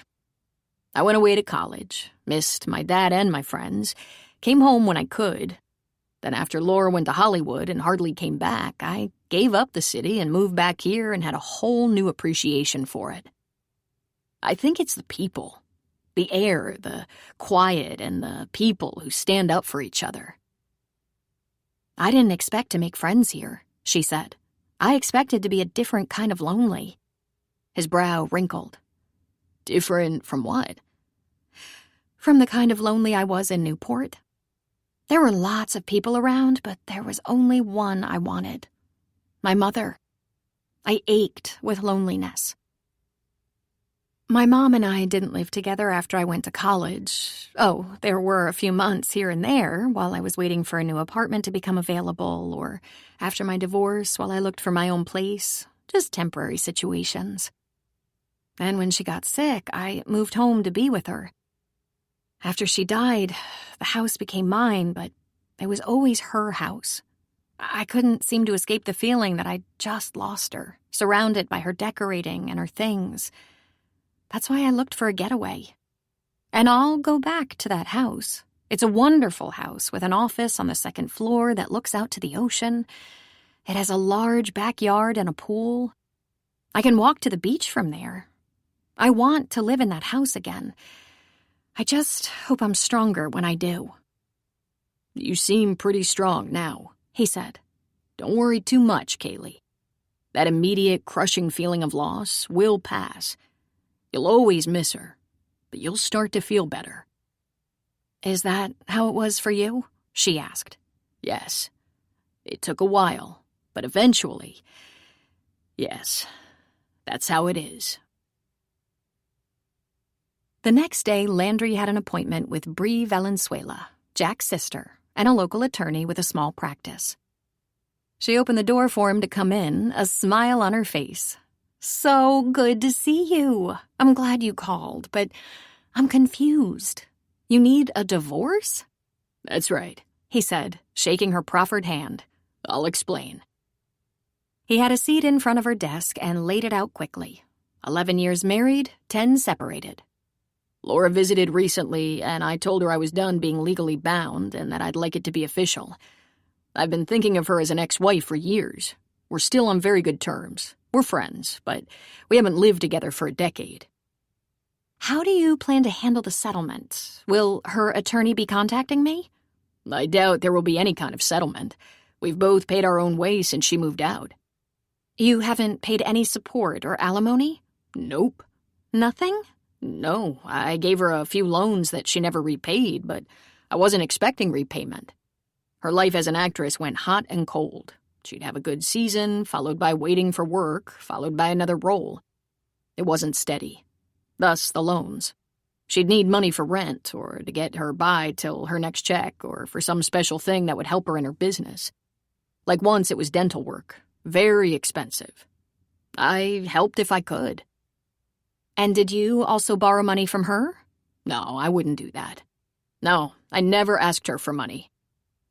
I suppose that's a demanding and uncertain lifestyle, acting. I thought she'd be a star. I thought she was good. When I was over being insulted that she'd choose a career over a marriage, I tried to be supportive. Bree folded her hands on top of her desk. Will she be expecting to receive divorce documents? When we last talked about it, she said that I should go ahead and do whatever I felt I should do. I don't think she'll be surprised. If she is, it's only because I've done nothing for so long. Okay, maybe it will go smoothly. I can write it up for you. One piece of advice. Even couples on the best of terms can get a little weird or strange when the divorce becomes a reality. Even couples who have been separated for 10 years? Completely separated? She asked. She has only visited a few times in the past 10 years. She left some things behind when she first left, but over the course of a year they slowly found their way to L.A., her home since then. So she also wants the divorce? Well, he paused. Actually, on her recent visit, she asked if I'd be willing to try again. She says she's frustrated with acting and it's not going as she hoped. I told her it was just too late for that. She was a little disappointed, but she said it was up to me. Bree just stared him down for a moment. I'll need some information. Birth dates, social security numbers, ID, addresses, date of the marriage. I'll have the initial documents ready by the end of the week. But Landry, I suggest you call her. Tell her of the progress you've made. Probably a good idea, he said. I wouldn't want to upset her, though she should be aware this is coming. I told her I would get it going. The reality is this is a no-fault community property state. If you two don't agree on the terms of the divorce and decide to each get a lawyer, it can become a very expensive and protracted case. If you can avoid that, it will be quick and easy. But don't be too surprised if you run into a little resistance. In 11 years, we've hardly had a fight. There were a few tense conversations, but no real fighting. I hope that record holds, she said. Now, let's get that information. If there's anything you don't know, you can get it from her and email it to me. That night, Landry called Laura. He had to leave a message, which was often the case. Within the hour, she called him back. Are you in that play you auditioned for? I did get the part. It's not a big part, but since they're paying for my hotel, I decided I might as well take it. San Francisco is a lot closer than L.A. Closer to what? He wondered. Well, I wanted to tell you that I saw a lawyer today, and she's starting the paperwork for a divorce. She'll write everything up, and if we don't each have a lawyer, it will be cheap and easy. And since I'm the one who wants to do this, I'll pay for it. I'll have the preliminary documents by the end of the week. Give me your current address, and I'll send them to you. There was no response for a moment. I see, she said at long last. I had really hoped you'd think things over and give us another chance. I'm sorry, Laura, but I'm afraid I'm past all that. Time to move on. Fine, if that's what you're going to do. I'll text you my address. She disconnected without saying goodbye. Chapter 8. October 20th was an unforgettable day for Kaylee. It had been a life-changing day. She tried ignoring the significance of the date, but it snuck up on her and left her feeling melancholy and fatigued. She didn't go for her morning walk, nor did she check on Lady and the puppies. Instead, she got out the special suitcase she had brought along with her from Newport Beach. This was only the second time she had opened it since she'd been in Virgin River. This was her treasure chest, her secret garden. Inside were artifacts of her mother. Nothing valuable by monetary standards, but priceless to her. Inside were sentimental things that helped with the remembering. Folded neatly on top was her mother's favorite wrap. It was pale blue, knit with fine, thin yarn, and she'd love to put it around her shoulders first thing in the morning and sometimes late at night. It was perfect for keeping her from getting a chill. Meredith's sister Beth had made it for her, and with it the scarf that she loved, Armani, that she had tied around her bald head. There was a framed picture of Kaylee and Meredith, cheek to cheek, smiling and holding on to each other, their hair blowing in the wind. She loved that picture. She had other favorites. She had filled a small plastic bag with them. In the swimming pool, her first dance recital, snowboarding in the mountains, on the beach, Disneyland, and later, more recent pictures, out to dinner, a trip to Turks and Caicos, a trip to London, San Francisco, and many from Las Patios, which was their joke name for evenings on the patio of Meredith's house. There were copies of 2 books her mother loved, Eat, Pray, Love, and Rosy-Colored Glasses. She caressed them and decided she would reread them because Meredith loved them. There were some magazines. People didn't subscribe so much anymore, but Meredith and her company had been mentioned in several, and the articles had included photos.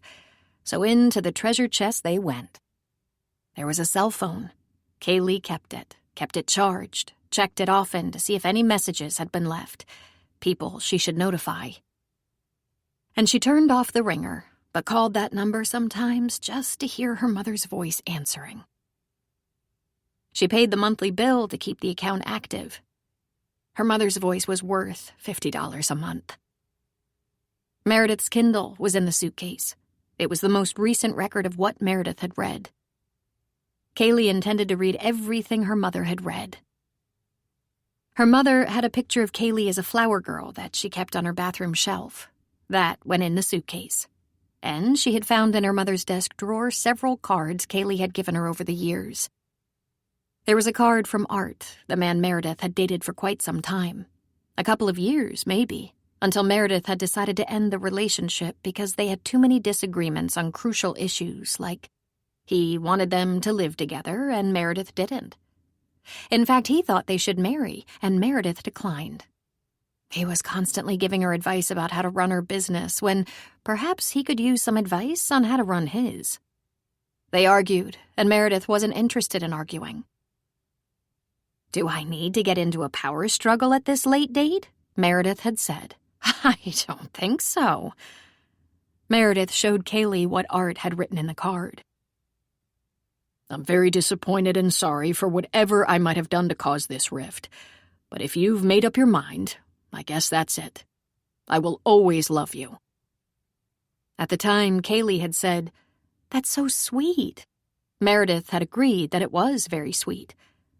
But he doesn't know what he might have done wrong. He doesn't know why we're breaking up. That's a huge red flag. All that talking and arguing, and he still doesn't know what he might have done differently.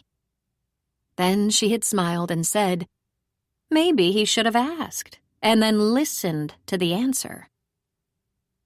Kaylee wanted to be like Meredith, strong and fearless, independent and confident. She spent a couple of hours with her memories, gloomy and sad and lonely. And then she cried. She threw herself into the crying and wondered if there would ever be a day she wouldn't long so much for her mother. At about 3, her phone rang, but she didn't answer. She looked at it and saw it had been Landry. She might call him back later, after she'd pulled herself together. Then she fell asleep for a while. At 5, she woke up with a puffy face that cold water didn't improve one bit. The sun was setting much earlier, and soon they would be turning the clocks back. Right now it was growing dark by 6, and in a couple of weeks that would be 5 o'clock sunset, and it would stay dark much later in the mornings. There was a knock at the door. She didn't move. Landry knocked and yelled, "Kaylee, are you all right?" With a heavy sigh, she went to the door. "I'm fine, just having one of those days." He looked alarmed and pushed inside. "Kaylee, what is it?" Her eyes welled with tears because she hadn't quite shaken it off. "I'm just having a sad day. I'll be fine in the morning." "But wait, what's wrong? You've been fine. Did something happen? Everything all right with your publisher? Tell me." She shook her head. "It was one of those memory days. I couldn't stop it, so I let it take me. It'll pass now, I think. But I'm not likely to be good company." "What was significant about today?" He wanted to know. "It's not that important." "Yes, it is." He reached for her and pulled her close. "I can't bear to see you hurting. It's too familiar. I remember those feelings." That was all it took for her to lean against him and sob. He murmured that it was okay. He rocked her in his arms, and she cried for what seemed like a long, long time, but it was probably only 5 minutes. She finally pulled away and looked up at him. "It was this day a year ago that the decision was made. The doctor said they had done all they could with the chemo. She was weak and thin and bald and at the end of her endurance. She was done. That's when we moved to hospice care. From that day on, the focus was on quality of life rather than curing her cancer." She cried a little more. "I was just going through some of the things I saved, things that were special to us. You know, artifacts. Her shawl, her scarf, some pictures and books." She glanced over her shoulder at the open suitcase on the sofa. He had the most gentle smile. "Tell me about her." "Oh, I don't know." "No, really. Tell me all about her. I have a feeling you take after her." "If only." "Let me make us some coffee. Tell me everything." They sat on the couch together, holding their coffee mugs, when Kaylee began. She was the most awesome woman. She was so strong and fearless. When I was a little girl, she worked for a decorator in the LA area, and after years of that, she began to design beautiful patio furniture. When I was a senior in high school, she opened a company that manufactured high-end patio furniture. Sunshine was the name she gave her company. I didn't pay that much attention at the time, but I knew she took out loans, did all kinds of special promotions, had to do some part-time design to make ends meet, but eventually, Sunshine took off. She joined with a partner and they doubled in size. She designed the most beautiful, luxurious outdoor furniture, very heavy so the high wind we're famous for wouldn't blow it away, and she became successful. She sold a lot to resorts and hotels. She was in her early 50s and it all came together. She was featured in so many local design magazines. She worked long hours and we almost never got to spend days off together, but she was so happy. She was so proud of herself. They moved to the porch swing for a while with a second cup of coffee, and unsurprisingly, Otis found them and lay down on the porch. When I was small and my father had left us, it was hard for her to work and keep all the mommy commitments, from parent-teacher conferences to attending special programs, and do her part to host playdates and sleepovers. I remember that I wanted a sleepover, and she was up to her eyebrows in work and just couldn't, so I pitched a fit and made things even more difficult. And she was furious. But she forgave me, and then we had a long talk about how it was just the two of us, and we were going to have to work as a team or we just wouldn't make it. I'm not sure I tried hard enough to hold up my end. It sounds like she did very well, even with all her duties. Was she fun? Oh, God, she was always fun. She had close girlfriends, some from as long ago as high school, and some she had met later, but when the women were getting together, I was included most of the time. Once I was out of college and teaching, I was always included, as were some of my friends. We were usually a group of 4 to 8 and divided into 2 generations. We went on a few weekend trips together, to wineries or art walks in small towns, and we had a ball. It was so fun. We would gossip and laugh till we cried.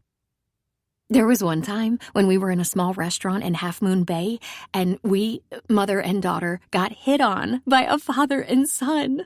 Oh, God, our whole group found that hilarious. I was a little interested, to tell the truth, but my mother said, "You can have them both. I'm not going there."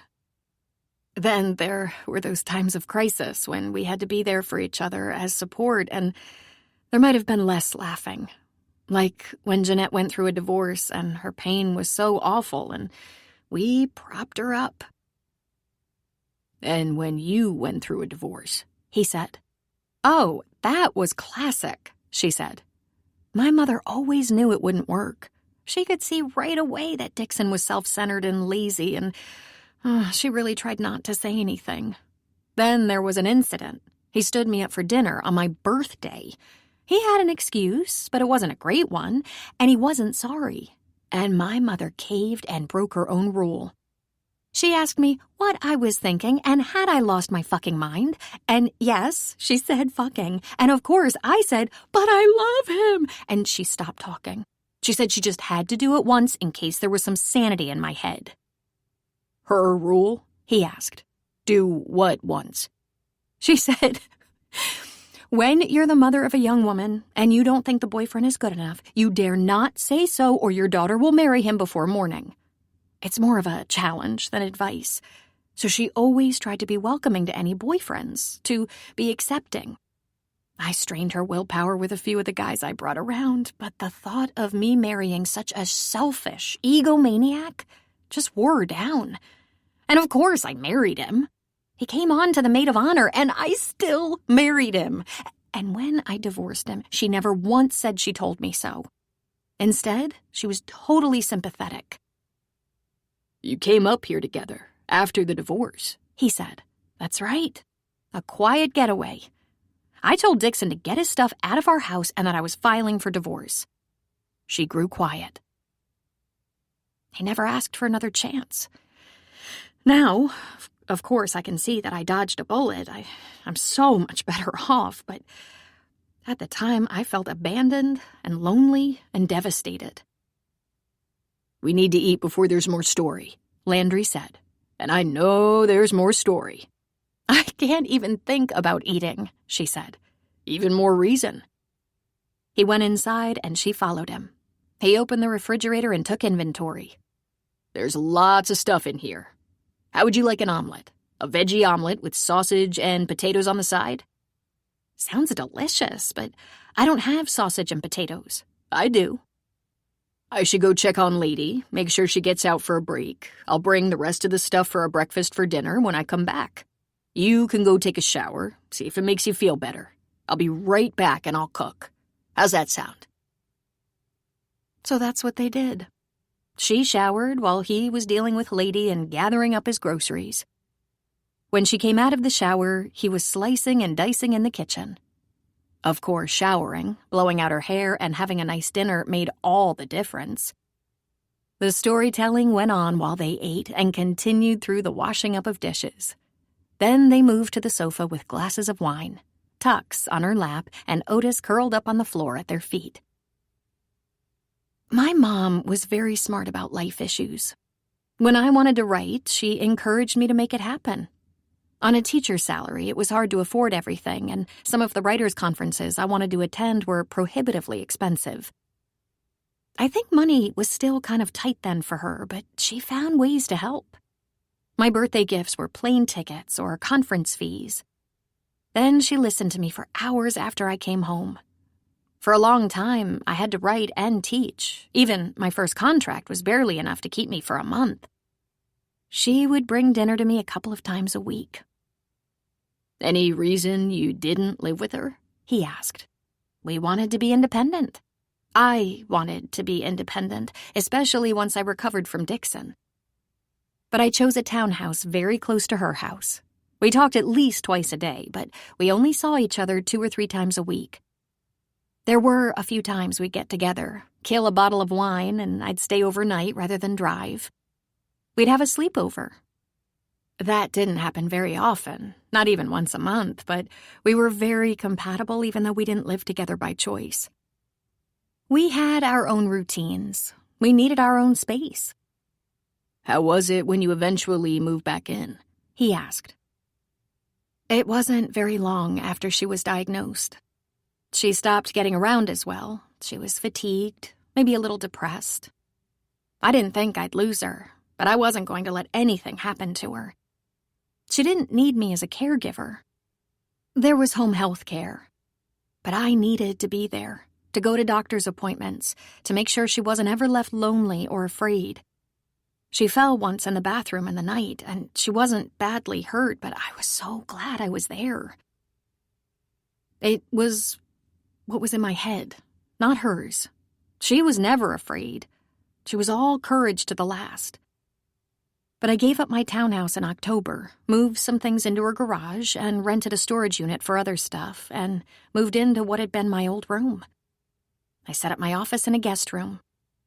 My mom still tried to work, to at least watch her company if she couldn't run it. She hung on to that to the end, too. "And then?" In December, she had a meeting with her partner and the lawyers, finalized her will and her trust, arranged for her partner to buy her out.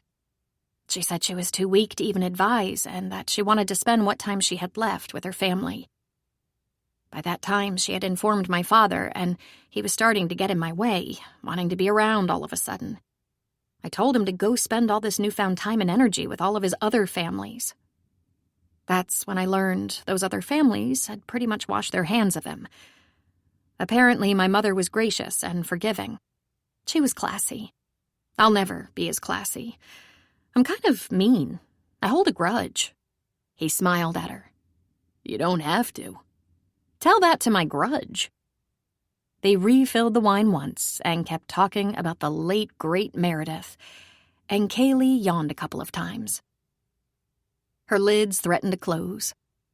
He pulled her closer and asked a few soft questions while she leaned against him. "What was your mother's favorite celebration? Restaurant?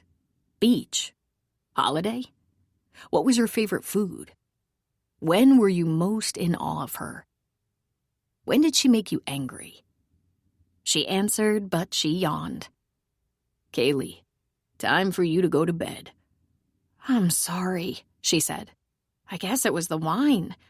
It's the emotional exhaustion, He said, standing and pulling her up, disturbing Tux, who looked unimpressed. Let's get you to bed. You're going to sleep like a rock tonight. He held her hand and escorted her to the bedroom. He kissed her brow. Thank you for sharing all those special things with me. She gave a huff of laughter. It had been so wonderful to have someone ask. She had wanted to talk about her mother, and it always felt so awkward. She didn't want to force her discomfort on people. It felt good, I think. It will feel good to sleep now, he said. It also felt good to be held. Want to lie down here and hold each other a while longer? That would be good. He sat on the edge of the bed and took his shoes off. He lay down on the bed and pulled her closer. Cuddle up here. She put her head on his shoulder and snuggled close. Oh, this is much better. Do you want to tell me one of your favorite memories? Or maybe tell me a story, like the story of the book you're writing. I'll tell you tomorrow, she said, and she burrowed in. Her head rested on his shoulder, and her leg was draped over his thighs. He had an arm around her, under her shoulders. She let a hand drift across his chest. Oh, this is very nice. You cuddle very well. I'm sure you've been complimented many times. Not that many. Is there anything you need to talk about? She asked. Not tonight, he said. She softly snored, and he laughed. Sorry, she said. No, please just let go. This is nice. So she did, floating off into a blissful nothingness. It was soft, but blank. In her sleep, she remembered her mother saying, "Don't worry. I have enough morphine in me to sink a ship. I'll just go to sleep. I'll always be with you, but I'll be watching from a new perspective." It was dark, and Otis was snoring at the foot of the bed. Or maybe that was me, Landry thought. It might have been what had awakened him. But no, that wasn't it. It was the movement of Kaylee's hands, gently rubbing his chest. She was as close as she could be without lying right on top of him. He turned his head and his lips found her temple. He inhaled the fresh scent of her. It was soap, water, and that which was Kaylee, the special scent that could belong to no one else. He pressed his lips there. And damn, he sprang to life. She squirmed against him and, lifting her lips, found his neck, and then his chin, and then his cheek. And he groaned. They moved around a little bit, turning on their sides, and Landry found her lips. His arms were around her. His large hands grabbed her bottom, pulling her closer against him. Her arms mimicked, her hands on him. Her response was to open her lips slightly, and his tongue explored. It brought a deep sigh from her. That just fueled his passion, and he went after her mouth like a starving man. It had been so long, and he had craved a deep taste of her from the first day he saw her. He pulled away enough to kiss every last part of her face, her neck, her chin, cheeks, forehead, neck a little more. She put her leg over his to get closer, pushing against him right where his bulge drove them both a little crazy. He plunged his hands into the soft silkiness of her hair while he kissed her, and loved the little sounds she made while he touched her and pressed against her. Okay, he whispered. Okay, are you sure you don't just need a little comforting? I'm sure I do, she whispered. And I also need a little of this. You might regret it later, he said. Why? Aren't you planning to be good to me? Oh, I'd like a chance to be very good to you. Listen, I don't have protection. I do, she said. Condoms. A little on the mature side. I keep a couple in my cosmetic bag, just to be careful. Never really expecting to. They've been there quite a while. I don't think I'd regret it. Will you? Kaylee, He said, brushing her hair back. we've been good friends, and I want to stay good friends. You have to be sure. She smiled at him. I'm sure I'm not letting you go. You feel too good. Okay, if you're sure. You aren't going to make me beg, are you? A deep and low laugh rumbled out of him. Go get those condoms, and make it quick. She rolled right over the top of him and was back before he had his shirt off. She put the packets by the side of the bed and climbed on him, straddling him. He rolled with her until they were again on their sides, clutching each other desperately, their mouths locked together in the never-ending kiss of lovers. Without breaking free for even a second, they pulled at each other's clothes, and when they were down to boxers and panties, they slowed. Their hands explored more carefully. He touched her whole body gently, tenderly, hungrily. She touched his, caressing his chest and flat belly, a hand sliding underneath the elastic waist of his boxers. Oh, my God, he said in a breath. And then he made her panties disappear. With great care, he parted her legs and touched her in her most vulnerable spot. It was amazing that caused her to tighten her hand around him. God, he said again, going after her mouth, plunging his tongue deeply. His fingers moved slowly and more deeply into her. Yeah, I think this is what you want. I can't remember ever wanting anything this much, she said. He rolled away, found one of the condoms, and quickly applied it. Then he took her in his arms again. I'll try to slow down. Don't, she said. You can slow down later. He grinned into her pretty eyes.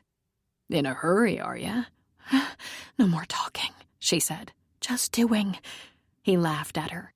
She was cute. She was fun. He was on fire. He didn't laugh anymore. He went to work on her with his fingers, with his tongue, more fingers. Then he rolled her on her back and took his place between her legs, entering her slowly. He groaned and she sighed. He held her hips and rocked with her, slowly at first, and then a little faster, but not too fast. He went deep and strong, and he couldn't keep his eyes open. He stroked her, giving it all he had, and when he felt her come, he held her tight against him. She made a gasping sound, clutching him desperately close.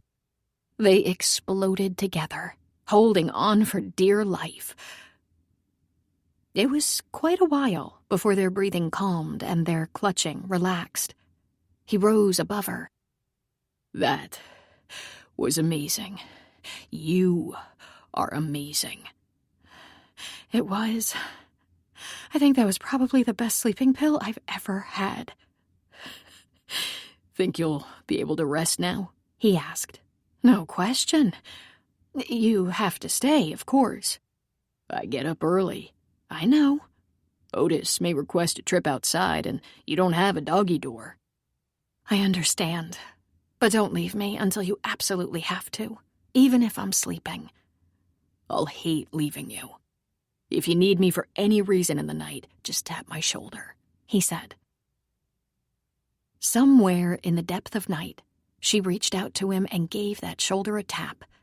He pulled her to him at once. Without a word, the only sounds their breathing and sighing and shuffling in the bed, he made love to her again. Again, it didn't take very long before they were exploding together, left shuddering in satisfaction. This is the best night of my life, he whispered. Same, she said, and she fell back to sleep in his arms. Like a poem or a song, the morning sun was brighter than ever before. The birds were more melodious, the sky far bluer than she'd seen, and her heart was exploding. Kaylee was filled with feelings that didn't hurt. She felt Landry slip from her side and heard him leave with Otis in the pre-dawn.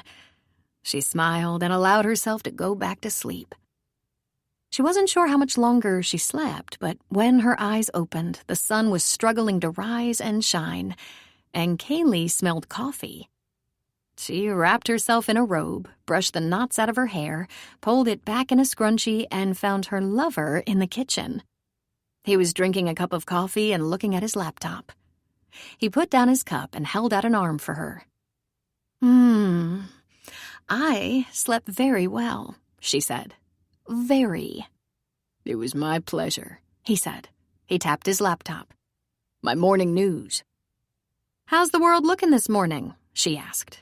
Despite the dire condition it's been in lately, it's never looked better. She poured her coffee and sat down across from him. Funny, I woke up with just that feeling. Thank you for last night, for all of it, from the storytelling to the lovemaking. I feel brand new. You're beautiful in the morning, he said. I wanted to be here when you woke, but I don't want to be a pest. I fed Tux and he's already asleep. Can I make you some breakfast? And we can talk about our days. I think I just had breakfast last night, she said. Which is why I brought pancake mix. You have some berries. How does that sound? I could get used to you, she said. Let's have some breakfast and go to our corners. I have a little work to do. You have work you're supposed to do. And this afternoon, I thought I'd drive over to the coast and around the hills. The leaves are at their peak, and it's going to be a beautiful day. Want to come? I do, she said. What time? How does 2 sound? Does that give you enough time to get some work done? Of course, she said. But she thought the last thing she wanted was to work. She felt the urge to burst into song. When Landry had gone and the kitchen was cleaned up, she called Jeanette, the first person who came to mind. It's possible I'm falling in love, she said, with my landlord. Well, now, that's interesting. Is he falling in love right back? I think so, yes. It's early. Time will tell. You have nothing but time, Cookie, she said. Can I suggest you use that time to enjoy life? It seems you've been having some trouble doing that for a while. Obvious reasons. Obvious. Kaylee returned.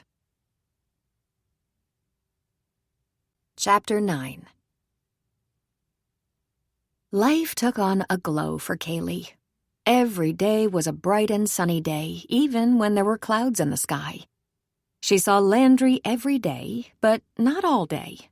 They had coffee inside in the mornings now because it was getting very chilly outside, and they drove around the countryside at least once a week, sometimes twice.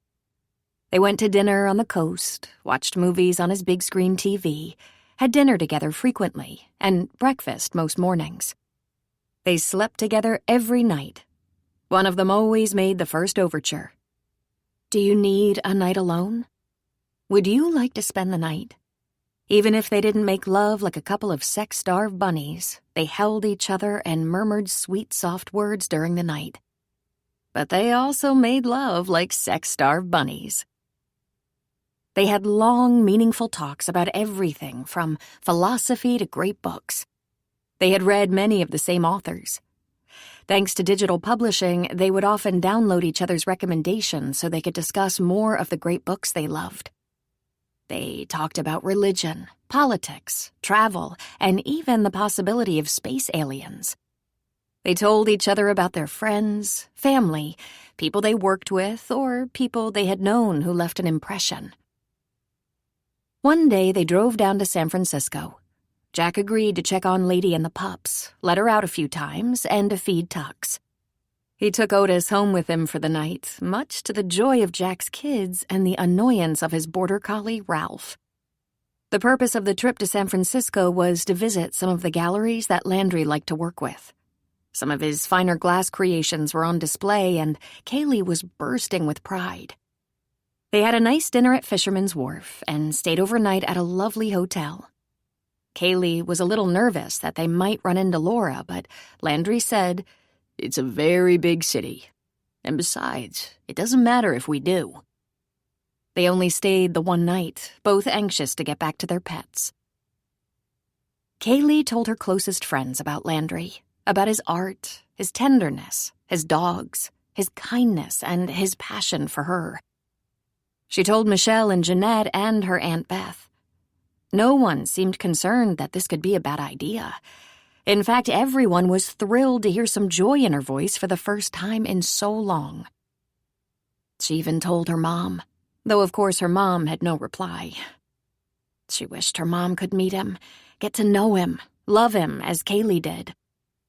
The feeling she got when she communicated with Meredith was that her mom would be so relieved to know that Kaylee had someone special in her life, someone to love, someone to take a little of the weight of her grief off her back. It had been quite a while since she'd had a boyfriend. She ran into Mel at the bar, and Mel said, "You look so great. Have you been getting a little extra sunshine on your cheeks? Did you get a new haircut or something?" "No change that I'm aware of, but I'm feeling great. Maybe it's just time. Maybe I'm finally learning to live with losing my mom. I still miss her like mad. Nothing has changed there. But lately I've been spending a lot of time with Landry. We've become pretty close, and it's making me happy." "Maybe that's what's glowing on your pretty cheeks," Mel said. "I don't know if you heard this through the grapevine, but Jack is my second husband. I was widowed when my first husband was killed. He stumbled into a robbery in progress and was shot. It was a terrible ordeal. I came to Virgin River for a fresh start, too." "I'm sorry, Mel. That must have been so horrible." "Very hard. But it's a process. I wish I had some advice on how to survive the grieving process, but all I can say is there's no shortcut. You just have to plow through it. One suggestion is to just weather the year of the firsts without your loved one. First birthday, first anniversary, first holidays, etc. I'm working on that," Kaylee said. "Like I said, there's no shortcut." "But are you coming to the Halloween party?" "Yes, and thankfully that's not a memorable holiday that my mom and I shared. There should be no dark clouds hanging over the day. Then it could be total fun. It's supposed to be a chilly, sunny day." On that Saturday, Landry and Kaylee arrived in town at about 3 and had to park all the way down at the edge of town. There were so many cars and trucks lining the road. They walked to the picnic area behind the bar, and it looked as if the entire town was there. People were camped out at the picnic tables, in lawn chairs, on blankets, and just standing around in clusters or leaning against trees. Kaylee had made a big platter of chicken wings, and Landry's contribution was a large bowl of fruit and nuts mixed up with Cool Whip. Once they added their contributions to the table, they held hands. That was how they were linked, as Landry began to introduce Kaylee to people she didn't already know. Paul Haggerty introduced them to his wife Vanessa and their 5 children. "I'm glad I ran into you, Kaylee. You should give Bonnie and Gerald a call. They're planning to come up in a week or 2 to check out the house. It's nearly finished. I figured you'd want to see them." "I can't wait to see them and the house." Landry had a beer in one hand and passed a cup of wine to Kaylee so he could shake hands with Paul. "I'm going to drive over and take a look, too, if you don't mind. You're always welcome. It turned out just right," Paul said proudly. They made the rounds, visited with the minister and his wife. Kaylee met Luke and Shelby Reardon. Of course, she already knew Colin and Jillian, and another brother was visiting, so she was introduced to Sean. "How many of you are there?" 5 Reardon boys. Patrick and Aiden are missing. When we all get together, you can hear the noise shake the rooftops. "It's a good thing Colin lives in a very big house," Shelby said. "It gets to be quite a crowd." Kaylee visited with Jack, Preacher, Paige, and Mike Valenzuela, and was introduced to Bree, Jack's sister. Then she found her way to the table Mel occupied with some other women. There were pony rides for the children, a big inflated bounce house for the smaller kids, and all kinds of games taking place around the grounds. A lot of the kids and several adults were wearing costumes. Jillian was wearing a very inventive witch costume, complete with shoes with curled-up toes and a blacked-out tooth. And the food! She looked at the long table covered with dishes that seemed to go on forever. "This is food porn," she said to Landry. They stayed for several hours, visited with most of the town, ate themselves silly, and Kaylee hated to see it ever end. But the temperature dropped as the sun was going down, and Landry whispered in her ear, "I think you should come home with me and we should light the fire." That sounds perfect," she said. "Maybe I should go to my house first and take a shower." "Kaylee, I have a perfectly good shower. It's big enough for two." "My life is wonderful," Kaylee told Jeanette. "I almost feel guilty for being so happy." "Please don't," Jeanette said. "You know if your mother is watching, all she wants for you is that you feel happy and fulfilled. Remember that she was. Till the last day, she was happy all the time, even in the hardest times. She had some major struggles with the company, but she was positive and grateful for every day. Just be thankful that you were blessed with such a fantastic mother and role model." "Yes, I know. Sometimes losing her is so hard, I forget to remember how lucky I was to have had her as a mother," she said. "That was one of many things that stood out about Meredith," Jeanette said. "She always said the cure for the blues is gratitude. It works." "I have some good news and some bad news," Kaylee said to Landry. He was just lighting the fire in his living room, and she was sitting on the couch. He looked over his shoulder at her and lifted a brow. "The good news is I'm going to finish my book in 4 weeks." "Good for you," he said. "The bad news is I'm going to have to get serious and hit it hard. I'm going to work at my house every day for at least 6 to 8 hours a day until I can send it in. This book has been like a monkey on my back for over a year. I can't separate it from losing my mother, so I have to finish it and send it away. And until I can get my writing back, a part of me is missing." "That's not bad news, Kaylee. I'm glad you're going for it. If you wanted to give it up, I guess I'd understand, but I'm glad you want it back. It's who you are." "Have you ever had trouble with your sculptures?" she asked. "Like when your dad passed away?" "It was hard to concentrate then, for a little while. I can't remember how long it took for me to feel like myself again. But I'll tell you when I really choked. When I realized Laura was probably gone for good, I was disoriented. That's when I decided to move back here and concentrate on the one thing I had some control over. My work. It wasn't quick either, and I spent a lot of time building the little house rather than being creative. But it all came back." "Even with Laura's visits distracting you?" "She didn't visit that often. But sometimes she'd call and ask me when my next visit to the city would be, and she'd meet me there for a couple of days. I insisted on separate rooms and separate checks, and so those visits were less frequent. Her visits to Virgin River were rare, unless she needed something. Laura didn't have that big an impact on my work. If I was upset about her absence, working helped. If I was upset about her presence, working helped. So I know how you feel. We need it. It defines us. Just tell me what I can do to help. Except don't tell me I have to ignore you 24/7. I won't be good at that." "I will use you for my reward," she said, grinning. They had not yet said those 3 magic words, but Kaylee felt them. She wasn't holding out, she was just getting comfortable. She wasn't sure what she was supposed to say after that. Let me stay here forever? No, that wasn't what she wanted. Come to Newport Beach with me? Oh, she didn't feel ready for that. Plus, he admitted he didn't like Southern California. How about, I see you every couple of months? Oh, what was the point? That's what he'd had with Laura. That didn't sound like real love. It sounded like an inconvenient convenience. "Did I mention I have a house in Newport Beach?" she asked him. 20 or so times, he said. "It's very nice," she said. My mother had admired it for years, like 20 or so years. When her business started doing well, the one thing she wanted was a house that would hold her tight, make her feel safe and comfortable till her last day. She didn't expect to be only 60 when that day came, but that's what it was. It has a large patio and backyard and pool.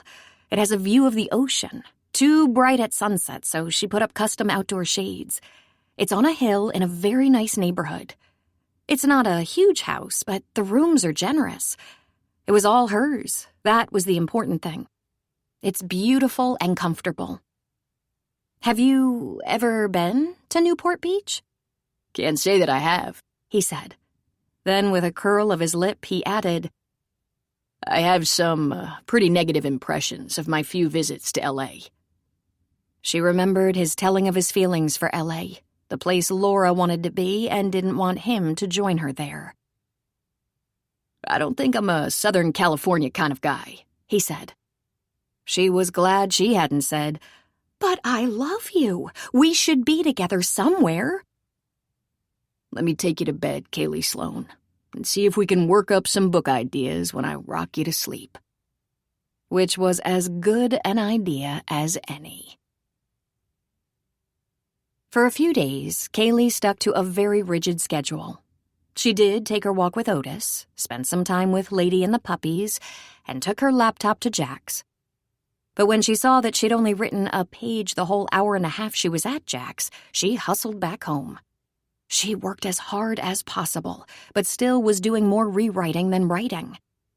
She had wanted to have 30 pages after 3 days, but she had 9. She redoubled her efforts. Her book about Caroline and Landon, however, was growing. They had fallen in love and fallen in bed, and it was delicious. That book made her heart sing. Poor Caroline had been a lonely widow in need of a fresh start when she found Landon, and her world was suddenly twirling. It was certainly reflective of Kaylee's experience, but she had learned it was also very like Mel's and Vanessa Haggerty's. She learned from Mel that Vanessa had been pregnant with her first child when her Marine husband was killed in action, and Vanessa ended up marrying his best friend. Woo! And now they had 5 children. Her autobiographical fiction was getting more fulfilling by the day, and she wondered if she'd ever be brave enough to show it to anyone. She wasn't very confident of her ability in this woman's fiction genre. But even though she was struggling, she knew what she was doing in suspense.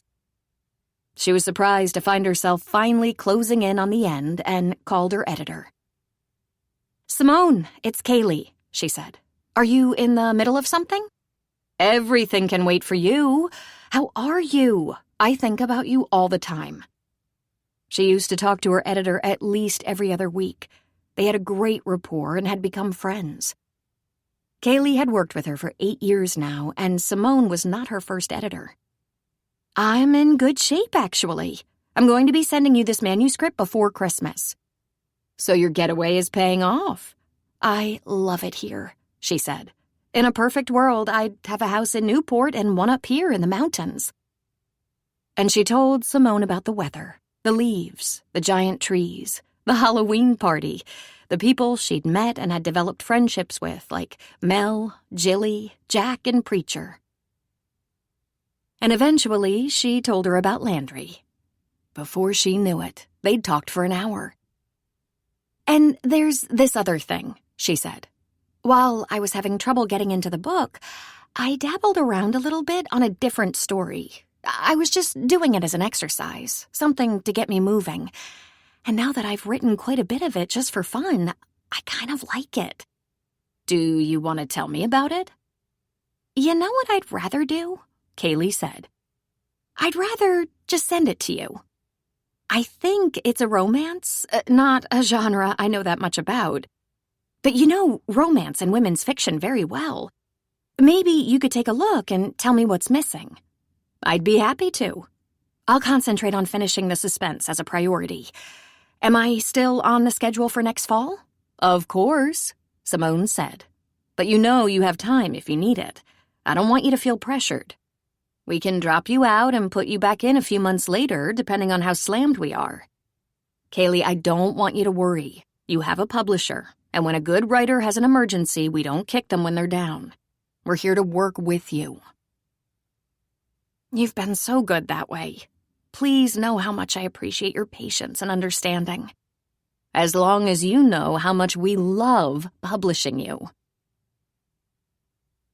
Kaylee put in a tough week, but produced 40 pages that she liked, and the protagonist was getting closer to discovering that it was her photographer's jealous brother who was murdering models. But she was exhausted. At the end of a hard-writing day, her neck and shoulders ached. Sometimes Landry would give her a nice shoulder rub in the evening and revive her spirits. They were sitting in front of his TV, the fire roaring against the cold night, when her phone rang. She looked at it and declined the call. I don't mean to be nosy, but you've done that a lot lately, he said. It's my father, she said. I really don't feel like dealing with him now. Do you know why he's calling? Landry asked. Yes, he's hoping we can get together sometime around the holidays. You know how I feel about the holidays. Like you wish they weren't happening, he said. Exactly. I know there's no avoiding them, but I really don't want to try to add Howie to that stress. Landry frowned. Did he do something really traumatic that makes you want to avoid him at all costs? He did absolutely nothing. Nothing at all, she said. Can we just not talk about him? He gave her silky hair a soft stroke. We won't talk about it if you don't want to, but I'm here for you if you do. I'm a good listener, and I care. I know. That's very sweet. Because I love you, Kaylee. She felt the tears begin to gather in her eyes. Then they spilled over, and there was a catch in her voice when she said, I love you too. I'm no expert, but shouldn't that make us happy? It does make me happy, but what about us? I came here to get away and try to ignore the whole Christmas thing, but then there's you, and you live here, and I live there, and what's going to happen to us? I'm supposed to go home after Christmas. I want to be in my mother's house again, but you don't like Southern California, and I can't stay here. This isn't my home. I have a home. You have a home. What am I supposed to do? We haven't talked about... Kaylee, you can do whatever you want to do. I know the landlord here. I can fix it for you to stay. Or go and come back. Literally anything that works for you. That's just it, she said. I don't know what will work. I can't stay. I can't go. I can't ask you to come to Newport. We're not ready for that kind of commitment. I can't stay here much longer. I don't have my things around me. I'm only sure of one thing, and it's huge. I want my mom to not have died. He pulled her close and held her for a moment. I know, he said. It's going to be all right. Just stick to your original plan. Get your book done and get through Christmas. Everything will look better on the other side. It would break my mother's heart to think I'm dreading Christmas. She always worked so hard to make it nice for me. I think she would understand. And I understand. Landry didn't have any deadlines or pressing work. He wasn't showing anything, and he sold some of his pots from his website, but he was ahead of schedule.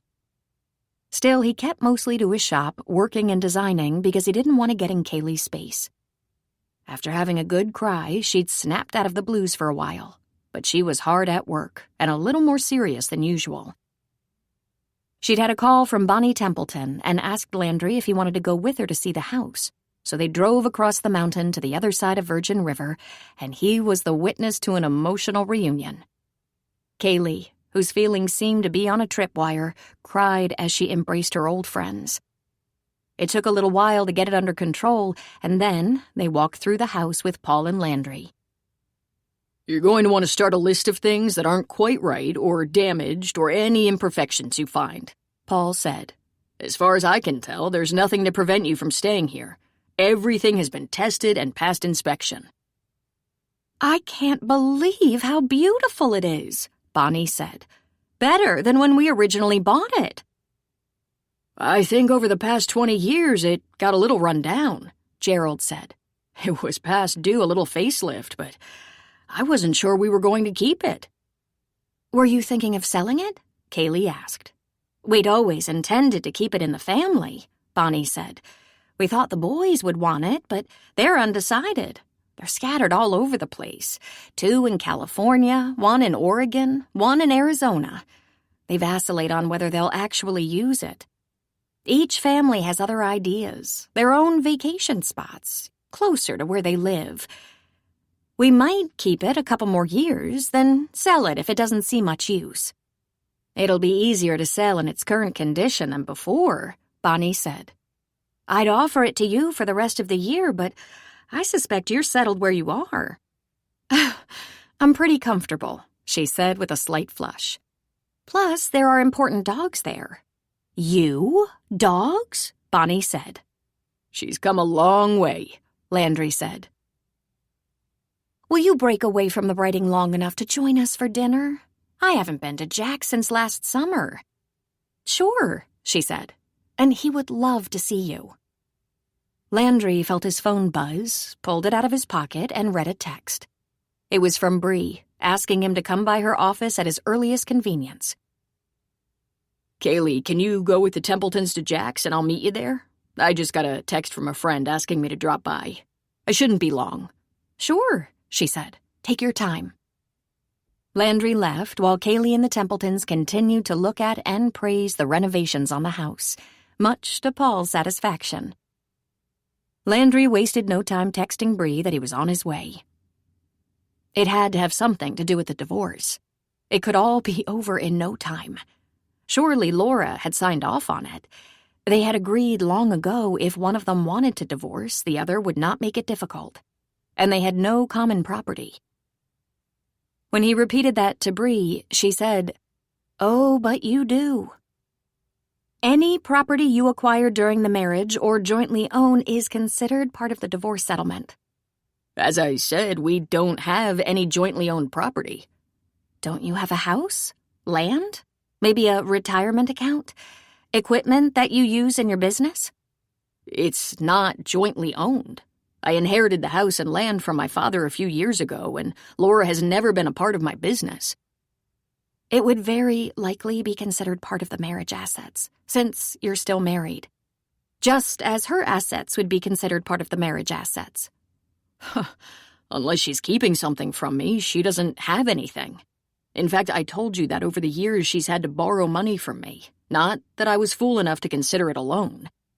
I think Laura spends whatever she has when she gets paid and isn't much of a saver or investor. She lives well when she's working, and not as well when she's not. Explain your situation to me again, Bree said. You haven't lived together in 10 years. You discussed divorce due to your separation 8 years ago and agreed on the terms. There were no terms, he said a little hotly. I didn't have anything but my art supplies. She didn't have anything.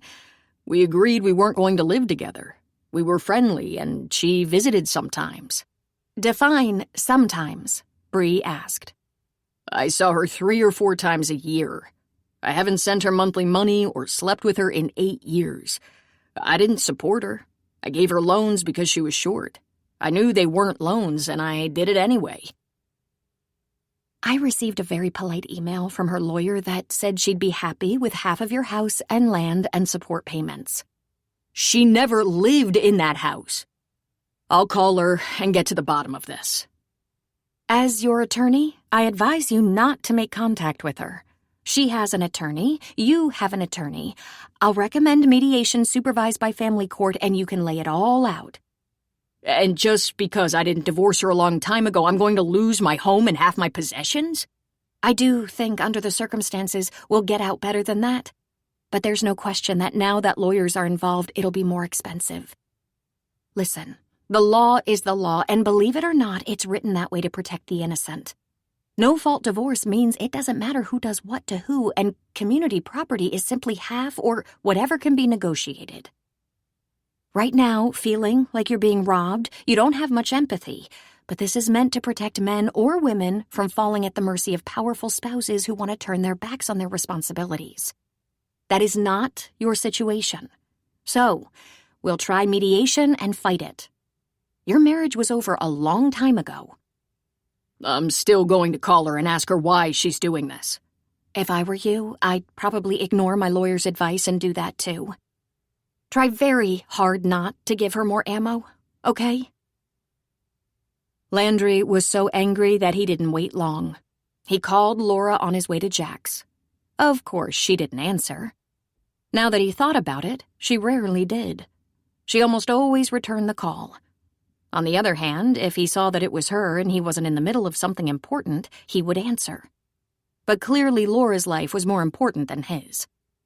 To the voicemail, he said, I've just heard from my lawyer. My lawyer heard from your lawyer. So you're going to make this difficult, and you're asking for half my father's property? Property that you visited maybe 6 times in as many years? Property that you never shared with me, but now you want it. What the hell is going on, Laura? We agreed years ago that we'd chosen to live separately, and if the time for divorce came, there would be no altercation. This is altercation, my wife. I've given you patience, kindness, money, and now that I just want to end it, you're going to drag every dime you can get out of my kicking, screaming body? If you'd come to me and told me you need a little help, haven't I always been willing to help you? But this, after you left me... By the time he got to Jack's, he could barely conceal his cranky mood, though he tried. They had dinner, and he hoped he'd come off as a little quiet, but not much worse. Fortunately, Bonnie and Gerald were talkative enough to cover his silence. But on the way home, Kaylee said, I get the feeling that something is wrong. It's nothing much, he said. I'll fill you in later. Right now, I'm stewing. I hope it's nothing I've done. Not at all, he said, reaching for her hand. You're perfect. When he and Kaylee went to bed, he turned off the ringer on his phone. He slept poorly, of course. He was consumed by the unfairness of it all. In the morning, he didn't look at his phone until they'd had breakfast and gone to their separate workspaces. Then he looked and saw there were 6 missed calls from Laura, the last one coming in at 1 a.m. He was not fooled. He couldn't remember when she'd ever called him so late. She wanted to know if he was alone. When he finally called her in the late morning, she actually answered. I take it you got my message, he said. Do you want to explain what it is you're doing and why? I just want a chance, she said softly. I want you back. Obviously, you're doing this because you have someone else now. And you know I know who that someone is. I'm not even going to respond to that, he said. It's not relevant. I made a life for myself. I've lived alone for 10 years. I built myself a house and a business, and you took off to pursue your dream. I helped you. I gave you money when you were behind on rent or whatever. A couple of times I took out loans for money that you were never going to repay. If you think I'm going to buy my way out of a non-marriage, you're crazy. I won't give up easily, and I won't pay you off. Damn you! I would have helped you, but you had to get a lawyer to fight me. You said you'd always care about me. I'm not likely to care about a person who uses me. Taking what little I have, Laura? That's not generating a lot of goodwill. Think about it. He disconnected and sat in his shop, seething. Eventually, he got out his clay and began to sculpt. By mid-afternoon, he was feeling better, and he had the beginning of a small statue of an old man, then wondered what the significance of that was. He carved and shaped the old man's head with his loop and ribbon tools, wet it down with sponges, bent his stooped frame, and added detail to the old man's shapeless sweater with modeling tools. He heard his front door open and realized he'd pretty much used up almost a whole day. The sun was sinking. Kaylee came into the shop, and he smiled at the sight of her. She was tired and beautiful. He lifted his arm to her, and she came to him, standing beside him. Wow, Landry, look what you've done. That's unbelievable. Someone you know? Me, I think. In about 40 years. Or 4 years, depending on the stress level in his life, he thought. It's magnificent, she said. "Oh, what I'd give for your talent." You don't need my talent. You have your own. Chapter 10. In her suspense novel, the model detective was being held captive by her photographer's jealous brother, and no one knew where she was or that she was missing. A very stressful scene. In the other book, Caroline and Landon were madly in love and couldn't keep their hands off each other. Kind of like another couple Kaylee knew intimately. But Caroline and Landon were having a little trouble in one department. They didn't know where they were going as a couple, or if. Kaylee was getting her contracted book closer to the end, but she was addicted to her love story, both her own and her fiction. There was a knock at her door, and she wondered what time it was. She hardly ever wore a watch. Looking at her computer, she saw it was only 3. It was not likely to be Landry. He respected her work time and space to a fault. He waited for her to come to him. She opened the door, and there stood her father. "Howie, what are you doing here?" He winced. I wanted to see you, he said. "I'm on a deadline here." I know that. I also know you'd say that even if you weren't. Look, this is my problem and not yours, but you've been putting me off for months. I know we both miss your mother terribly. I thought maybe we could lean on each other a little bit. I'll do whatever it takes to make amends, Kaylee. We're family." She turned from the door and walked into her house. She picked up Tux and held him close. "You have more family than you know what to do with." I have 2 ex-wives. Both have remarried, but I'm working on mending things with my kids as best I can. It's not the same with them, though. They didn't lose their mother, for one thing. They don't really need me, and I don't blame them. But I'm trying. I see them, at least. "You should," she said. "But Howie, I don't say this to be cruel, but I don't really need you either. Not that you're such a bad guy, it's just that you were never there for me before. I got over the fantasy of having a daddy a long time ago." Howard had 3 other children, 2 with his second wife. They were now in their 20s, and one was engaged to be married. There was a 3rd child, also a daughter, with his 3rd wife. She was in college. Kaylee didn't keep up with them, and they hadn't made any efforts to have a relationship with her. You've made that pretty clear. I'm going to keep trying, with you and with them. I've wasted enough time. She sat down on her couch. "Do you have a terminal disease or something?" she asked. "What a thing to say," he said. "Not to be mean, but it's like you never worried about your relationship with me until my mom was literally dying. What's the deal?" "Kaylee, I care about you very much. I wasn't such a good dad after your mother and I divorced, but I still cared. And I came around when I could." He stepped farther into the room. "May I sit?" "You should have called," she said. "How did you find me?" "I called the Templetons," he said. And he sat. "Bonnie told me where you were staying, though she didn't have an address. I had your landlord's name. The guy at the bar in town gave me directions." "Well, that's good for security," she muttered. "I hope you're not unsafe. Do you feel safe here?" he asked. "Of course, or I would be somewhere else." It was obvious why Howard had had so many wives and girlfriends who became wives. He was a good-looking man.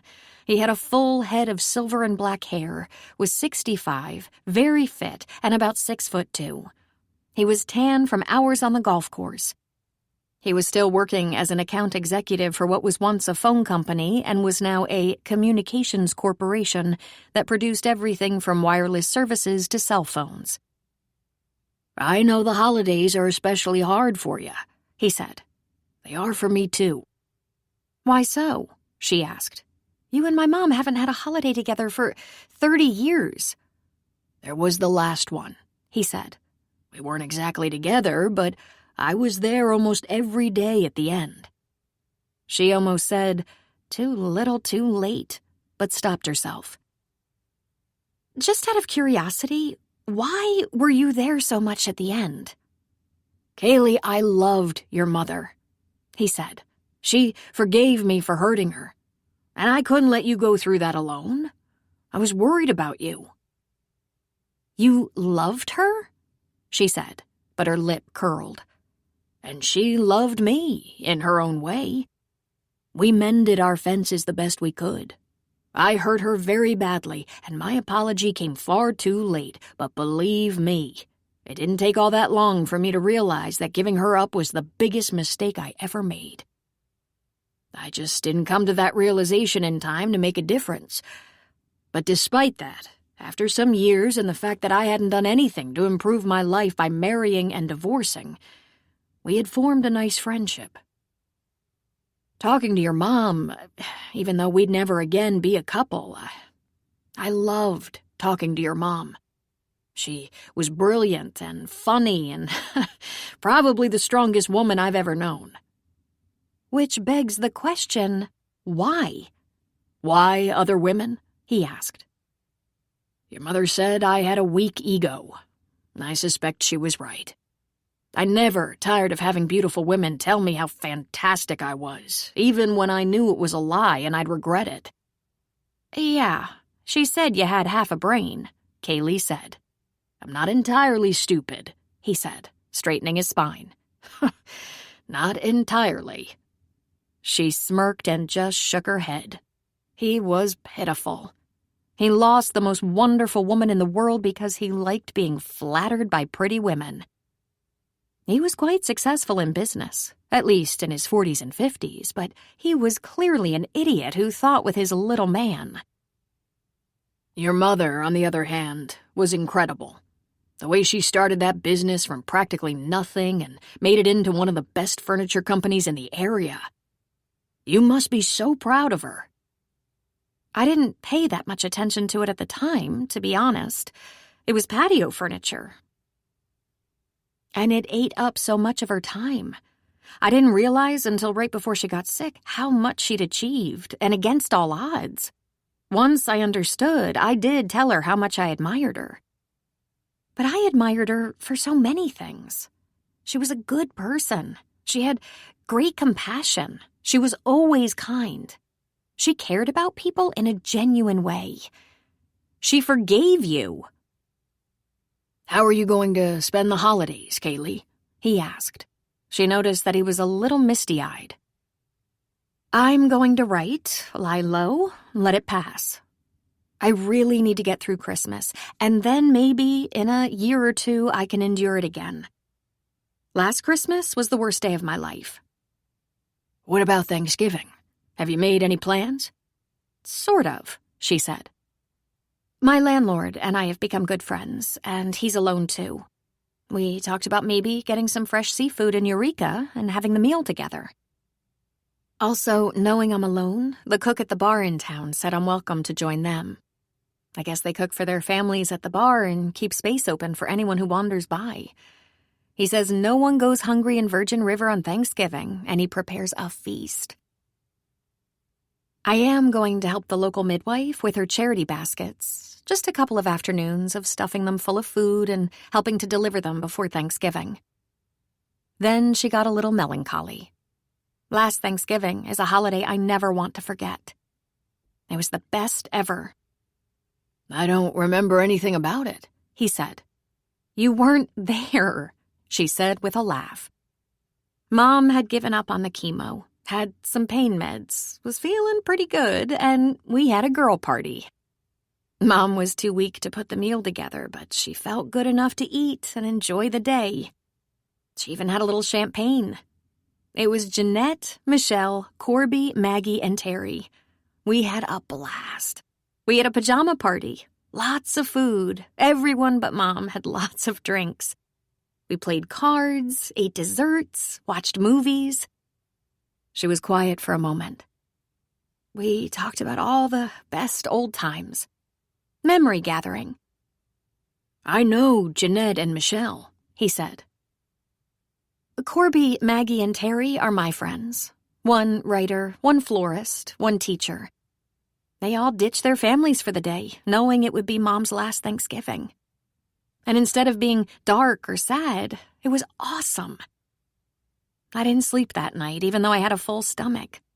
I just wanted to be with her till the sun came up. She did great. She totally had a good time. A few days after that, she began sinking. Her last 3 weeks were pretty hard. You remember. I remember. She stroked Tux. She wanted to talk about it, and I wouldn't let her. What do you mean? He asked. Oh, she said things like, when I'm gone, you should, and I would cut her off and say, but you're not going, so don't say that. I kept begging her to be positive, to fight it. But she had been fighting it and didn't have any more fight in her. I wish I could have let her talk.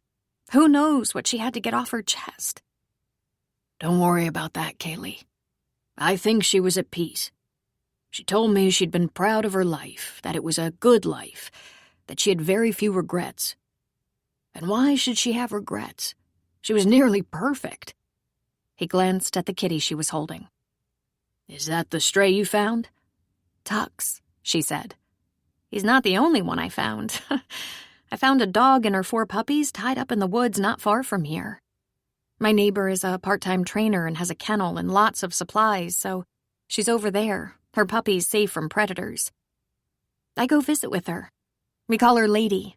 She's very well behaved, and there's just no reason for a person to treat her that way. I'm impressed.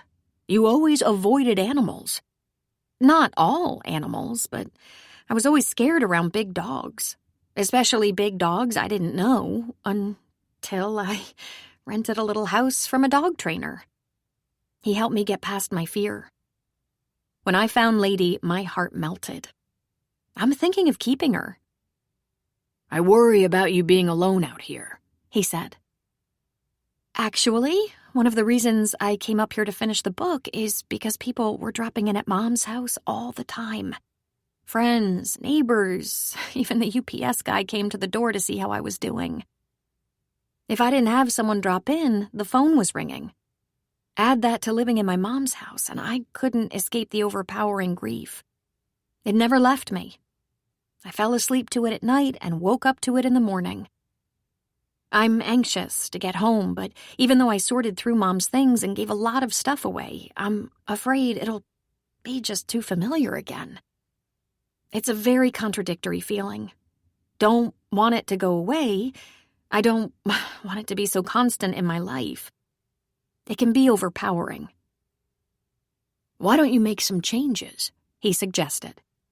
I've thought about that, she said. I feel like I'm cheating on her. She loved that house and decorated it from floor to ceiling. He shook his head. That house should reflect your taste. Maybe a few choice things to remind you of Meredith tossed in. You should hire one of her decorator friends to help you. I can help with the cost if you need me to. It's not necessary. I have what I need, and the house is mine now. Then if you find the memories aren't letting you move forward, you can always sell it. I know. I do love the house. I just loved it better when my mom was in it. I feel the same, he said. Sometimes I drive by to look at it because I miss her. Just out of curiosity, when did you realize you missed her so much? He chuckled, but it wasn't an amused chuckle.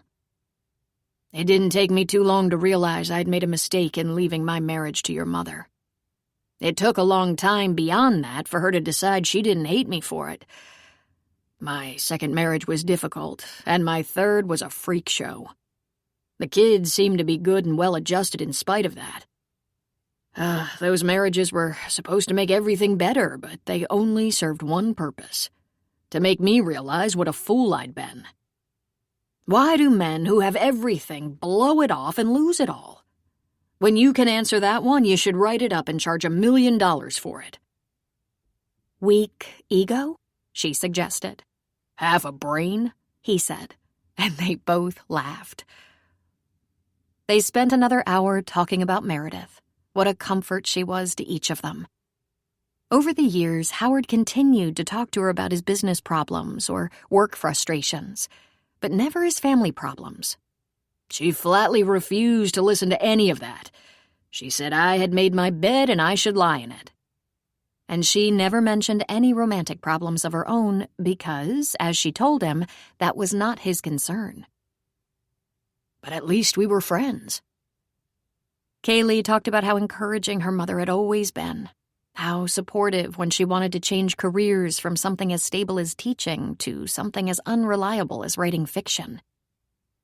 But she always encouraged me to take a chance. That's what she had done with her business. It was growing late in the day when he said, "Is there any hope we can have a closer relationship?" "I don't know, Howie. Like I said, it's been a long time since I fantasized about having a daddy." "Where would we have to start?" he asked. "Because I'm willing to do whatever it takes." "I don't think we can recapture that father-daughter thing now. You just don't know what it's like." "Tell me, Kaylee." "I'm not sure you really mean that," she said with a rueful laugh. "I do mean it. Tell me where I failed you." She shook her head. "I don't think you can possibly understand. Try to picture your 6-year-old daughter, whose daddy is coming to pick her up. She's in her favorite outfit and even has a purse, and of course that stuffed rabbit that went everywhere with her." Kaylee paused for a moment and took a deep breath before continuing. "I sat on the chair in the foyer for what seemed like hours. You didn't come." She shook her head sadly. "You took me to your new house when I was about 10, and there were so many people there, I sat on the sofa until it was time to go.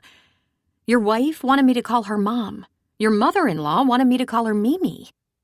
I'd never met them before, and they had a big fight in the kitchen before we left. Then there was the father-daughter dance when I was in junior high. You weren't available for that.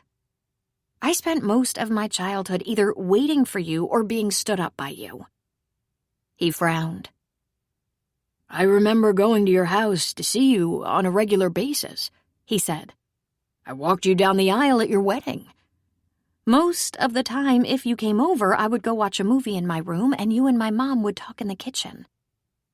As for the wedding, thank you for that. And thank you for not bringing your third wife." "You must feel you never really had a father." "No. What I felt was that I had a father, and my father left us. I'm sorry if you were unhappy, but I learned at an early age that I couldn't make you happy. And Howie, I'm having a little trouble being happy right now myself. So if you're counting on me to make you happy now," she shook her head. "My mother asked me to be kind to you because, despite all evidence to the contrary, you love me." "I do. And I think there's hope for us. Maybe down the road a bit. I'm going to keep trying." "Maybe. But I can't help you with your grief over losing my mother, because my own grief is just so heavy." "If there's any way I can help you, will you tell me?" "Of course. Thank you for asking. But I need to be alone to finish my book now." The Monday before Thanksgiving, Mel called Kaylee to remind her about putting together the charity baskets. At that precise moment, Kaylee felt like she should stay home and write like the wind to get her book finished. She was close, and it was finally going quickly. But she liked Mel and didn't want to let her down. When she got to the bar, she saw an assembly the likes of which she had never seen before. The tables were all lined up against the walls, forming a big circle around the room. In the center of the room were boxes and boxes of groceries. Huge boxes of groceries. The place was full of men and women, mostly women. Many of them she knew or recognized. Jilly and her sister Kelly, Vanessa Haggerty, Paige Middleton. She saw the pastor's wife Ellie Kincaid and Nora Kavanaugh, the wife of a local orchard owner. There were also a few townsfolk she'd met. Connie from the store and a couple of the Reardon men. And Mel was standing at the center of the room barking orders. We have lists of what goes in each box. Some of our families have 6 kids, some are widows or solitary men, and we've stocked their boxes accordingly. We have turkeys and hams, cooked and frozen, and the rest is non-perishable. Take a list, fill a box, and check it off my master list. And Vanessa and Paige have made plates of cookies and bars, and those are a sweet treat for us. Let's do it! Mel saw Kaylee and came over and gave her a hug. I'm hoping you'll come with me to do a little delivering, some today and some tomorrow, she said. How many boxes will you fill? Oh, I think 50, at least as many as we can. Is the poor population so high around here? No, it's not too bad, but we do have working families who feel the strain, and we want to help them as well. The very poor get assistance from the county, but it's never quite enough. Mel handed her a list, and she got to work. She wrote the name of the recipient on the side of the box and began to gather the groceries. She learned that Jack and Colin Reardon had gone to one of the big box stores on the coast and filled up their truck beds with supplies. And the gift boxes weren't limited to food. They also had soap, toothpaste, feminine hygiene products, diapers, baby wipes, bleach, and shampoo. While she was loading the boxes with essentials, Kaylee became profoundly aware that all her life, even in the leanest of times, she had always had what she needed. Her mother, a single mom, had managed not only to feed and house Kaylee, but there were also lots of those special things. A new outfit for a party, a day at Disneyland every now and then, a prom dress, a wedding. They'd never received a box of food over the holidays because they were in need. And she made a silent pledge to remember that Howard had contributed to her well-being and education, which had been costly. She might have a grudge because he left, but he had been there with the checkbook when it counted. Of course, the women were all talking and laughing. She got Vanessa's recipe for lemon bars and fudge. Ellie started them singing Christmas carols, and oddly enough, Kaylee survived a little Christmas spirit. The men were joking around, making the women laugh or scold them. And the thing that Kaylee noticed most was the affection that passed between these couples. Even the preacher leaned close to Ellie to give her a little squeeze and kiss on the cheek. Every couple, it seemed, took a moment for a touch or a hug or a whisper, as if they were all still madly in love.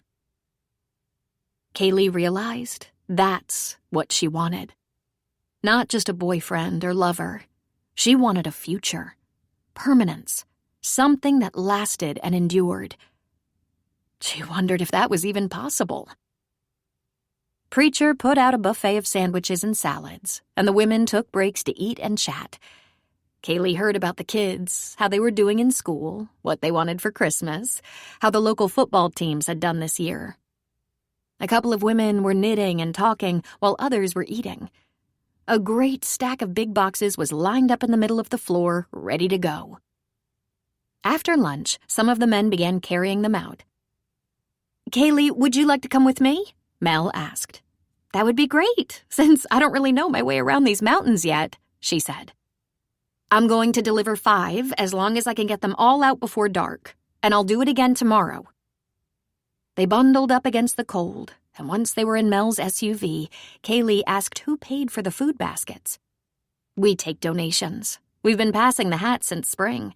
Whenever we have a town party, Jack puts out a jar just for holiday food baskets, and it's amazing how well we do.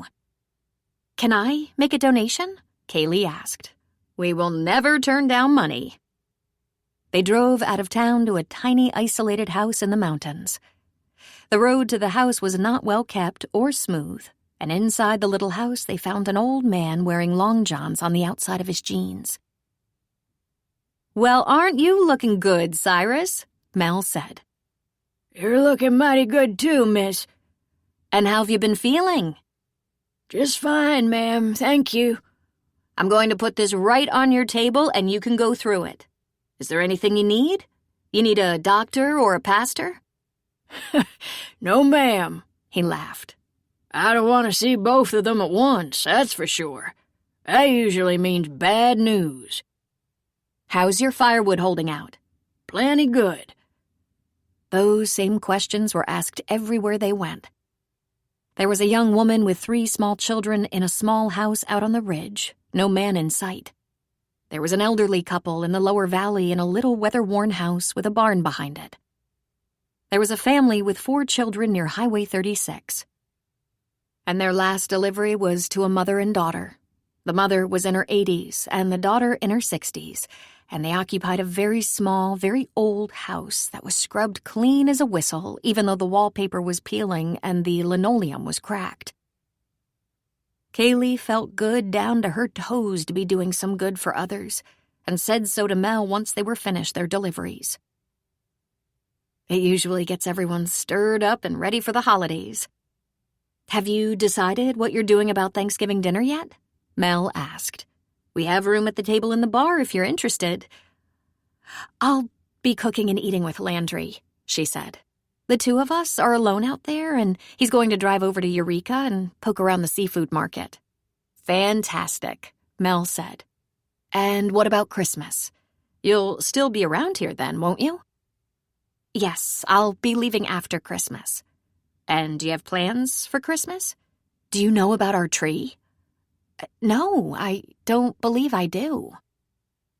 We put up a huge tree in the center of town and decorate it with military unit patches that we've been collecting for years. Some of the guys chop it down, put it up.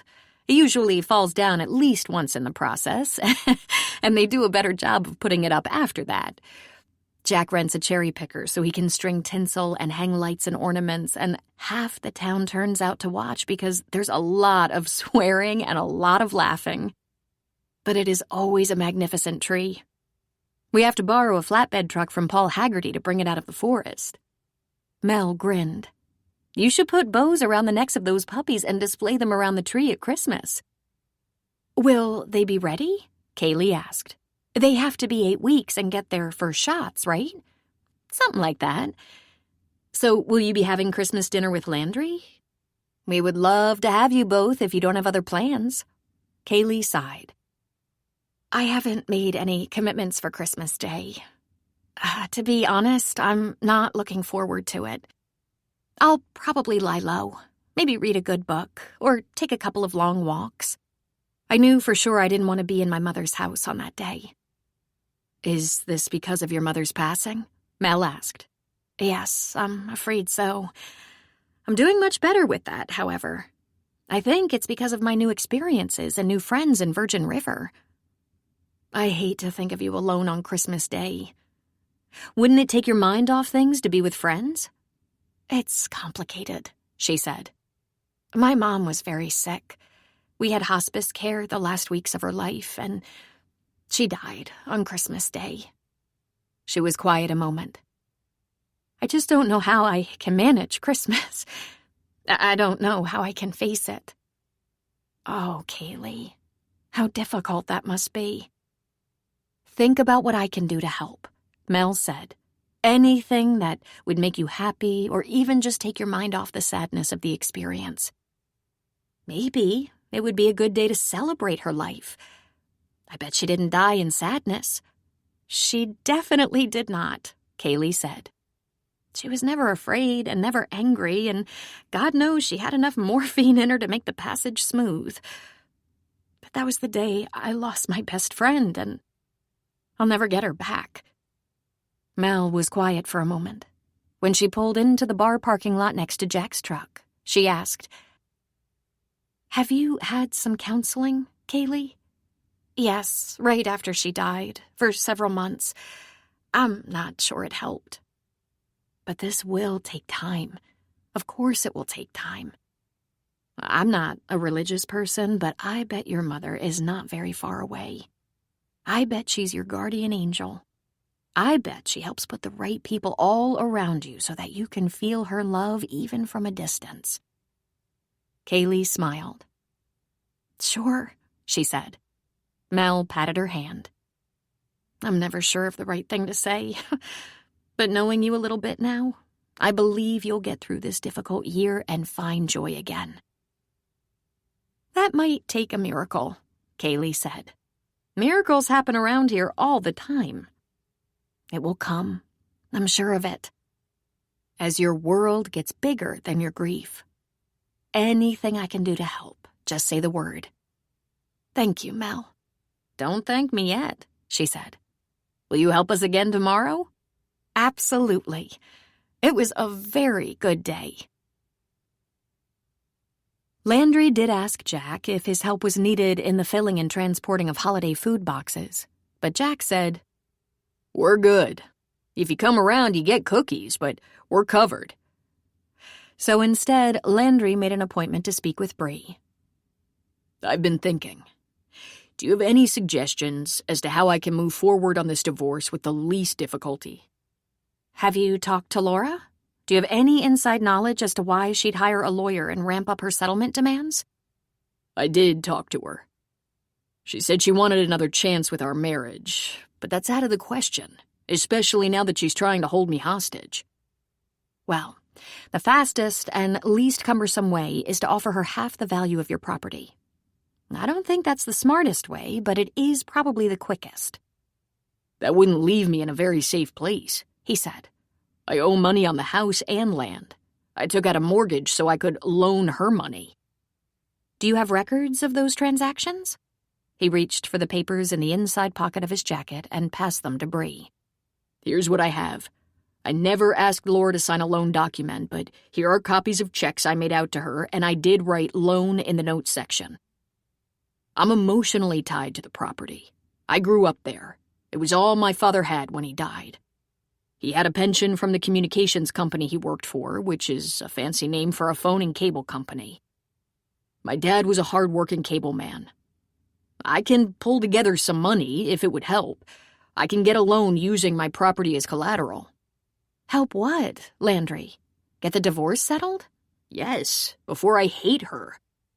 I should have done it years ago when I realized she'd chosen something else over our marriage. I should have done it when my net worth was a bunch of pots in a kiln. I should have done it before my father passed away. I thought she was as unmotivated as I was, but I think I was naive. She asked me for money quite often. She said she wouldn't contest or argue against a divorce, but here she is asking for money. I could find out from her attorney what it would take to end it on good terms, Bree said. If they want to go the distance, we can take your case to the mediator. Usually, abandonment factors in the bottom line. She left you. She never lived with you after that. She might only be successful in getting half of your net worth at the time of separation and nothing more. It wouldn't be much, he said. I'm a pack rat. A tidy pack rat, but I have all the old tax returns and bank statements. I'm self-employed. I kept very good records. Let me give it a go. I think that would be a good idea, he said. Thank you. Chapter 11. Kaylee helped with the holiday baskets on the Wednesday before Thanksgiving, and again it brought her great pleasure. Her mother used to always say, "Feeling a little sorry for yourself? Do something nice for someone else, particularly someone you don't know. That will put you right." She hadn't done it intentionally, but it never failed to be completely true. And it wasn't a case of seeing people who had it worse and thus making her feel better. It was about giving. Her mother was right. Giving fed the soul. When she got home, she fed her kitty and then went straight to Landry's house. She found him in the shop, working on his sculpture. "Did you go to Eureka and get seafood?" He grinned at her. "Shouldn't you kiss me before you ask if I've done my chores?" She hopped right into his arms and kissed him long enough and lovingly enough to convince him of her gratitude. "Can I see it?" she asked. "First, we have something important to do. Go pet your dog, and then I have somewhere to take you. I have something to show you." "What?" "A surprise. You're going to like it. Let's not waste a lot of time with you trying to figure it out." "I'm not that crazy about surprises." "No arguing for once," he said. "If you don't like this one, I promise I'll never do it again." "Fair enough," she said, running out to the kennel to check on Lady. The new mother was looking so good. She'd filled out. Her coat was clean and shiny and thick. Her puppies were getting big and playful. Lady looked to be a yellow lab with the most beautiful American head, a long, sleek nose, and deep, soulful brown eyes. Kaylee learned all this by looking through a lot of Landry's books about dogs. When Lady saw Kaylee, she seemed to smile. She wagged her tail and shook off 4 puppies and went directly to Kaylee, putting her face right against Kaylee's face. "I'm happy to see you, too. But I hear there's a surprise of some kind. Oh, such a pretty girl. Such a good girl. You have to stay here. I'll see you later. Stay." Kaylee ran back to Landry. "Okay, let's do this. I'm so hungry I could eat a horse." "There could be food involved in this surprise," he said. "I hope so." She told him about her day of delivering food boxes with Mel as he drove right through Virgin River. "We're not going to Jack's?" she asked. "Not this time," he said. "Haven't you had enough of Jack's after the last 2 days?" "Probably, but did I mention I'm starving?" "A time or 10, he said, laughing at her. Just a few minutes later, they pulled up to the Templetons' house. "What the heck? Are the Templetons back in town?" He parked his truck right in the driveway. "Why don't we have a look?" he said. "This is your surprise. Go ring the bell. I'm right behind you." "Oh, you're so cute," she said. "What a nice surprise. They must be here for Thanksgiving, and you set this up." She ran up the stone walk to the front door and rang the bell. But it wasn't a Templeton who answered. It was Jeanette. "Well, hello, Cookie," she said. Right behind her was Corby. "Hey, girlfriend." And crowding in were Michelle, then Terry and Maggie. And then there was a group hug and, of course, tears. "Oh, my God, what are you doing here? You're here, Kaylee exclaimed. She couldn't stop crying. "We're going to have a replay of last Thanksgiving, our last one all together and one of the best ever," Jeanette said. "But how did you get this house?" she asked. "I got a call from Bonnie Templeton, and she said it was all arranged. There's not quite enough room at your place, so we needed something larger. This place is great. I may never leave." "But your families?" Kaylee asked, wiping the tears from her cheeks. "Everyone is taken care of," Jeanette said. "It was a little last minute, but sometimes the girl squad has to step in and make it happen. Now, don't you be expecting a reunion every year, but this was a good idea." "I'm blown away," Kaylee said. "Wait, where's Landry?" She pulled out of her girlfriend's arms and saw his back as he was leaving. "Hey, you," Jeanette called. "Where do you think you're going?" He turned and waved. "You girls have a good party. I'll get Kaylee's bag." "I have a bag?" she said to Jeanette. "I asked him to throw a few overnight things together for you. Anything he missed, I'm sure one of us has. But don't you let him get away. He doesn't have to sleep over, but he stocked the place with food for us, and he's very cute, so he stays to eat. And I won't hear any argument." "You won't hear one from me," Kaylee said. When Landry handed over her small duffel, she said, "You have to stay, at least through dinner." "And come back for the feast tomorrow," Michelle said. "You can be our mascot." "I should probably be your chaperone," he said. And there was a loud pop as the champagne was opened in the kitchen. 6 women shouted, "Woo!" Landry flipped burgers on the grill for the sisterhood, who put together the side dishes. It was cold and dark outside, and he stood alone, but the women were not far away, and he thrilled in hearing the talk and the laughter. They got a fire going in the big stone fireplace right away and lit candles all around the great room. "Be careful of those," he heard Kaylee say. "This place already burned down once." He chuckled and shook his head. She was pretty bossy. He loved it. Jeanette had contacted him. She'd had a call from Howard Sloan, Kaylee's father. He wondered what it would take to bring all of Meredith's friends together for Thanksgiving for Kaylee. Jeanette then called Landry and the Templetons, and of course she called the tribe together.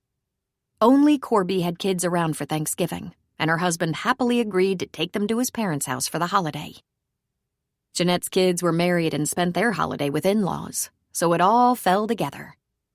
She had explained the plans a half dozen times as he scribbled notes, because there was no way he'd remember everything. Then Jeanette texted him a shopping list. All she really needed him to do was buy that seafood in Eureka. But he'd done much more. Every one of them threw extra groceries into their cars. All of them lived on the West Coast. They met at Jeanette's and drove up in 3 cars, packed to the brim with food, drink, extra blankets, and their bags.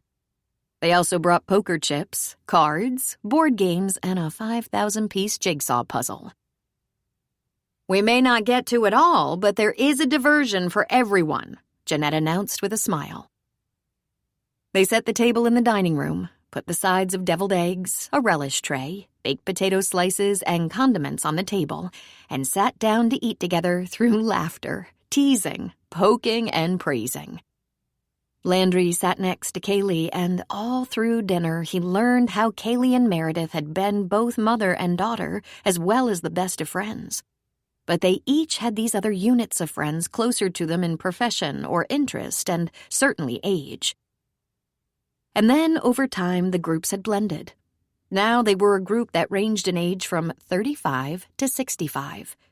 They were all healthy, energetic, scary, smart, and hilarious. And also very insightful. He realized he had never seen Laura in a group like this. When Laura was in a group, she was the center of attention. She held court. It was a struggle to get to know the others because she dominated them. But in this group of friends, who were all gathered to remember Meredith, there were many differences and yet complete equality. They bounced off each other so nicely. Corby was a little loud and the most hilarious, though they were all funny to some degree. Terry was a middle school teacher and the bossy one. Jeanette had been Meredith's closest friend since high school. She'd been a teacher who transformed herself into a counselor, was part of a small counseling practice, and frequently worked for the county in the school district. She was divorced, her children were grown, and she lived alone. There was something about her that made her the leader. The others seemed to defer to her in a way that suggested she held the wisdom card. Then it became clear right away that she was fiercely independent. "How is John?" someone asked her. "He's good," she said. "He's working a lot, but he's spending Thanksgiving with his son and daughter and their kids. These patchwork families manage to piece together one way or another." "You two aren't living together yet?" Kaylee asked. "Haven't you been a couple for years?" 6 years, Jeanette said. "But we've both already had spouses and kids, and we're a little set in our ways. Honestly, I'm not looking for someone to share a house with. I just want someone to share a life with. Our arrangement is very satisfactory. We do spend a few nights a week together, and he's a great travel companion." "I want a man with a tool belt to move in with me as soon as possible," Michelle said, making them all laugh. "That sounds good, but every time I consider the prospect of being lonely in my house, one of my adult children moves home for a while, usually with kids and dogs," Jeanette said. "You mean when they leave, they don't stay gone?" Terry asked. "So you're saying counting the days till the empty nest is a waste of time?" "Even I only lived with my mom when I was between apartments or when she was sick. We liked our own space, yet we were very close," Kaylee said. The dinner conversation went that way for an hour until someone finally said, "What about you, Landry? Do you have family, ex or otherwise? Kids?" He cleared his throat as if he might be giving a speech. "I was an only child who was raised by my father, and my parents are both deceased. No kids, but a soon-to-be ex-wife." "Really?" Terry said. "You're going through a divorce?" Corby asked. "Yes, but we haven't lived together for years. I was just too busy or preoccupied to do the paperwork. Same for her, I guess. He lifted his drink and peered at Kaylee. He hadn't mentioned any of his plans to her. It's all just a formality now. Tell us about your ex, someone said. You don't have to unless you want to, Kaylee said reassuringly. I don't mind. Laura is a very interesting person. She's an actress who has been chasing the limelight for years. She's the most beautiful woman I've ever seen, Kaylee said. You've actually met her? Jeanette asked. I went to one of the town fairs where Landry was showing his work, and who should stop by but his wife, Kaylee said. She was auditioning for a play in San Francisco, he explained. She came by because it was close. I hadn't seen her in almost a year. We've managed to maintain a friendly relationship. We'll see how that goes now that I've actually filed for divorce.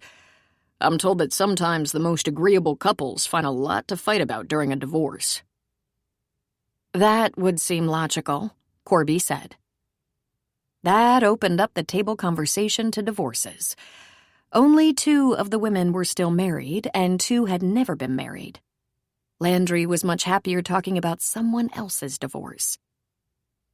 There was more conversation around the table, but they left Landry alone, except for the occasional question about his work or his dog training. When they started to clean up, they refused to let him help, but he hung out in the kitchen anyway. This was not what he expected. This band of women who all knew each other so intimately, drawing him in and making him feel almost like family. He liked each one of them, and also liked them as a group. It was a great idea, doing this Thanksgiving almost like a tribute to Meredith. When people started staking out their places in the great room after a big meal, he pulled Kaylee aside and said, "Time for me to go. Walk me out?" She grabbed their coats. Landry thanked everyone for the meal and conversation and said goodnight, and he and Kaylee stepped outside. Once they stood on the porch, he opened his jacket so she could step inside, pressed against him. He closed his jacket around her. That was the best surprise I've ever had. Did you plan it? He shook his head. You should get the details from Jeanette. She called me, but it didn't originate with her. Really? This should be interesting. Kiss me like you're going to miss me tonight, he said. We hardly ever spend a night apart anymore. She accommodated him, stretching up onto her toes, arms around his neck. He didn't wonder if she'd miss him for long. It was so good to see her happy. When she was back on her heels, she looked up at him. I didn't know about the divorce. I didn't want to bother you with it, he said. It's not really about you. Not because of you, or even my feelings for you, which are pretty hot, by the way. It is true that when I found myself with a woman like you in my house and in my bed, it begged the question, why the hell am I legally married? He ran a knuckle along her cheek. But no matter what happens with us, I'm ready to cut ties with Laura. She still loves you, Landry. No, she doesn't, he said. She loves me when it's convenient. That's a pretty poor excuse to stay married. But do you love her? Sure, he said immediately. At least I hold the memory of a love I had for her. But it's way different from what I feel for you. He kissed her softly. Have fun tonight. I'll see you tomorrow. By the time Kaylee went back inside, the women had all changed into their pajamas or lounging nightwear. A couple of logs had been added to the fire, and a few of them had fresh drinks or mugs of tea. They were scattered about the room on couches and chairs. Well, she said, do you like him? He's adorable, Jeanette said. He seems very sweet, Maggie said. If you aren't keeping him, I could get to know him better. I haven't made up my mind about that yet, Kaylee said, plopping down on the couch. He told me this reunion wasn't his idea. No, it wasn't, but he was very cooperative, Jeanette said.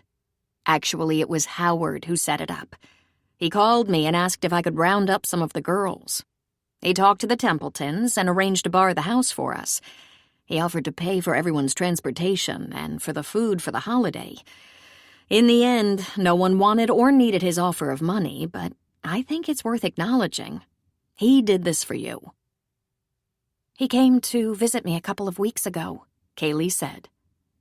He really wants us to work on having a father-daughter relationship. He's pestering me to death. I just don't know what to do with him. He's trying, Kaylee, Michelle said. Do you really want to be so angry with him? Nah, not really, she said. But he's let me down so often.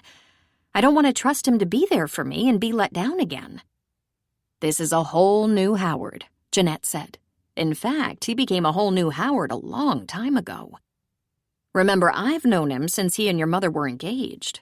He had a short attention span, thought only about himself, was fixated on making sure he was deliriously happy all the time, and was easily bored. And let's be honest, doing nice things for others was never one of his gifts. But he's changed. I guess I noticed the change about the time I was going through my divorce. For the first time since I've known him, he became kind and caring. He was always charming, that's how he racked up so many conquests. But he went beyond charm and began to act as though he actually cared about people. He was very supportive of me when Carl left me, and I was in a bad way, at least briefly. I think it was all his failed marriages and relationships. It took its toll.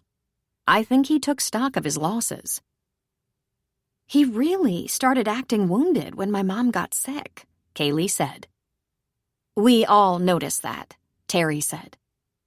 But it was about the time you graduated from college that he began to change. He was married for the third time and it wasn't going well. You weren't around that much. You were busy with your job, then Dixon, then your divorce. You know, life. And he started visiting with Meredith more, talking to her more. They went out to dinner now and then. Not a lot, but a few times. She said he was a little lost. Don't get me wrong, she didn't feel sorry for him or anything, but she said that underneath it all, he was a good man. She also said they would never be anything but friends, and even that was a miracle. And she said he really cared about you, Jeanette added. But you were a stubborn girl, just like your mom. You said that was fine, that he cared. A little late, but what the hell? Yeah, I was not impressed, Kaylee said. She asked me to be kind to him. She kept reminding me that he was my father, as if I needed reminding. Can I tell you, Cookie? People will hurt us, disappoint us, and let us down. Sometimes we just can't forgive them. I'll never forgive Carl, even though I am in a much better place since he left me. Of course, Carl never asked to be forgiven either.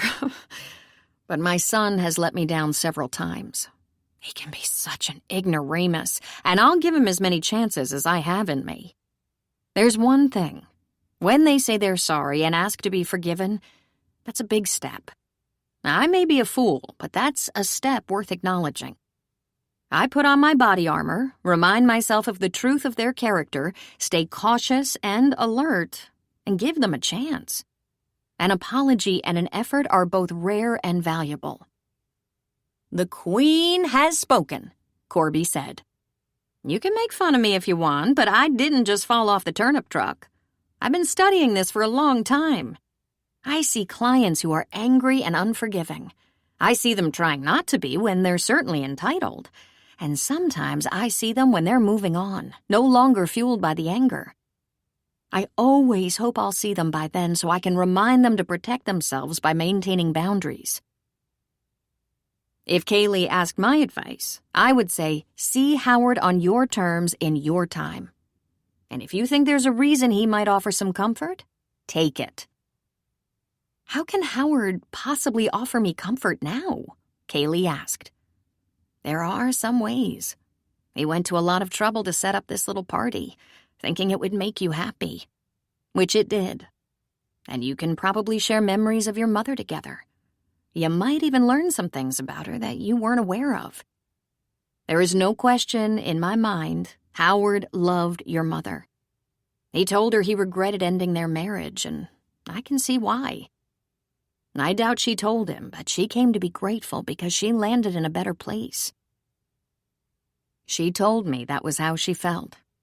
It was the same with me. I was devastated when Carl left me.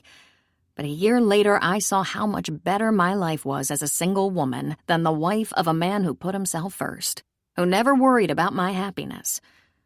Of course, neither of us, your mom or me, felt inclined to thank the bums for cheating and abandoning us. I suppose a lot of women come to you when they've been abandoned by their spouse, Corby said. That's who mostly comes to me. Some of them are left in impossible situations. No job, no money, kids to take care of. There's so much to overcome. I get to watch them gain their independence and blossom. Meredith and I did all right. Our exes paid some child support.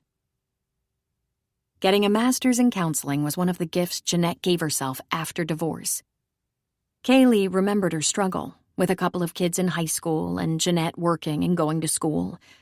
She also remembered when Jeanette completed her program and took a job as an associate in the counseling office that got regular contracts from the county. Meredith had just started her own business, also a struggle.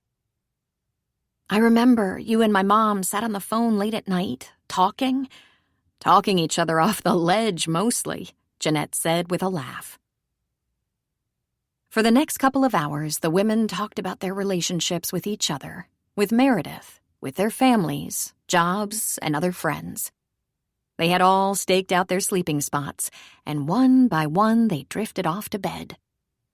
When Kaylee closed her eyes on the day, she was smiling. It wasn't just because she was with her tribe. She was with her mother's tribe. It was a wonderful reunion. Thanksgiving Day dawned bright and sunny with a light dusting of snow on the ground. A couple of women were busy in the kitchen putting out a breakfast.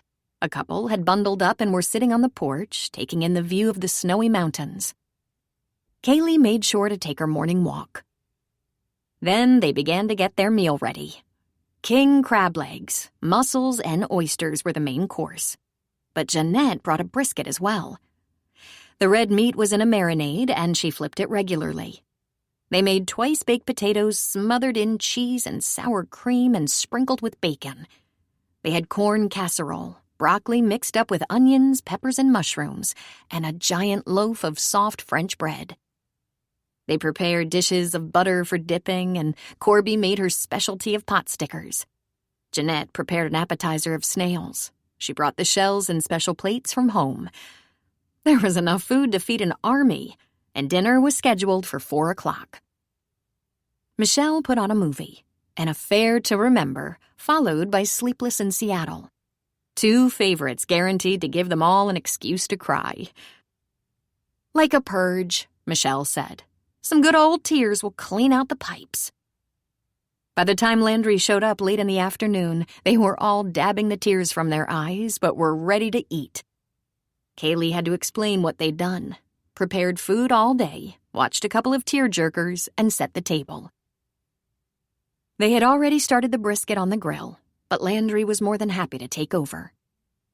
The mussels were cooked indoors, the crab was thrown on the grill, scattered around the brisket. The oysters were served chilled, the potatoes, casserole, and vegetables all warmed for the table.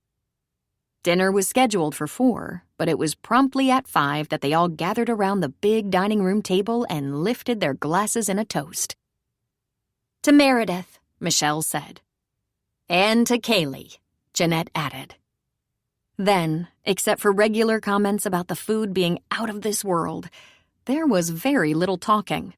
In fact, Landry did most of the talking when he said, "Oh my God," and "Are you kidding me right now?" There was very little additional comment from him. He was too busy chewing. "Landry, you don't seem to be uncomfortable partying with a bunch of women," Michelle said. "Are you kidding me?" he said. "I haven't eaten like this in at least 100 years. This is amazing." He lifted his glass and added, "And never have I had such beautiful and brilliant company for a holiday dinner."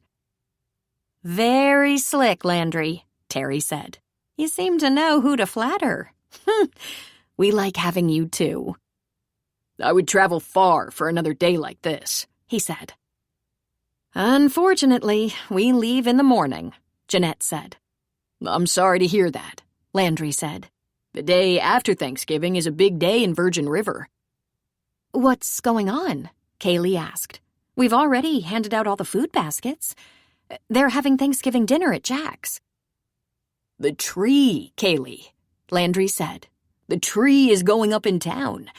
A huge tree between the bar and the church. Appropriate, wouldn't you say? And it's not just that it's incredibly big, it's that the men from town have to make it happen while the women from town are giving advice and directions and bossing them a lot. Hardly anyone misses the tree raising and trimming. It's not like you have to stay all day, but if you stay into the afternoon, you'll see some of it. And, well, if you're interested in meeting Kaylee's rescue dog and her pups, it would be great to have y'all come out and see where she lives. Kaylee brought that dog out of the woods, saved her life, and now Lady lives for a smile from Kaylee. "I would like to see where you are living for now," Corby said. In the end, Michelle and Jeanette decided to head back to their homes first thing in the morning, while Corby, Terry, and Maggie stayed on until afternoon. And the day did not disappoint. They raved about Landry's pots and sculptures and other art. They loved the little house he had rented to Kaylee. Lady completely charmed them, and Landry had to nearly arm wrestle them to keep them from absconding with the puppies. Otis and Tux got a fair bit of attention as well. Then their trip into town paid off. They got there at about noon, just as the big flatbed was pulling in with the tree, and they were all stunned by the size of it. The raising of the tree was exciting and great fun. People were already lingering around what could almost be called a town square, waiting for the tree. And when it arrived, cheers roared. Then people kept coming as the tree was lifted with pulleys and positioned to be raised. Kaylee was so glad that her friends had decided to stay a while longer. She wouldn't have missed this for the world. She introduced Corby, Terry, and Maggie to Mel and a few of the other women she knew, and they all admired the collection of ornaments and lights that would adorn the tree. In the early afternoon, the Carrs kept coming, people gathering around the tree to watch the complicated process of raising it. By mid-afternoon, the tree was standing, and Jack claimed possession of the cherry picker. "We have to be going," Corby said. "It's going to be a very long day of driving. But I feel so good about you being here. This place, it's a little magical." "Not what I was expecting at all," Kaylee said. "I expected to be hiding out here, not having the time of my life. Not having a new boyfriend. That was the last thing I expected. Well, I like him. I hope it works out for the two of you. Thanks. I'll be sure to let you know how things go." "Kaylee, you must be crazy about him. I see the way you look at him." "I might have fallen for him," she said. "At least a little.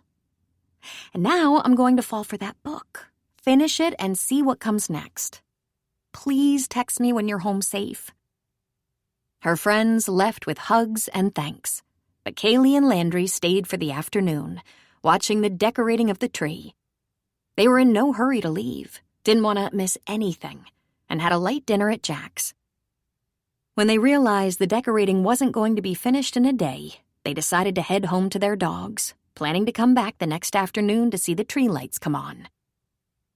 "It's like a circus," Landry said.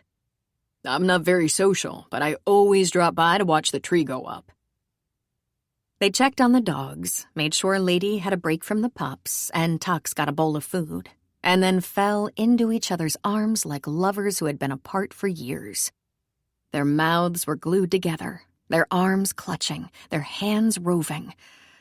"Damn, I missed you," he said. "I'm glad your friends came, but I missed sleeping with you." Seeing them again, especially on this particular holiday, I think it was just what I needed. But I missed you, too. "They're fantastic," he said, kissing her cheeks, her lips, her neck. "And now I'm glad they're gone and I have you to myself again." Oh, that's very selfish. "Kaylee, I found that when it comes to you, I am selfish. Thank you for including me. It was like meeting your family. They are my family. The only other family I have is my Aunt Beth, my mother's sister. I talked to her yesterday. She lives in Seattle and was very busy, having a ton of people for Thanksgiving. I love Beth, but I'm closer to Jeanette and the girls. That's kind of how things go, he said. Our close connections aren't always planned. They grow. Sometimes they surprise you. Look at us. You rented my house, and now I'm closer to you than anyone I know. Did you talk to Laura? She asked. Oh, I'm sorry. That's none of my business. I didn't mean to pry. It's entirely your business, and you don't have to apologize. She called me yesterday and asked me what I was doing for the holiday, and I told her I was spending it with you and some of your friends. How'd she take it? She asked me if I loved you. Ew, that was direct. You don't have to tell me. Oh, okay, what did you tell her? He chuckled. I told her the truth, Kaylee. Maybe not quite as much truth as she really deserves. I told her we were the best of friends and that I hoped it worked into something more for us. I also told her we didn't have any future plans, and no matter where things go from here, I'm ready to be unmarried. A decade is long enough to test the waters, to think about it.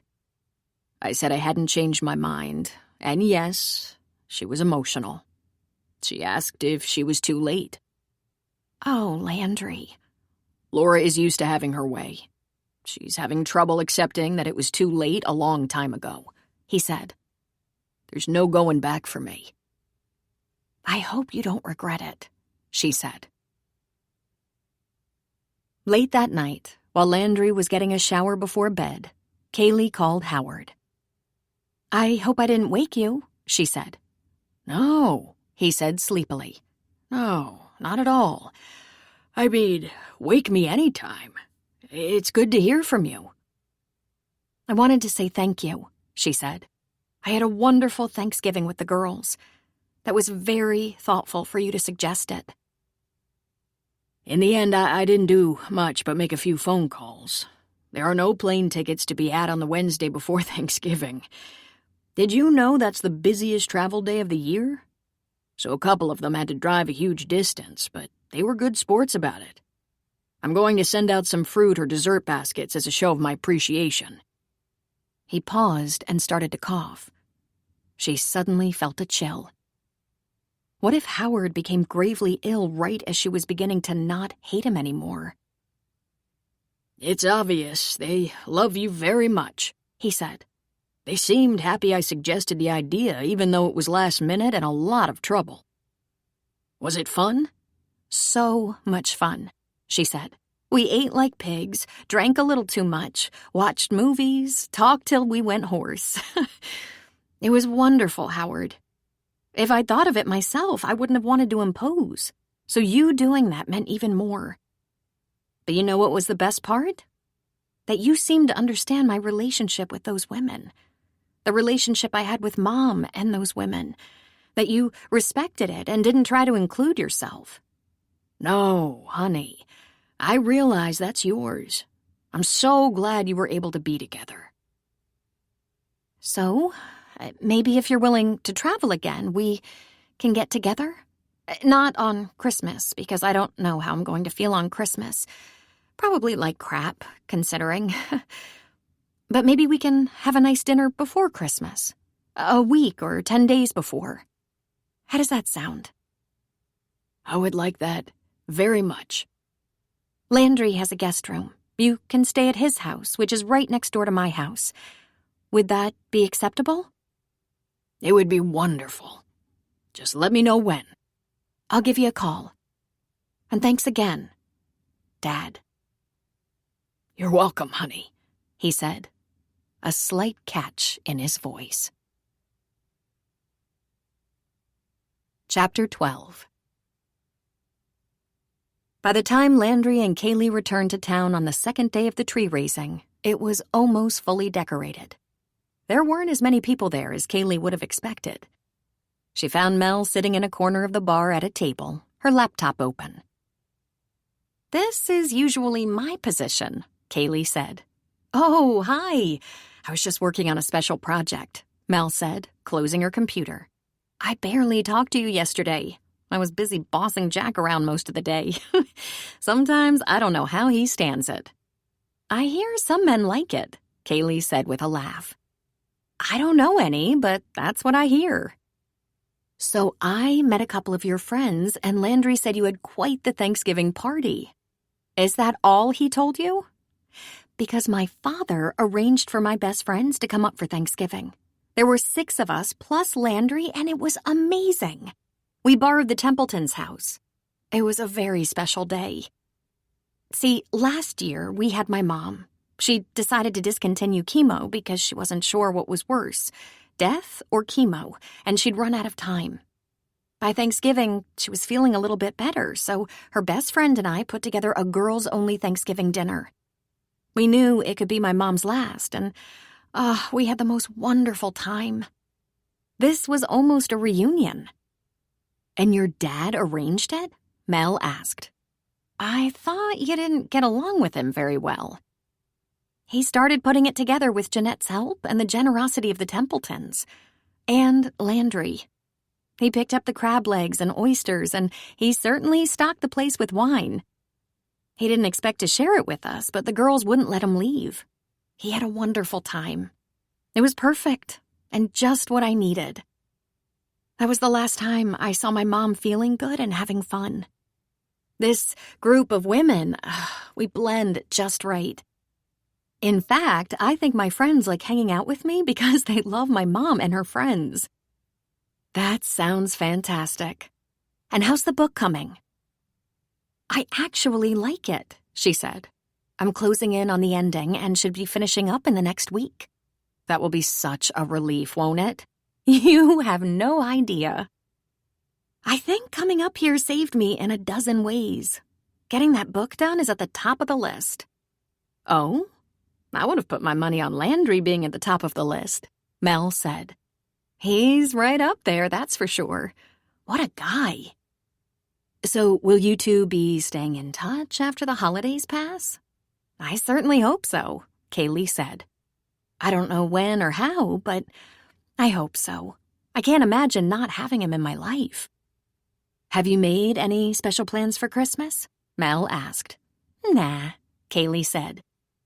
I'm just gonna let Christmas wash over me. Maybe after this year, I'll be able to consider having fun on Christmas again.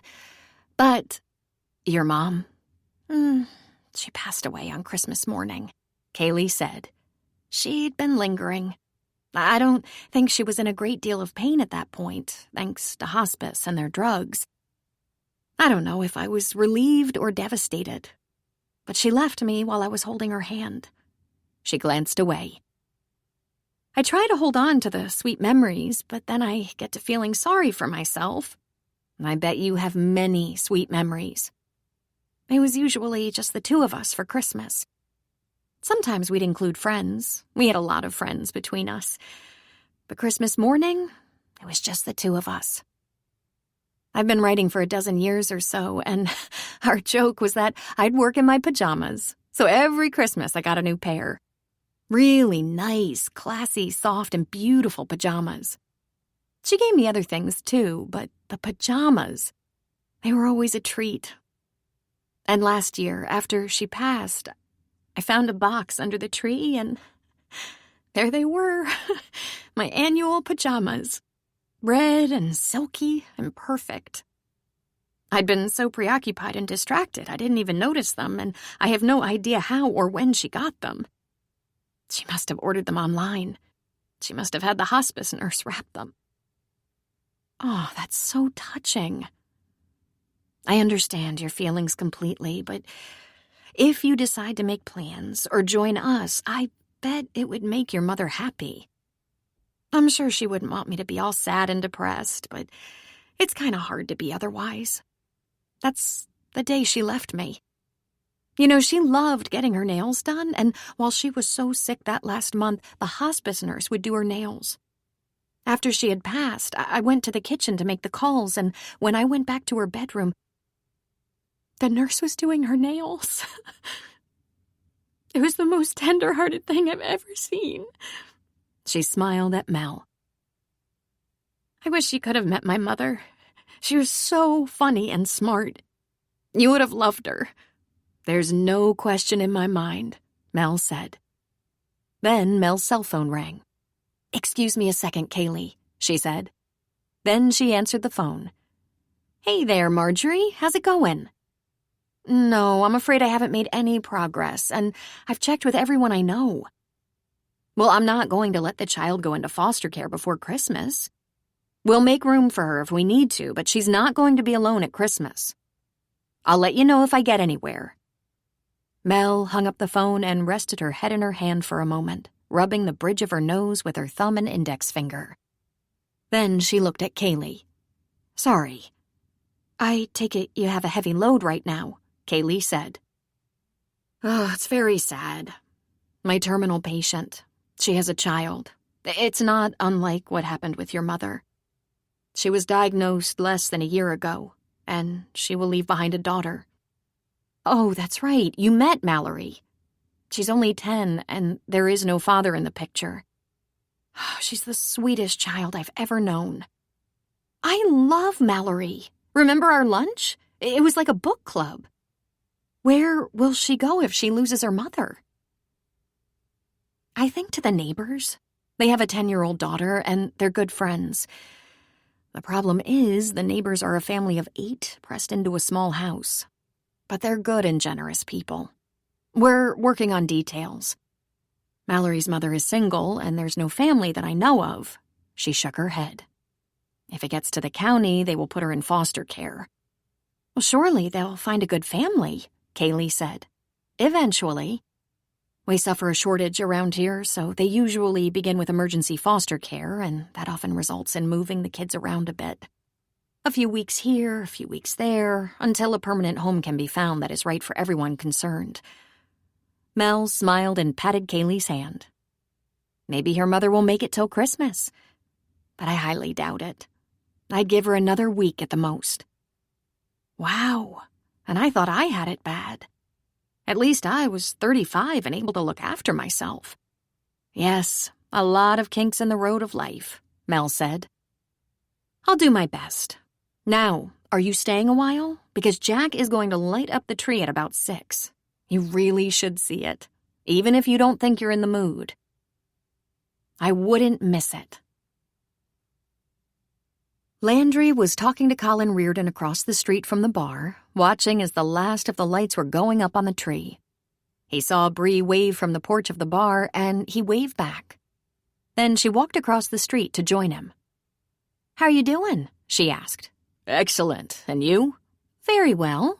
Getting ready for Christmas and all the hoopla.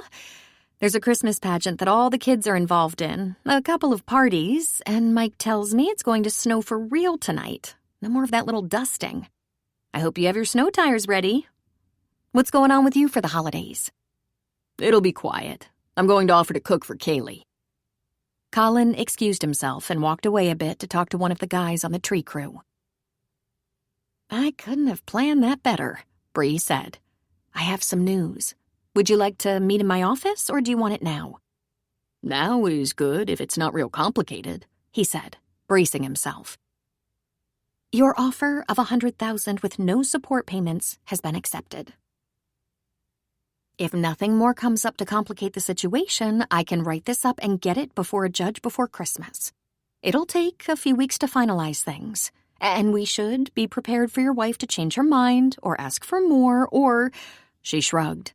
It doesn't usually go so smoothly, but then yours is the first divorce I've handled where there's been a 10-year separation. Wouldn't it be nice if it just sailed through? He said. I talked to Laura on Thanksgiving. She was very emotional, but she didn't offer any arguments, and she didn't mention she'd received my offer. So you're sure then? Absolutely. I talked to the bank about a mortgage on some of the land. I'll keep you posted, she said.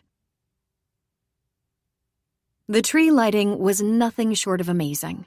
The bar was overflowing with townsfolk, gathering to see the tree. It was so bright, Kaylee wondered if it could be seen in the next county. There was some carol singing, children running around wildly, Lots of laughter. And then it began to snow. That thrilled the kids much more than the adults, since they wouldn't have to drive in it. Kaylee saw Jack's family all together around the tree and noticed that David and Emma had a little friend with them. It was Mallory. She was a beautiful little girl with almost blonde pigtails trailing out from under her knit hat. Kaylee was relieved to see her laughing. But Kaylee knew how hard it was going to be for her when her mother died. The loneliness could be terrible. As the days passed, of course, little Mallory's situation weighed on Kaylee's mind, though she tried to shake it off. She turned her attention to her book and exercised all her willpower to focus. And at night, when she was in Landry's arms, she found at least temporary peace of mind. A few days later, she called her editor. "I have some news at last," she said. "I'm sending you the completed manuscript." "Oh, that's wonderful news," Simone said. "I'll give it a read as soon as possible. I think I can get to it right away." "Congratulations." "I'm sure it needs some revision," Kaylee said. "There were moments when I was so distracted, but that's getting better inch by inch as time passes." "It's probably better than you think," the editor said. "You just need some distance from it."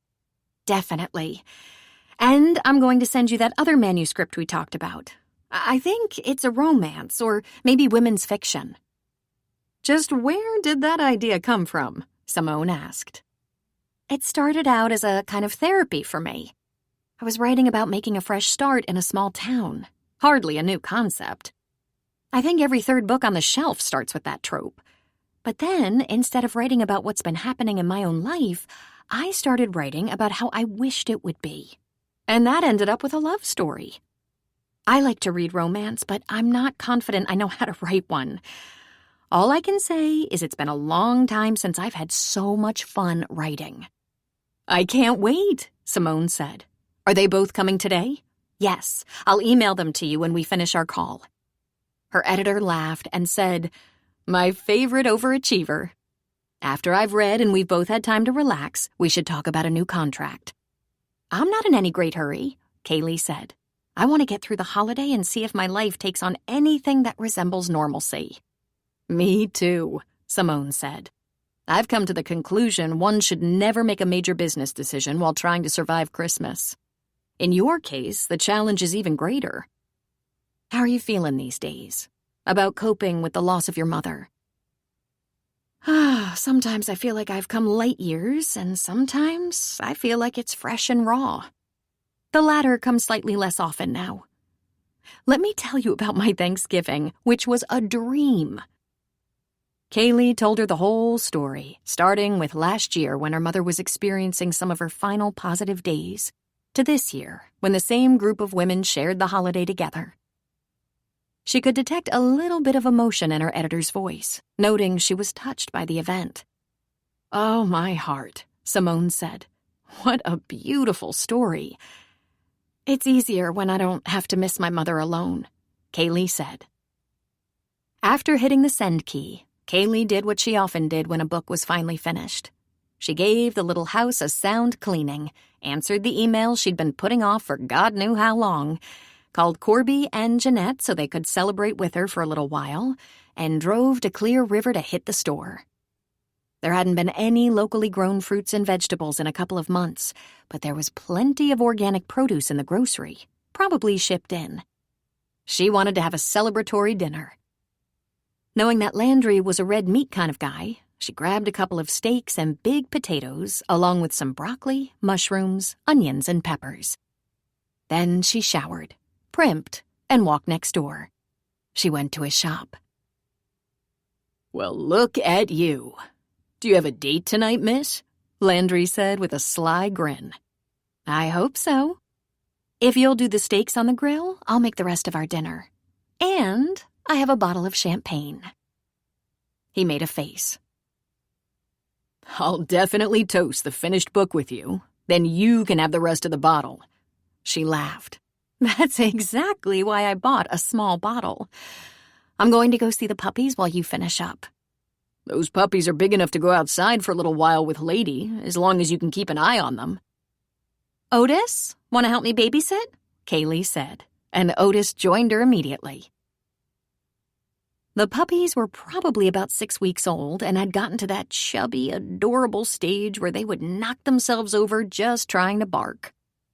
She watched them wrestle and nip and roll around while Lady just wandered the yard in bliss, free at last, ignoring them completely.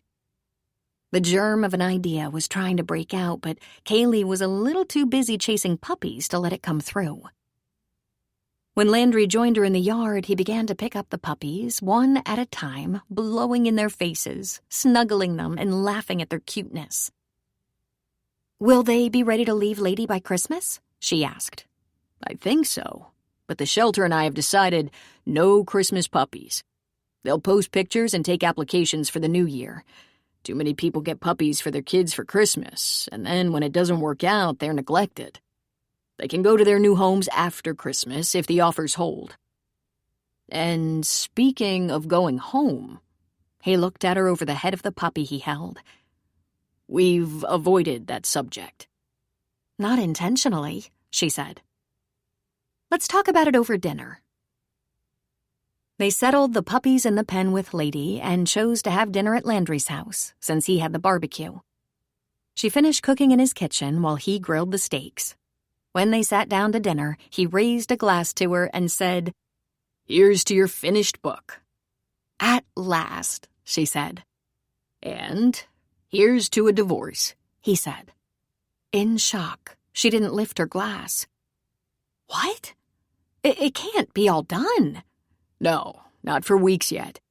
But Laura and I have settled on the terms. She signed and notarized the settlement agreement, and it's sitting in a big stack of cases waiting for a judge. It might take as long as 3 months, but probably not even 3 weeks if there's no counteroffer or contesting. The important thing is it's been negotiated and it's ready to be approved." "How do you feel about that?" "I feel surprisingly good with it. I gave up hoping she'd miss me years ago. I don't have any regrets. It was time." "She'll blame me, of course," Kaylee said. "She can't really blame anyone but herself," he said. "But I take equal responsibility. I didn't try that hard. Not only did I let her run away, I realized that I ran away too." "Even though you don't seem to be upset, I'm sorry this happened to you. I remember being very angry and torn up by my divorce. Slightly different circumstances, maybe, but it was no day at the beach." "The big question is, what about us?" he asked. "What do you want to happen with us?" "I want us to stay in love forever," she said. "It's just that I don't know what to do with our reality. My home is in Newport, and I love it there. Plus, it's my mother's house, and I wouldn't even consider giving it up. And while my work is pretty transportable, yours is not." "So, the question is, can two people who love each other maintain a close relationship when they have separate lives, separate homes?" "You already tried that once, Landry." "No, I don't think I did. Trying would have had us a lot more balanced. Winters in the south, summers in the north. Every other month, 3 or 4 days here, 3 or 4 days there. I think there are many options, as long as we both have the same goal. But first, the priority is getting through Christmas." "I'm sorry, but I just want Christmas behind me." "Don't apologize, Kaylee. I understand. I do have one suggestion. Why don't you try writing about it? Write the Christmas that would make you feel better." "That would involve impossible and magical things," she said. "Don't rule it out," he suggested. "Write it in." Kaylee wasn't at all surprised that her thoughts were constantly tuned in to the loss of her mother, and often to Mallory as well. She kept wondering how she was getting along. She'd heard from Mel that Mallory's mother had passed away, and while arrangements were being made, she was with the next-door neighbors, the family of her friend, who had taken her in. Mel hoped that would work out for another couple of weeks, at least through Christmas. But if there was a problem with that, Mel was going to find room for her with their family. In the dark of night, when she couldn't sleep, lying in Landry's strong, comforting arms, there were times Kaylee couldn't hold back her tears. She tried to keep her crying silent, but he always knew and would pull her close and whisper soothing words. "It's going to be all right." She often thought that if she could have just 5 minutes with her mother, she could live on happily. She was astonished by how desperately she still missed her. Then, one night, she was startled to wake up on the front porch. She was sitting on the porch swing and saw that someone had put a small Christmas tree in the corner of the porch. It had twinkling lights and silver ornaments. And there, leaning a hip on the porch rail, was Meredith. She wore her royal blue robe, the one with the stiff arch collar. It was such a beautiful robe. Kaylee had kept it. "Mama," she said in a breath. "Oh, Mama." Even though she wanted to run to her and embrace her, she couldn't seem to move. "My darling girl," Meredith said. "You're here." "Not entirely, but I did tell you I'd never be far away. I think we should talk." "Yes," Kaylee said. "We should talk. Did you bring the tree?" "It's Christmas time," she said. "You don't have to bake a plum pudding or roast a goose, but the whole world is honoring Christmas. You remember what the spirit of Christmas does, don't you, Kaylee? The least you can do is put out an ornament or two. It's all right if it brings a little emotion to your day, but try to remember, it's not all about you. And if you can't bring yourself to celebrate Christmas, consider letting Christmas celebrate you. Think about the people you know who deserve some happiness. Have you done anything special for your boyfriend? He seems so loving and sweet." "He is," she said. "Am I dreaming you?" Meredith shrugged. "Are you cold?" Kaylee looked around. There was snow on the porch and her feet were bare, yet she was not at all cold. "Even if you're only a dream, I'll take it." "You've dreamed of me many times, and usually it makes you happy. I know you feel cheated, Kaylee. I know you feel that you're the only one who feels loss and sadness.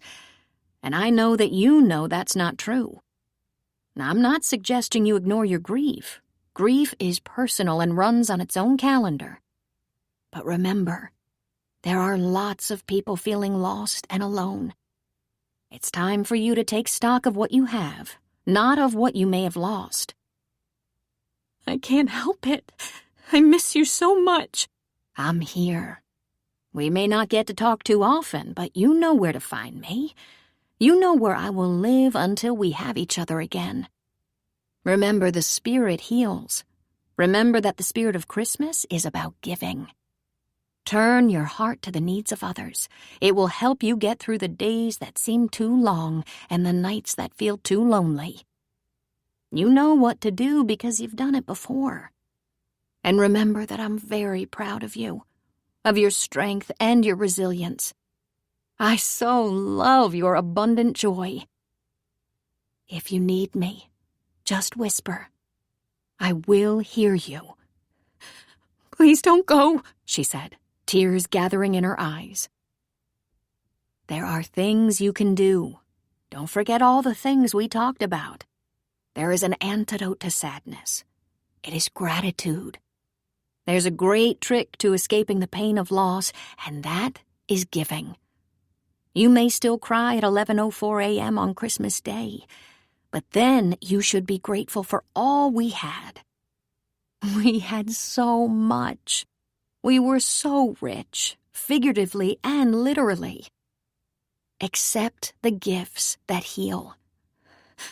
"Stay," she said. "Please, just for a few more minutes." "I love you so much," Meredith said. "I love you more," Kaylee said. Suddenly, she felt cold. Her feet were like ice. Her hands were stiff and frozen. Even so, she didn't move for a few minutes, willing her mother to come back.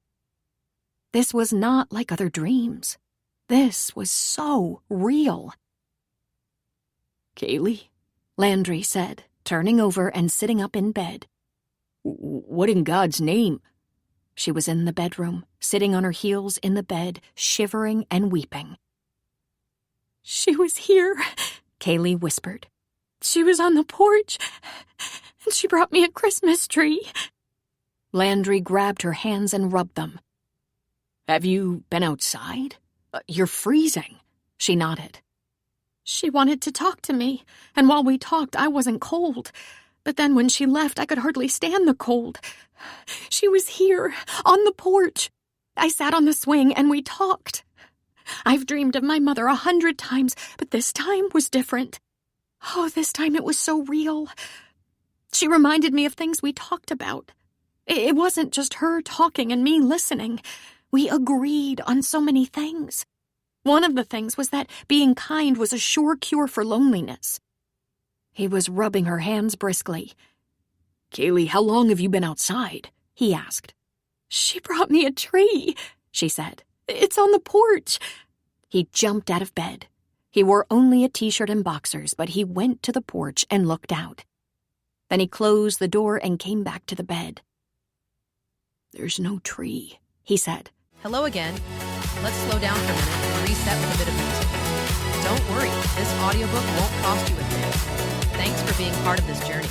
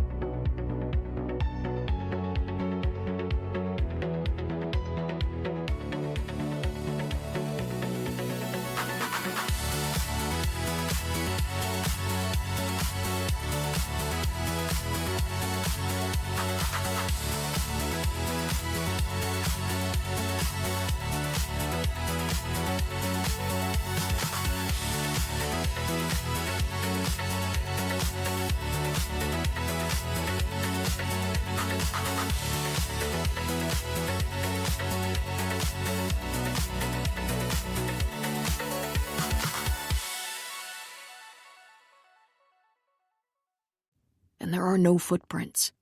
And there's no impression in the snow from someone sitting on the swing. Her eyes grew round. What? She asked. Then she jumped up and ran to the front door.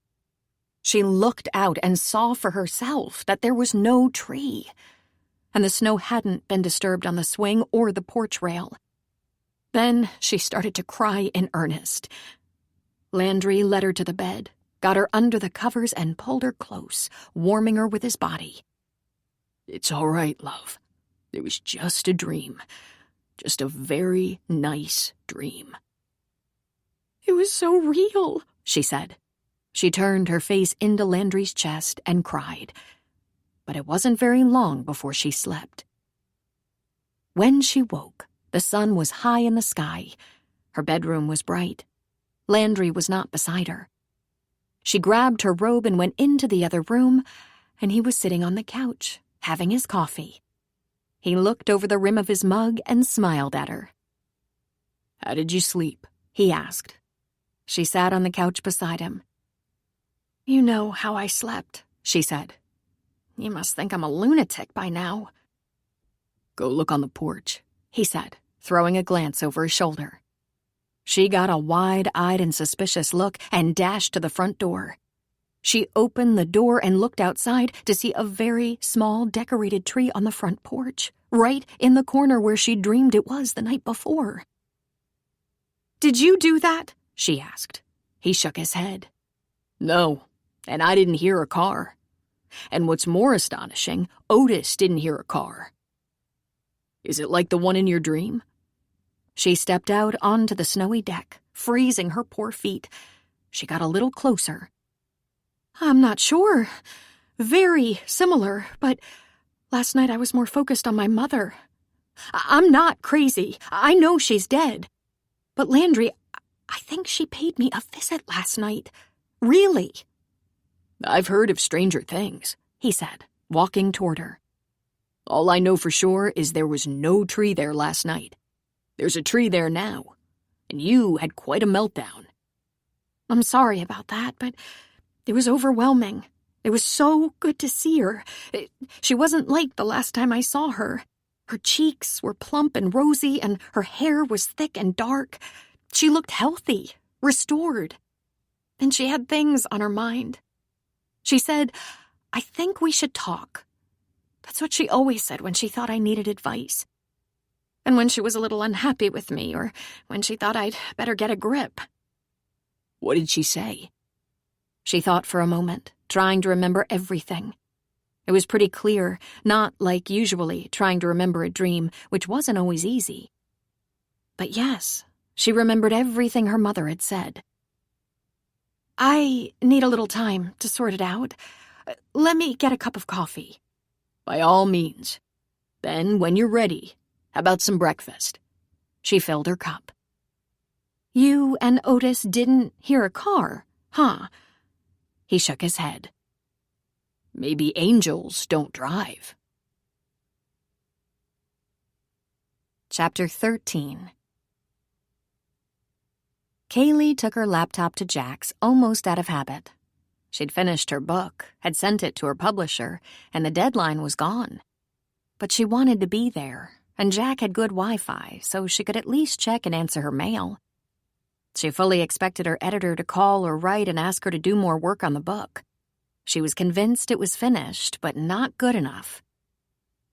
Sorry, Kaylee. The Wi-Fi's out, Jack said. Oh, no. How are you getting by? Me? He asked, then laughed. I'm just barely off the clipboard.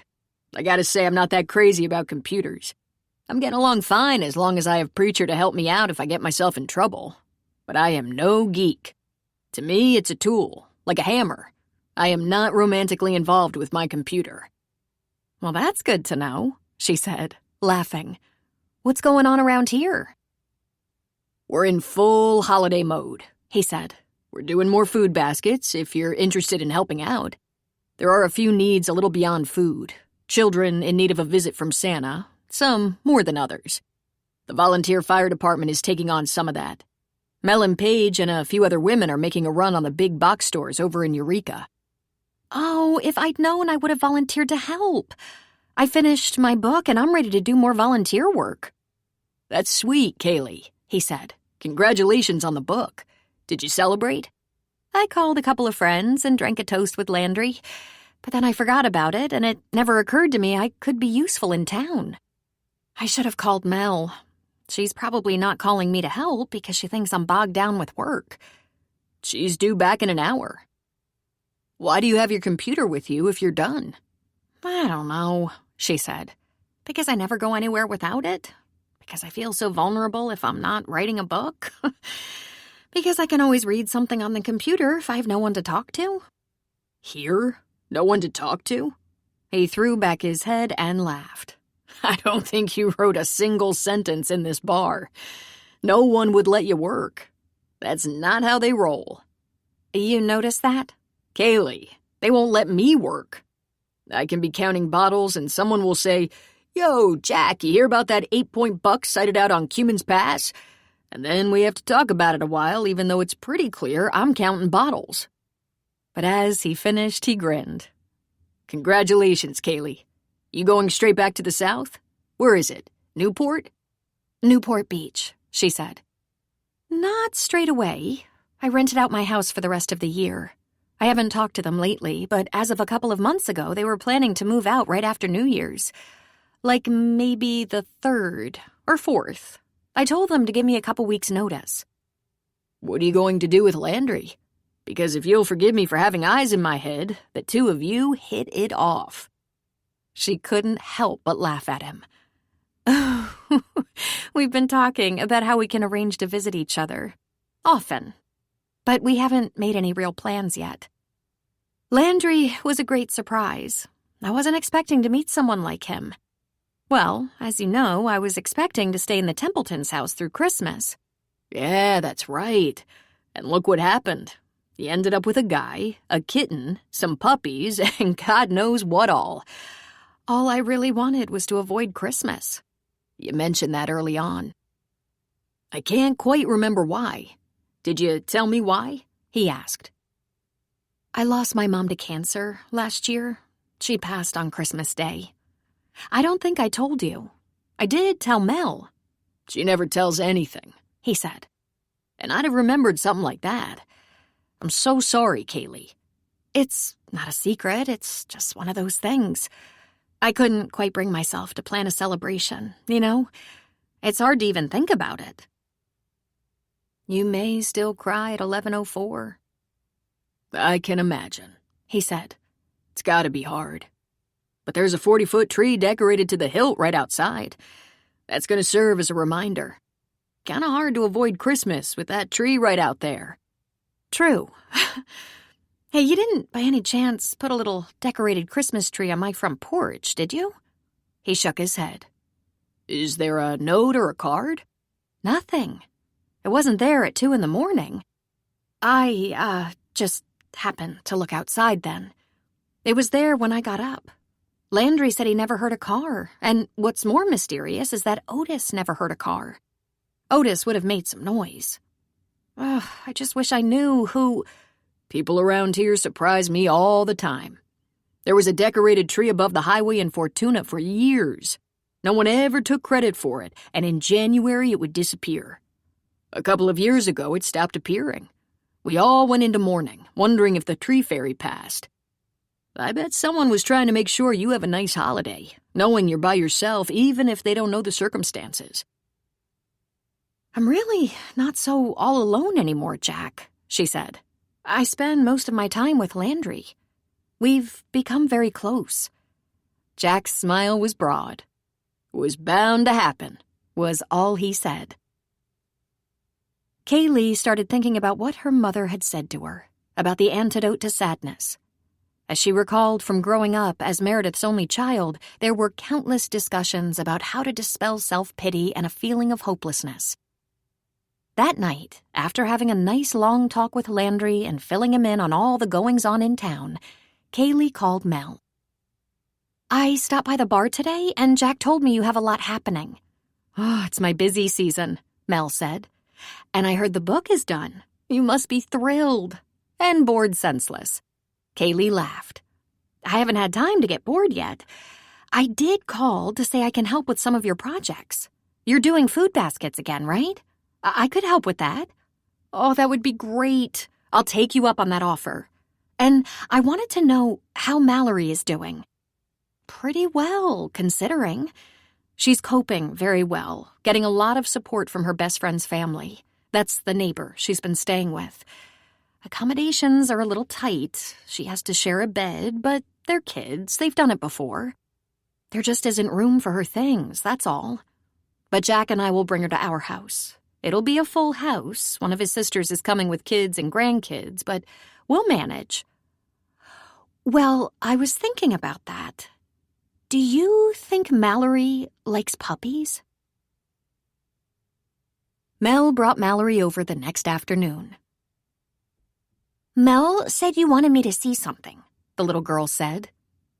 First of all, I'm sorry to hear about your mother, Kaylee said, giving her a hug. Did Mel tell you we have that in common? I lost my mother last year. I think I know how you're feeling. How I'm feeling is not that good, she said. But I'm taking it slow. My mom said, just take it slow because you can't hurry your feelings. I don't know what that means, but I'm doing it the best I can. You're doing fine, Kaylee said. Mallory, I was out for a walk and I found a mama dog. She was tied up to a tree and had 4 puppies with her. Someone left her there, abandoned her. So I brought her back here. I thought maybe you might want to see them? Yes. Were they hurt? No, just hungry. Landry has them in his kennel. I'll show you, she said, taking Mallory's hand. I have a few phone calls to return, Mel said. Can I stay here and do that while you see the puppies? Of course, but we might be a while. She pulled Mallory along to Landry's house and then through the house to the back door. Otis came out of Landry's shop and greeted them. "Mallory, have you met Landry?" "Yes, I'm pretty sure," she said. "What are you doing in there?" "Making pots and statues and wind chimes and all sorts of artsy things," he said. "I bet you're here to see the puppies. When you're done, I'll show you everything if you're interested." "I'd like to see it, if Mel says it's okay." They found Lady in the backyard, sniffing around. "Lady!" Kaylee called, and the dog pranced right over. "This is Lady, Mallory. When I found her, she was nearly starving, but she's looking so good now." "Why was she starving?" "I don't know, because I don't know what happened to her. I suspect her owners neglected her, didn't feed her, didn't take care of her. But she's very well taken care of now. Let's look at the puppies." Mallory gasped with pleasure when she saw the puppy pile inside the kennel. She immediately got down on her knees and reached into the space to touch a puppy. Then she pulled a hand back and looked at Kaylee. "There's a cat in here," she said, shocked. "I know," Kaylee said with a laugh. "That's Tux. I found him, too. He was so young when I found him, and when Lady and the puppies came here to stay, he crawled in and never wanted to leave. The puppies are going to outsize him pretty soon. He thinks he's one of them." Lady joined them and got into the dog bed, lying down for the puppies to nurse. "I don't think they're going to be nursing much longer. They're getting big, and they need real food. Landry has started feeding them puppy kibble once a day. Lady will decide when she's done nursing and just quit on them. Then we'll have to try to find homes for them." Mallory picked up a puppy and cuddled him. "I guess that's going to happen to me, too." "Are you worried about that, honey?" "A little bit. I'd kind of like to just stay with Allie's family. I know them. They're nice.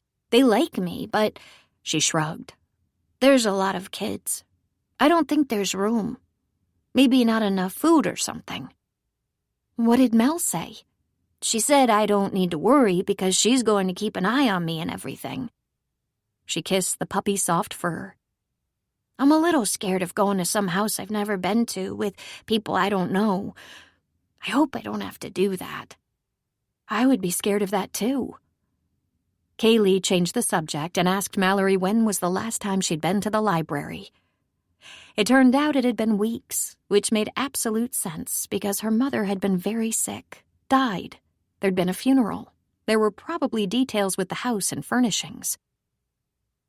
"Maybe we can go next Saturday," she said. "Would you like me to take you?" "Well, yes, but I'm not sure where I'm going to be," she said. And Kaylee could see the poor thing was feeling all uprooted, confused, and worried. "I will find you, no problem, and I'll take you." They sat on the floor by the puppy pen and held them one at a time, including Tux, then put them back. They talked about books because, of course, Kaylee had looked up the most appropriate books for well-read 10-year-old girls. Mallory was very interested in how long it took Kaylee to write a book. Then Mallory said, "When did your mother die?" "It's been a year now. Almost a year." "Do you cry every day?" She shook her head. "Not anymore," she said. "At first, when it was new and hurt so much, I cried a lot. But my mom used to always say, 'A good cry will help you clean out the pipe so you can breathe easier.' Sometimes it felt like I needed it, you know?" "I know." "And I dream about her," Mallory said. "So do I. Sometimes it feels real." "I think it is sometimes," Mallory said. "When I'm older, I'm going to write a book about a girl whose mother dies and she comes to her in dreams." "That would be a wonderful book," Kaylee said. "We're going to have a good time looking for books." And she thought, this little girl needs an iPad for books and movies and pictures. In fact, she probably needed a lot of things. What she had started out thinking could be an experiment was growing in her mind, and she was bonding with her over the loss of their mothers. She asked Mallory to tell her all about her mother, and the girl did. talking about when her mother was working at a motel in Fortuna. "She was a manager," Mallory said proudly. "She was the boss of people." And on she went, describing her mother's beautiful long hair, her exercise suits that she wore to yoga, her friends from work and her friends from the neighborhood. She had a grandma when she was little, but she passed away. "I don't like when they call it past," she said. "I think when they die, and they wait for you to come later." "Much later," Kaylee said. She felt that her mother, however, had definitely passed. Or maybe slipped away, quietly and with so little fanfare. 11:04. Before long, she looked at her watch. It had been 2 hours. "If you want to see some of Landry's pots and his statues, we better go. I don't think Mel plans to be here all day." They visited Landry, and Mallory loved the idea of playing with the clay and painting and molding. He showed her some of his molding tools and demonstrated. Then he showed her a pot that had just come out of the kiln. He explained the danger of the super-hot kiln and the blowtorch, and she held her hands tight in front of her, careful not to touch anything. When she took Mallory back to her little house next door, she broached the subject that had been on her mind for days. "I have an idea, and if it doesn't sound perfect, you should say so. I have a spare room in this little house. It has no furniture in it, but there is plenty of room for your things if you think you'd like to come and stay with me." "Just for a little while?" Mallory asked. "Like with Allie next door?" Kaylee smiled. "At least through Christmas, so you can be here in your town, near your friends and your school, until the right place is found. We can play it by ear. It can last longer if we like it. I want you to always have choices. If it doesn't feel right, you should tell me, or Mel. But I have a feeling you're going to like it. Let's try it through Christmas and New Year's. We should try to have a nice Christmas for our mothers, if you want to." "Does Landry say it's okay?" "Absolutely. I asked him first. This is his property, and it's where he grew up. I thought maybe we could help each other get through that hard part of losing our mothers. And we can do it with trips to the library, watching movies, reading together, and training the dogs. Lady is very well behaved, but she could use a little training. We'll have our friends nearby. Your friends are welcome to come over, too. You might want to invite some of them." "Do you want me to stay with you?" she asked. Kaylee nodded. "I do. I think you're very good company. But the most important thing is if you want to. If you don't, I understand. This is a tough time of year for some people." "I could try it," she said. "I could see Landry make pots." "And if you ever feel uncomfortable, you can call me," Mel said. "I can always think of something. Your mom asked me to look out for you, and I promised I would." "I think this would be okay," she said. "Then Landry will bring your bedroom furniture from your house and put it in the spare bedroom. And we can start to dream up what kind of things we want to cook and bake for the holidays. And I bet you'd like to do some shopping. I think we're going to be very busy." "Will we bake cookies and things?" "Would you like to?" Kaylee asked. "I have to admit, I haven't had much practice." Mallory gave her an impatient look. "If you follow the directions, it comes out good. If you cheat the directions, not so much." "I'll be sure to remember that," Kaylee said. If there was one thing Kaylee hadn't expected, it was how the people in Virgin River, her new friends, responded when they heard the news that she'd taken in Mallory. The generosity they displayed was unimaginable. It was almost as if they were showing their appreciation. Jack was probably responsible for getting the word out because he and Mike and Preacher helped Landry move Mallory's bedroom furniture the very next morning. Mallory spent one more night with Allie until then. Kelly Holbrook brought over a large basket of scrumptious baked goods, and Jillian brought some squash and onions and peppers from her winter garden. Paige and Preacher hand-delivered a large basket of brisket and salmon, prepped for the freezer, for their future meals together. Vanessa and Paul brought 2 pies and a dozen cookies, which was a lifesaver because Kaylee's first attempt at baking Christmas cookies didn't go that well. Then there were many packages left on the porch with no card. There were gifts of banana, zucchini, and cranberry breads, and a tray of cinnamon rolls. Not only were the gifts of food plentiful and in a great variety, there were other gifts. Hand-stitched Christmas placemats and napkins, garland left decorating the front porch rail, a wreath for the door, and a holiday basket filled with ornaments. "I guess we'll have to put up a tree," Kaylee said. "That shouldn't be too hard since we live in a forest," Landry said. Kaylee called her father and surprised him by inviting him to Christmas Eve dinner. "Really?" he asked. "Of course I'd like to come. What can I bring? Where should I reserve a room?" "Life has become very interesting here," she explained. "I'm fostering a little girl who just lost her mother. She's 10, and she's staying with me. Landry said you can have his room." "Where is Landry going to stay?" Howard asked. "I'm sure I can make room for him somewhere in my little house, but he has the larger dining room and kitchen, so we'll be cooking there." "I guess things are progressing nicely," Howard said. "There's a gathering in the town at Jack's bar, and it spills out around the tree. I hear there's food, drink, carol singing, and in general a town party. I'm told it usually starts around 6 when the sun goes down and the tree lights up. Can you get here early enough for that?" "I wouldn't miss it." The week leading up to Christmas was consumed with volunteer duties.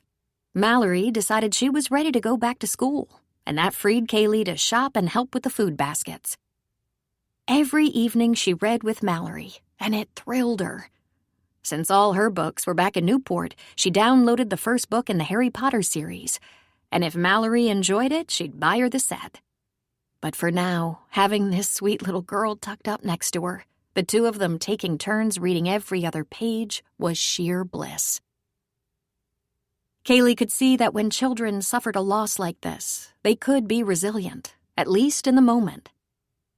Mallory could be easily distracted by the puppies or other children, laughing and playing one moment, and then, a bit later, morose and feeling a little lonely. Kaylee was there for her when her spirits were down. Every day was packed with activity. Every evening, Kaylee was busy getting dinner ready or spending time with Mallory. Most nights, the dogs joined them for at least a little while until one of the puppies made a mess. Kaylee found that Lady curled up beside her, leaning against her, as if Lady had chosen Kaylee as her everything. Not only had she gone over to the coast to do a little shopping, but Landry had run a few errands for her as well, so that Santa would not miss this house. There were gifts wrapped and hidden at Landry's house, ready to be put under the tree. In the dark of night, when Kaylee and Landry held each other, they whispered about the turn of events. "I never would have seen this coming," Landry said. "I'm glad you decided to bring Mallory home." "How could I not?" she asked. "I know exactly how she must be feeling." "And for you, this whole idea of ignoring Christmas seems to have changed focus," he said. "You're the kindest person I know.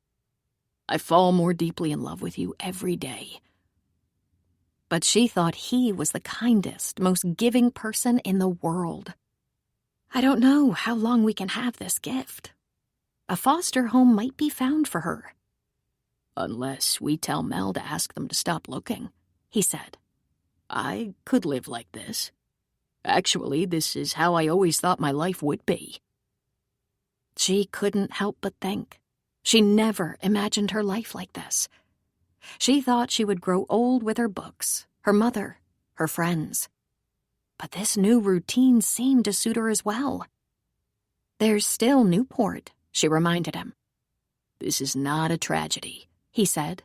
"We each have a house and there's plenty of room in both. We each have a little money set aside, thanks to our parents.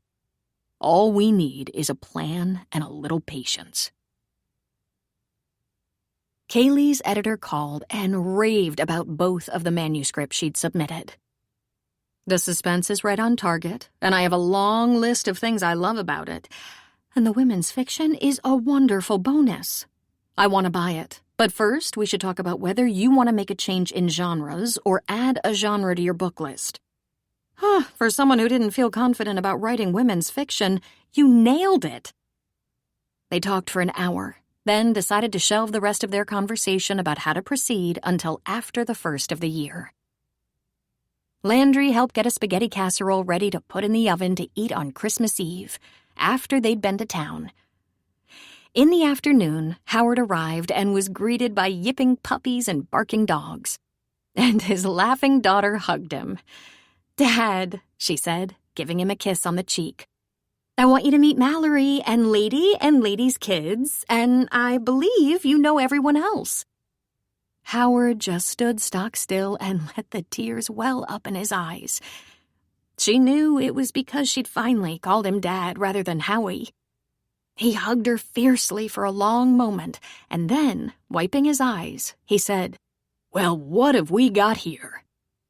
Landry crouched to the floor and said, "A puddle, for one thing." He pulled a thick wad of paper towels from his pocket.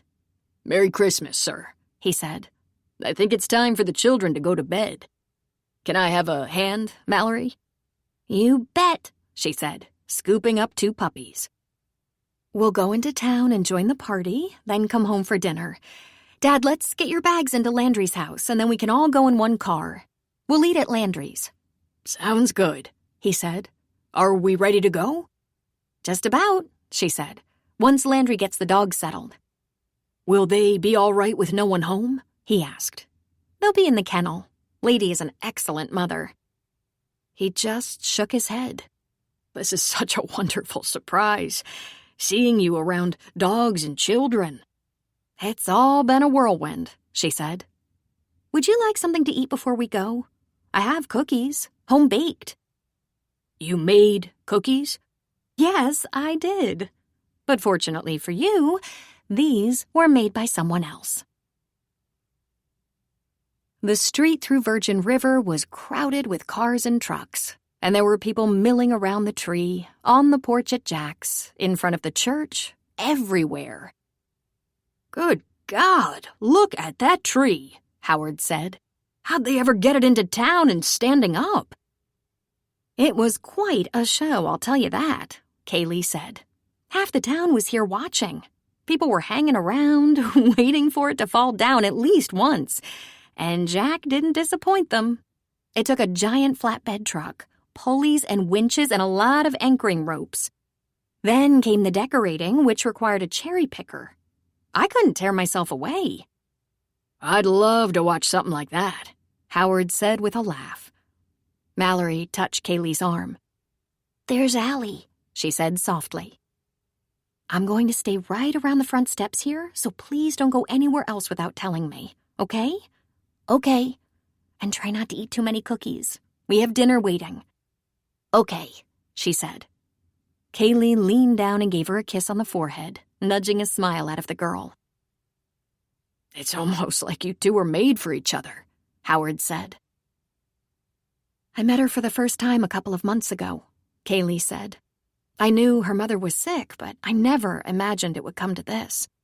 She's been with me a week, and I can't imagine her ever leaving." "Does she have to?" Kaylee shrugged. "Mel said that social services will conduct a search for family members, but Mallory doesn't know of any. What we need right now is time. Even with the best of intentions, I'm not going to be selfish.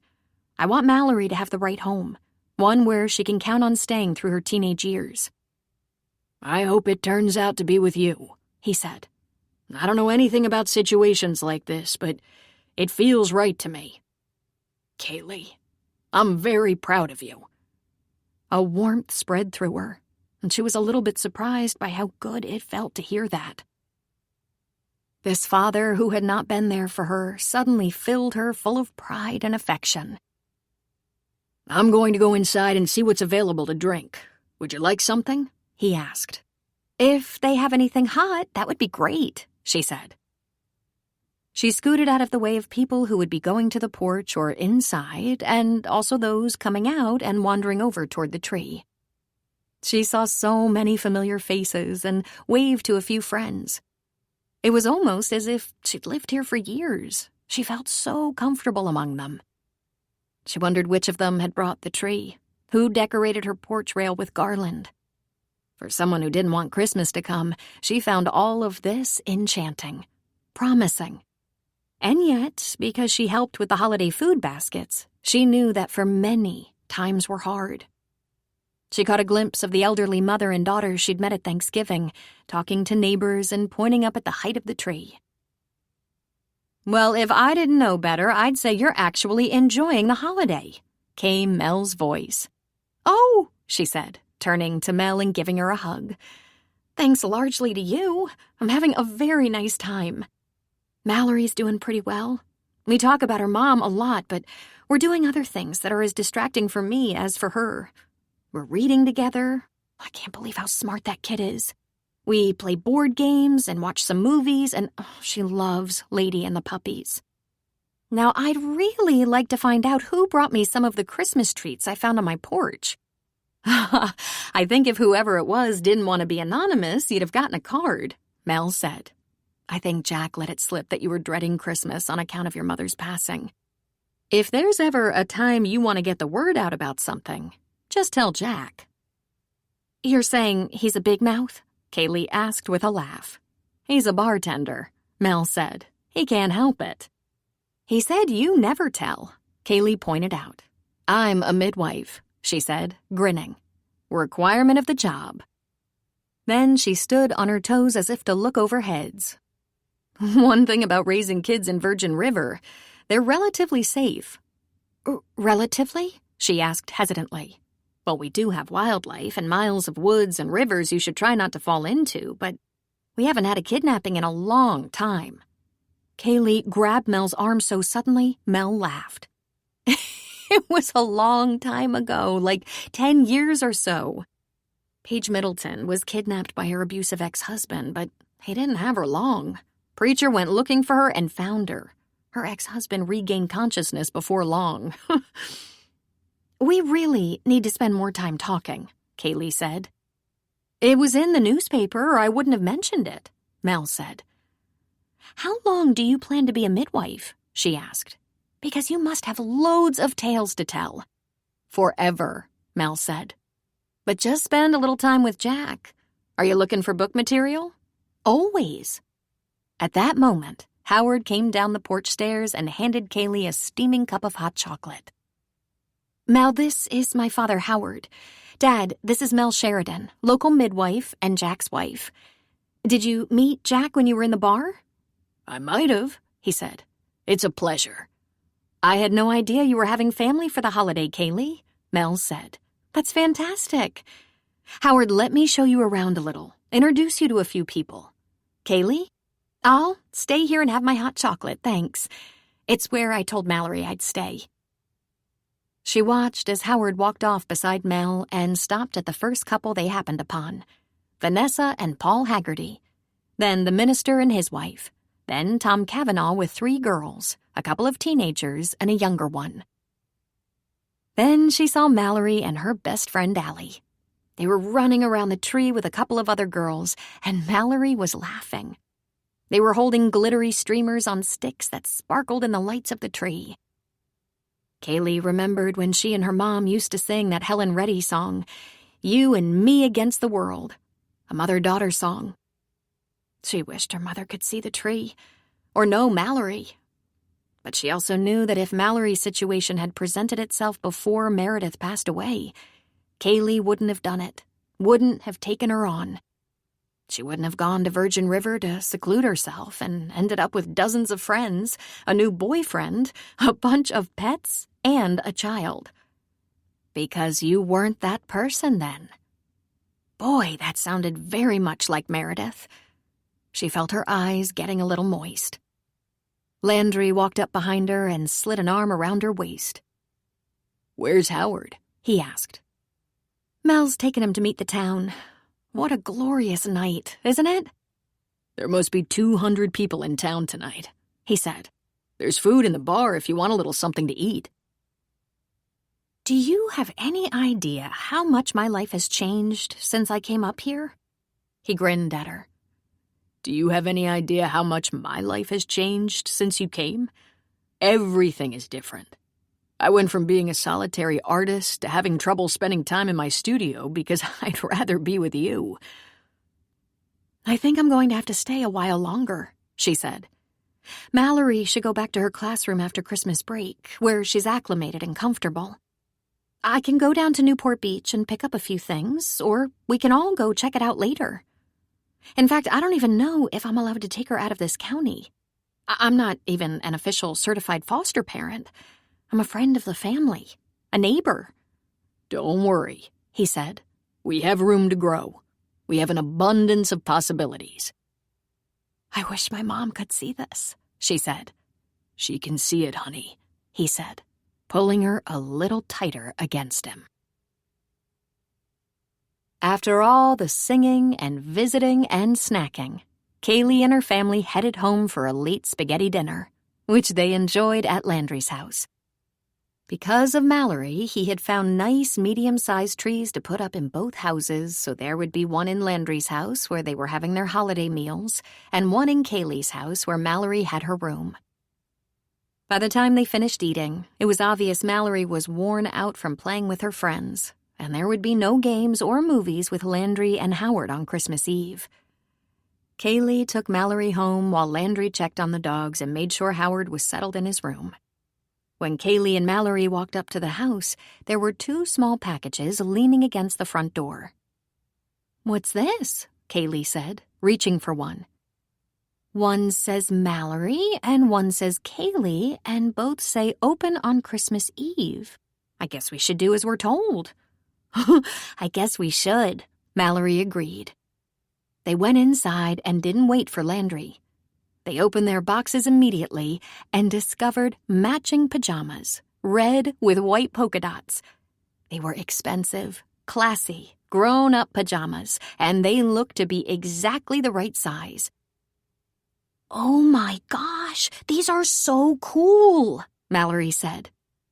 Mel, Kaylee thought. She had told Mel about how her mother gave her really nice pajamas every year. The joke being, if she was going to work in her pajamas, she ought to have good ones. She couldn't think of anyone else she had told about their tradition. They wore their pajamas to bed and woke up on Christmas morning to presents under the tree and Landry working on breakfast in Kaylee's kitchen. Kaylee called Howard and told him to come next door for Christmas morning, and he came bearing gifts he kept in his trunk. Kaylee had tried not to go overboard on gifts for Mallory, but she did buy her an iPad and a couple of very expensive books, a leather-bound copy of Harry Potter and one of Watership Down. She got her father a couple of shirts and also some books, and for Landry some big picture books of art and dogs. "I guess books are going to be a way of life from now on," Landry observed. Kaylee and Mallory stayed in their pajamas for a long time, playing with Mallory's new iPad, reading, lounging, talking. For a while in the late morning, Kaylee noticed that Mallory became a little quiet and morose. So they talked about her mother, about missing both their mothers, and it was just the 2 of them, remembering and wishing things could have been just a bit different. But for Kaylee, this Christmas was very special. The Christmas she had hoped would never come was magical and filled with love, filled with people who had never been in her life before. She was in love with a man she could not have even hoped for. He was so wonderful. She had a little girl who depended on her, a little girl she had quickly grown to love and hoped would be with her forever. And there was a prodigal father who had found a way back into her heart. Mel called. "Merry Christmas! How's it going?" she asked. "It's lovely, and thank you for the pajamas." "Pajamas?" Mel asked. "Mel, it had to be you. Red matching pajamas for me and Mallory? I told you my mother gave me wonderful pajamas every Christmas. There were 2 boxes leaning up against the door when we got home last night. Kaylee, I was in town, at the tree. I didn't leave any gifts. I bet it was Landry. But he said no when she asked him. He swore he wasn't lying. I'm telling the truth. There was a note, wasn't there? But it was printed, she said. I think you should accept the fact that you have a guardian angel. And she might be walking the earth, or maybe not. But there is one thing I noticed that you didn't. What's that? You didn't fall apart at 11:04. She hadn't. She had glided right through the time, and when she noticed a while later, it made her smile. It was as if Christmas had been given back to her, times 10. Epilogue. 1 year later. Kaylee was thrilled to be back. She couldn't imagine spending Christmas anywhere but Virgin River. They'd spent a couple of weeks in Newport Beach early in the year, long enough to check out the house, the towns, the galleries, and the beaches. Then they moved back in the fall so that Mallory could start school there. Kaylee arranged to have a small studio erected behind the house in the backyard, just on the other side of the small pool. It was big enough for Landry to use as his studio when they were there. Mallory was now 11 and had friends in Newport as well as friends in Virgin River. The majority of their time was spent in Newport Beach, where the house was larger and the winters milder. And there was a more convenient airport for the traveling they wanted to do. Landry was updating his Virgin River studio, but leaving everything else the same. They had become one of those very fortunate families with a summer home. Their plan was to live in Newport Beach for the school year and spend summers and Christmas in Virgin River. Luckily, Tux, Otis, and Lady didn't mind long car rides. Landry liked Newport, and there were many opportunities for him in the shops and galleries around Southern California. And Mallory took to the town and the ocean very quickly. She also took to the idea of being part of the family she'd helped to create. Kaylee was now officially a certified foster parent. The county had found a couple of distant relatives of Mallory's, her mother's second cousins living in Seattle. They hoped to meet them soon, but Mallory was very happy with Landry and Kaylee and had no interest in finding other guardians. It was as if the three of them came together at exactly the right time. Landry had been lonely, Kaylee had been bereaved, and Mallory had been in need of a family to help her with the rest of her growing up.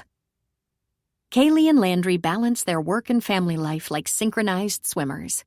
There were times Landry had to visit stores and galleries to sell his art, just as there were writers' conferences and promotional trips Kaylee was anxious to return to. In the new year, Kaylee and Landry were planning to get married. But they were back in Virgin River for their first Christmas as an official family. They had seen the raising and decorating of the tree, and Kaylee had spent days working with the volunteers who put together food baskets and bought Christmas gifts for residents in need.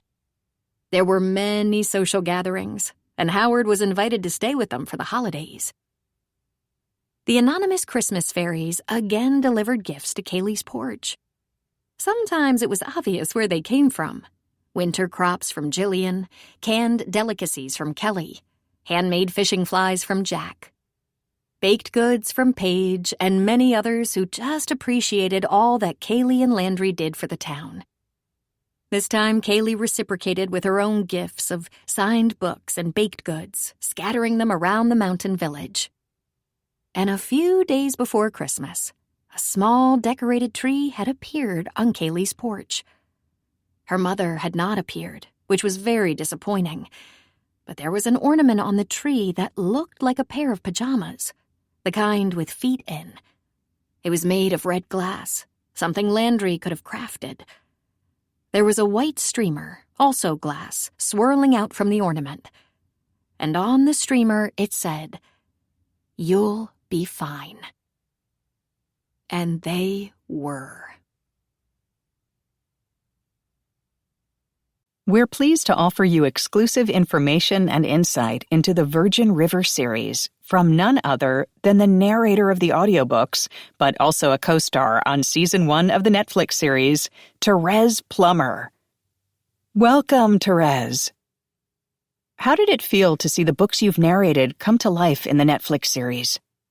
Seeing the books that I've narrated come to life in the Netflix series was surreal. It was unbelievable. When you narrate a book, I have all of my characters and the story kind of playing as a movie in my head as I'm recording it. And so to see who they chose for Mel and for Jack and for Preacher and for Paige, it was definitely not what I saw in my head, and it fit perfectly. It was amazing. I loved it. It took me a minute because when you're so used to one genre of, just doing books and reading them and performing them, and then all of a sudden you're seeing it visually on a screen, it's totally different. And I had to leave all of my experiences with Virgin River on the back burner and just go in with like a blank slate and see what was coming to life on the screen. And as you've seen, it's a total hit. It's absolutely addictive. Everybody is loving it. And I think especially now with everything going on, it is just exactly what the world needs right now. Tell us about having a role in the show. Was it surreal to find yourself as a citizen of Virgin River? Well, getting to play a role on Virgin River Season 1, I'm in Episode 4. I played Caroline. And I come into Jack's bar, and Paige and I bump into each other, and I recognize her. And as you know from the books or, from the show, Paige is hiding out. She's got a lot going on with her ex-husband. And I drop the ball, and I'm like, hey, oh my God, I haven't seen you in so long. And she's got covered tracks, and Preacher's behind her watching, like, what's going on? And it's a super quick scene, but it was so much fun. So much fun. It whet my appetite, and I just was ready for more. And the actors that played Preacher and Paige and everybody else could not have been sweeter.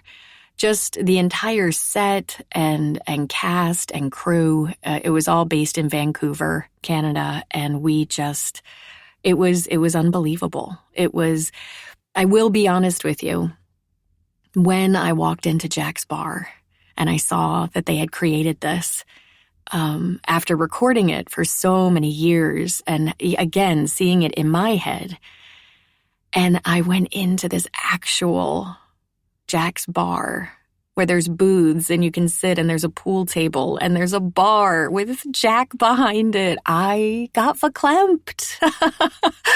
I got emotional because it was just so amazing to live in this world, which mostly was between my ears. I mean, I know I performed it and so many people, but it lives between your ears too as listeners. And then to actually be on the set and be sitting in a booth in Jack's bar and just, it all comes to life. It's magical. I felt like a little kid. I felt like all those books that you read when you're a little kid and you imagine, like, what if it was real? Well, it became real, and I was a part of it, and it was, I'm so grateful. I'm so unbelievably grateful that I was able to have a small part in it. And the other funny thing is I was telling Colin Lawrence and I were talking, that's the actor who plays Preacher, and I was explaining to him how I record all the audiobooks and I bring all the voices to life. And I said, I'm laughing so hard because I know I'm playing Caroline, but I can do all of your voices. And we were dying. We were just laughing backstage, offset. It was amazing. It was amazing. Did the set of the series match what you'd pictured when narrating the books? What impressed you most about being on the set? No, this is such a great question. And the set and Jack's bar had a more modern feel than what I saw in my head as I was telling these stories, a more present day feel. And I know that the books Robyn wrote weren't, in the old days, but it definitely I think Jack's bar in my head was a little bit more dilapidated, maybe not as modern and with all the amenities and stuff like that. I think in my head it was just a little humbler bar, and Doc's, house, and just different things that the show has been able to bring into current day. When I was telling the stories, I think it was just a little bit more in my head, mind you, this is just in my head and what came off the page with what Robyn wrote. A little bit more like a poorer town in Northern California that was able to build itself up and build each other up in the process. I think it's that humility and that kind of hard-working ethic that really came across in the books. We kind of just land where everything's already established with the TV show, which is awesome because then you can just get into the action scenes and all that kind of stuff. But I think what was so special about the books is, for me at least, we built the town. New characters came in with each book, and old characters continued to evolve, and buildings were, constructed, and, the little cabins by the lake, started to get rented out, and there were stories there. And it was just like the town evolved with each book over the years, and it felt very close to home. So, but trust me, the set designers and whoever created Jack's Bar and Hope and Doc's house and all the set are brilliant because it's beautiful. The set is absolutely beautiful, and the land in Vancouver where it's filmed, oh my God, just breathtaking, unbelievable. And I got to be there because the second scene I was in the Airstream. And we were on location near the river, and I think I cried. I was like, oh my God. And there were the director's chairs, with Virgin River on the back. And I was like, how does this happen? I feel like I'm living in a little magic bubble. It was really cool. Why do you think the books and the Netflix series are so popular? I think, for TV value, they've got to amp it up a little bit, and they're able to. I thought the part that was so cool were the marijuana farmers and the camps in Northern California, because, again, as I record it, I see it in my head, but when they displayed it in the show, especially in season 2, the drama value just skyrocketed. I was like, wow, this is intense. Like, the stakes got really high. And I think that's the difference of what needs to happen visually. You need to really, make it exciting and bring the drama value. And I do that the best that I can with the books and with performing it. But again, I have to respect that you're listening to this in your earbuds, and I'm telling you a story. And so there's an intimacy level that, you get to kind of break that barrier with TV, and you get to kind of, do all the bells and whistles and the flashiness and the sex scenes and the fight scenes and all of this craziness. You get to see it, you get to act it out, and it's amazing. But when I'm bringing that same scene to you with just my voice and being all the people, it's a little different experience. And I don't think you'd appreciate if I was like blowing things up in my studio for you. But that is the bonus of the TV show. Like, that's why it's so cool. It's absolutely so cool and so addictive. They just got signed for season 3, and I wouldn't be surprised if it goes for a while. Do you have a favorite character or book in the series? Yeah, I do have a favorite. My favorite is Virgin River, where it all starts. That was my favorite. I loved learning about Mel. I loved learning about, just this city girl coming into the mountains to be like a country doctor and everything she comes up against and meeting all the characters for the first time. My favorite character to play was Ricky. And I said this before in an interview, but I loved his journey.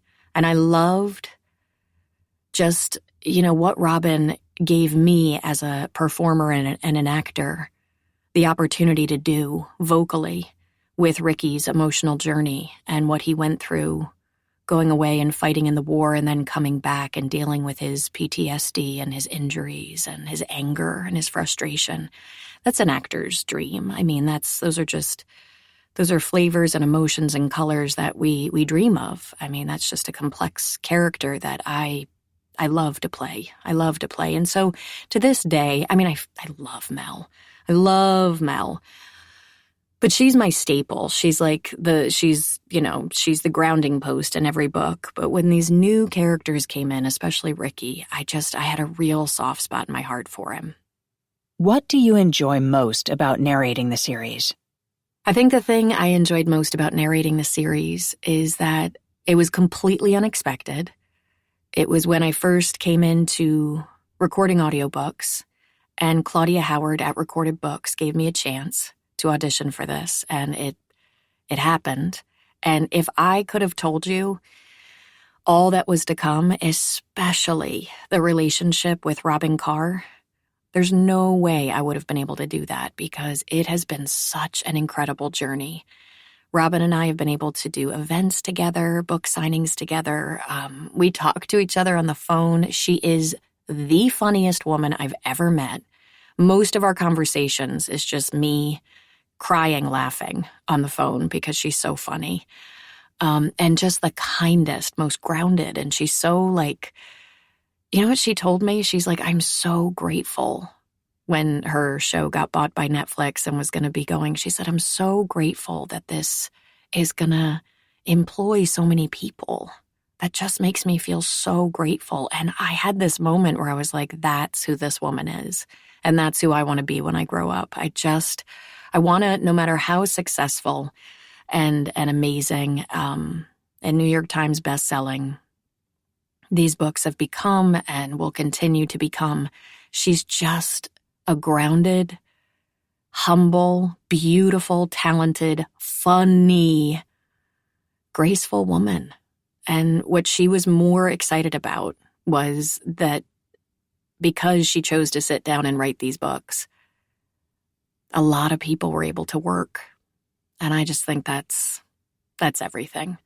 So I am incredibly grateful. I hope you guys enjoyed these answers. If you ever need anything, please reach out at www.terezplummer.com.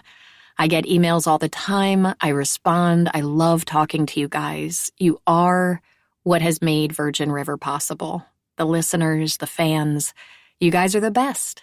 So keep enjoying. I can't wait for season 3. I will be right there with you. Thank you, Terez. Be sure to check out all the titles in the Virgin River series and lose yourself in the most heartwarming romances and friendships of this small California mountain town.